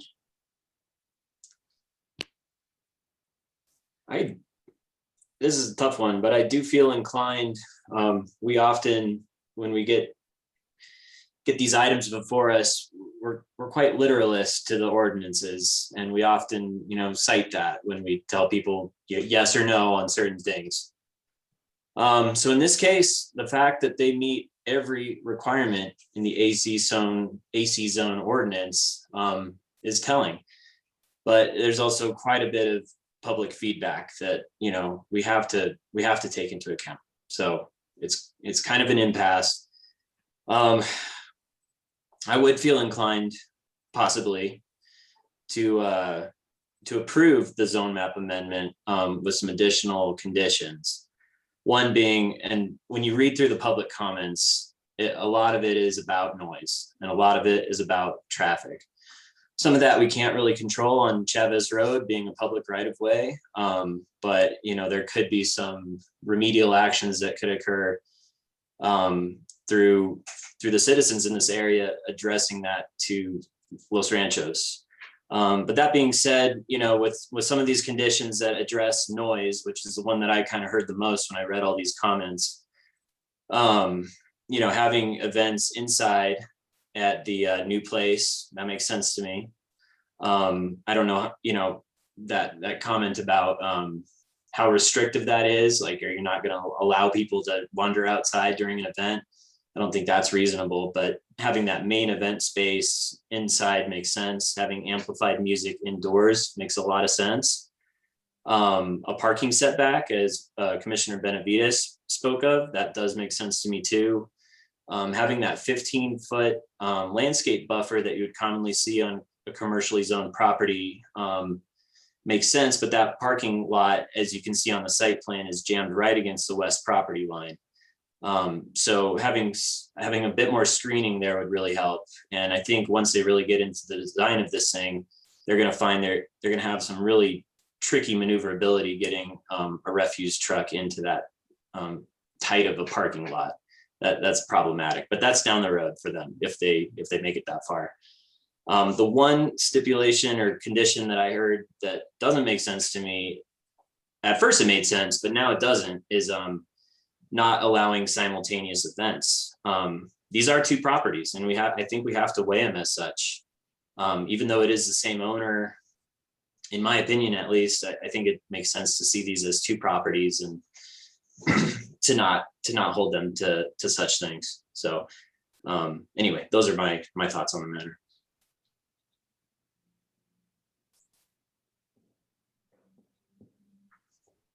Any further comments from the commission, or do we have a motion? Drew, we have not finished the discussion yet, so we can't have a motion. I would just point out that we have compelling testimony from every single person who was against this, lives either in El Caballero Norte, on Chavez Road, or on Green Valley Road, all within, I don't know, 600-800 feet, 1,200 feet. And I don't know how we can continue to just keep rolling over that these people actually live there. They have as much rights to their testimony as anybody else. How we can just not pay attention to their testimony is it's absurd. We've done it before. We might not do it again tonight. I don't know, but these people live there, and they have as much reason to be able to tell us what their life is like living next to this noise or whatever it might be. And I don't think we can just decide that we get to negotiate for these people. It's not our job to negotiate. And B is to determine who gets, who is righter in this. I got flunked out of Valley High School 1973, and I read that passage about the small a. I don't know why we're sitting here talking about whether that is a shall or not. It clearly says that that is what happens when there is public comment, and Tiffany did just exactly what she's supposed to do. So this is not, it should be a surprise to any commission member who actually read this and who paid attention to this comment.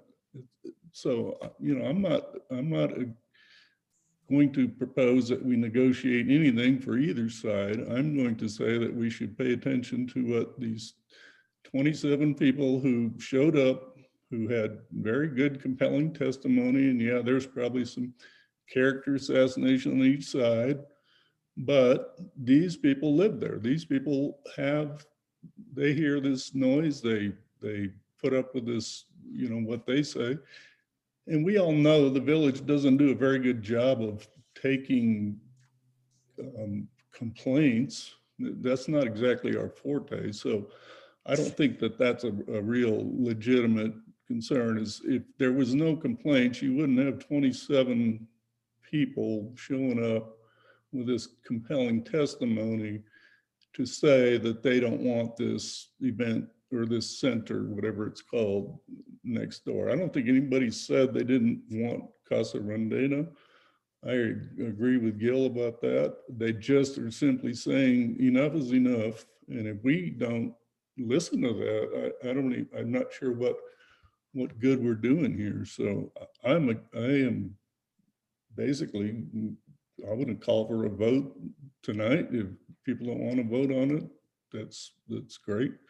You can override that, but I don't think I think it's clear that what these people need is some representation. And we are the ones that are supposed to give it to them, not be sitting here trying to figure out shall versus and. We already passed that point when we got to this meeting tonight, so there. Thank you, Commissioner Gay. Procedurally, I'm going to now close the floor for public comment, but we can continue with any further discussion here.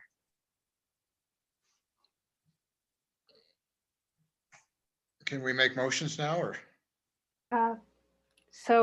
Commissioners, if I could just speak to a couple points that both the commenters and the commissioners have made really quick, just to clarify a few things.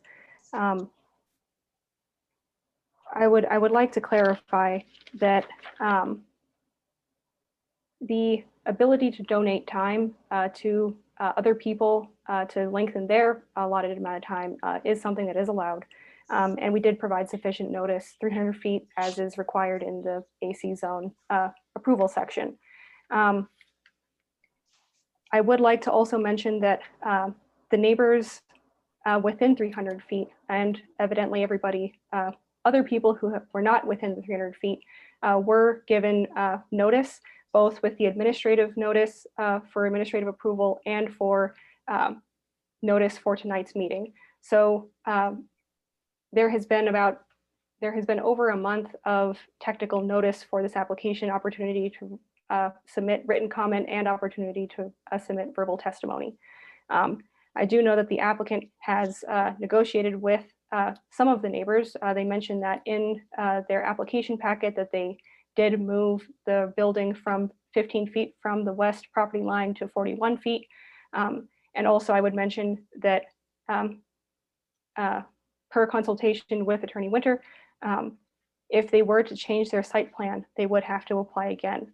So if the zone change is approved, drastic changes to the site plan would warrant another application. And a couple of the conditions that both the applicant and which seemed to be favored by some of the people who are commenting is the condition for no amplified music, as Chair CV mentioned, as well as only inside events. That one I would caution a little bit against, because there seems to be some confusion as to what constitutes an indoor event versus an outdoor event. Mr. Calvin did seem to mention that, indoor events only, however, use of the portals counts as indoor, possibly. So I would caution against including that as a condition. However, the amplified music would address quite a bit of the noise concerns. And for just in general, we do have a nuisance ordinance for noise. And that is something that if there is a noise violation, it does need to be brought to our attention in order for us to address it. As for, I guess, the traffic and the parking that is on Chavez Road, it is on public right of way. So that is at the village's discretion. So if there is, if the neighbors or the applicant would like interventions done on that public right of way, that is something that can be brought up to the Board of Trustees separate from this application. Another point, as Commissioner Benavides mentioned, it's likely that this could come to an appeal. In order for there to be an appeal, there does have to be a decision. And there are, so just a quick summary of the appeal process. If there is an appeal, it would go before the Board of Trustees, to be able to hear the testimony again, to review the record, and to either uphold or overturn the decision that's made. And there's also an opportunity to take this to district court. However, I do disagree with Commissioner Benavides that it does not appear that consensus will be able to be made, because some attempts to that have already been done, as mentioned in the packet, but not. So I don't believe that reaching a consensus now would smooth the process down later, just because there already has been some negotiations with the applicant and the neighbors, apparently not enough. And I believe that a decision would be most useful to all parties involved.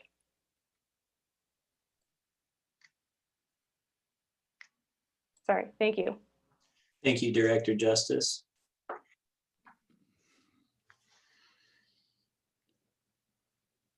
If there's no further discussion, are there any motions?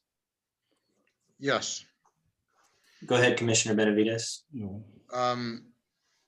I would like to make a motion to defer this decision. I assume I have to give a date if that was to happen. Is that true, Director Justice? I would also defer to Attorney Winter on that. A date would be useful. Otherwise, we would just put it on the next month's agenda. If we could also get some more specifics as to what needs to be provided the next time that this would come around, that would be helpful. So the reason I think a deferment would be in everyone's best interest is because it could potentially avoid the appeal process and litigation in the courts and that sort of thing.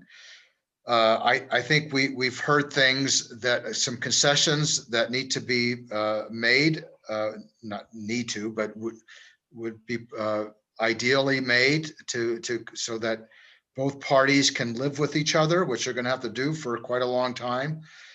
I just think that's in the best interest. So I'm not quite sure how long we should do it. I don't know if those that oppose may want to have an attorney that would represent all of them. I don't know if a month is enough time. So I would propose deferring this until, let's see, it's till July, our July meeting. I think 2 months would be enough time. So that is my motion, to defer until our July meeting.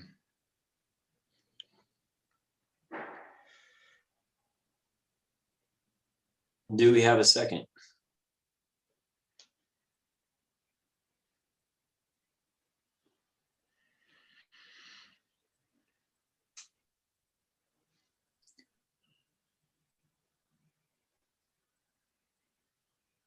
Hearing Commissioners, none. if there is no second, then the motion dies for lack of second.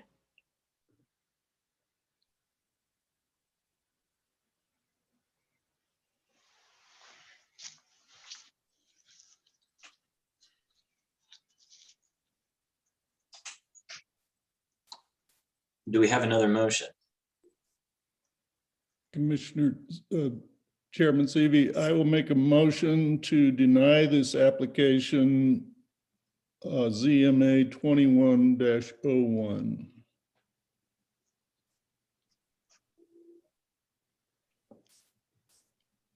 Do we have a second?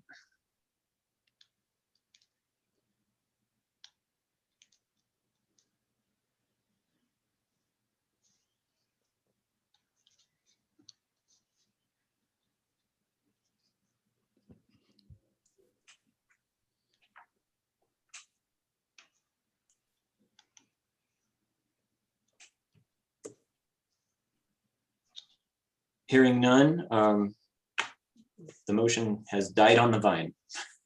Sorry. Commissioner Michelson, I'd like to make a motion to approve the application from converting it from A to AC with the addition of the control of outside music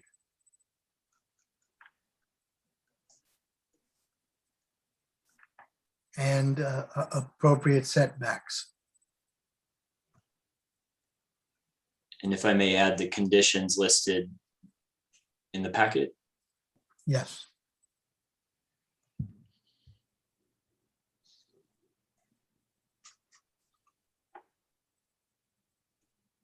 I will second that.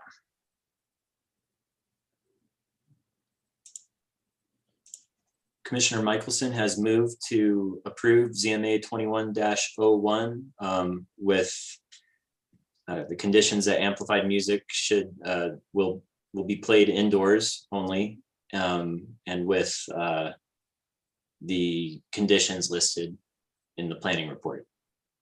And there was one other item, Michelson, if you could please remind me. I just was talking about the appropriate setbacks, particularly worrying about the trash collector. Okay. So Commissioner Michelson, if I could just clarify, so that is setbacks for anything including trash that is within the setbacks, or only things that aren't, I guess, natural? So would that include grapevines, trees, or dirt? I'll defer to you on that one. Then in that case, since you did mention that you would want setbacks for the trash receptacles, I would say that appropriate setbacks, i.e. Any structure within this, not allowing structures within the setbacks, including dumpsters and trash receptacles, anything that is not a plant or used to support a plant. Yes, I agree with that. Clarification? Go ahead, please. Did I hear a setback for the parking as well? No, I didn't include that. I figured they'd just cover that through the regular zoning or requirements in the site development plan. Commissioner Michelson, Commissioner Benavides, if you would like to include a noted appropriate setback that includes no parking within the setback, I would recommend that you clarify that. Commissioner Benavides, is that something you'd like to see? Well, if it does go to approval, and I'm not saying I'm going to vote either way right now, but if it does get approved, that I would hope that would be included, yes.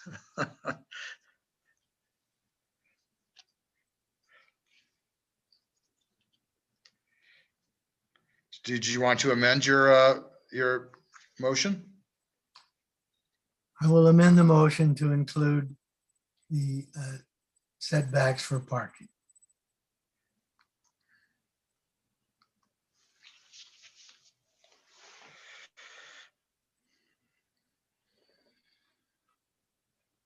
Okay, and hearing a new motion, I second this.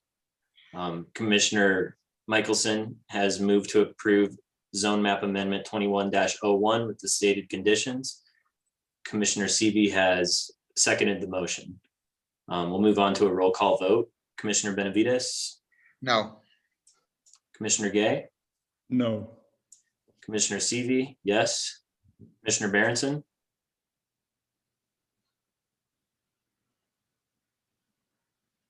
you're on mute, Commissioner Berenson.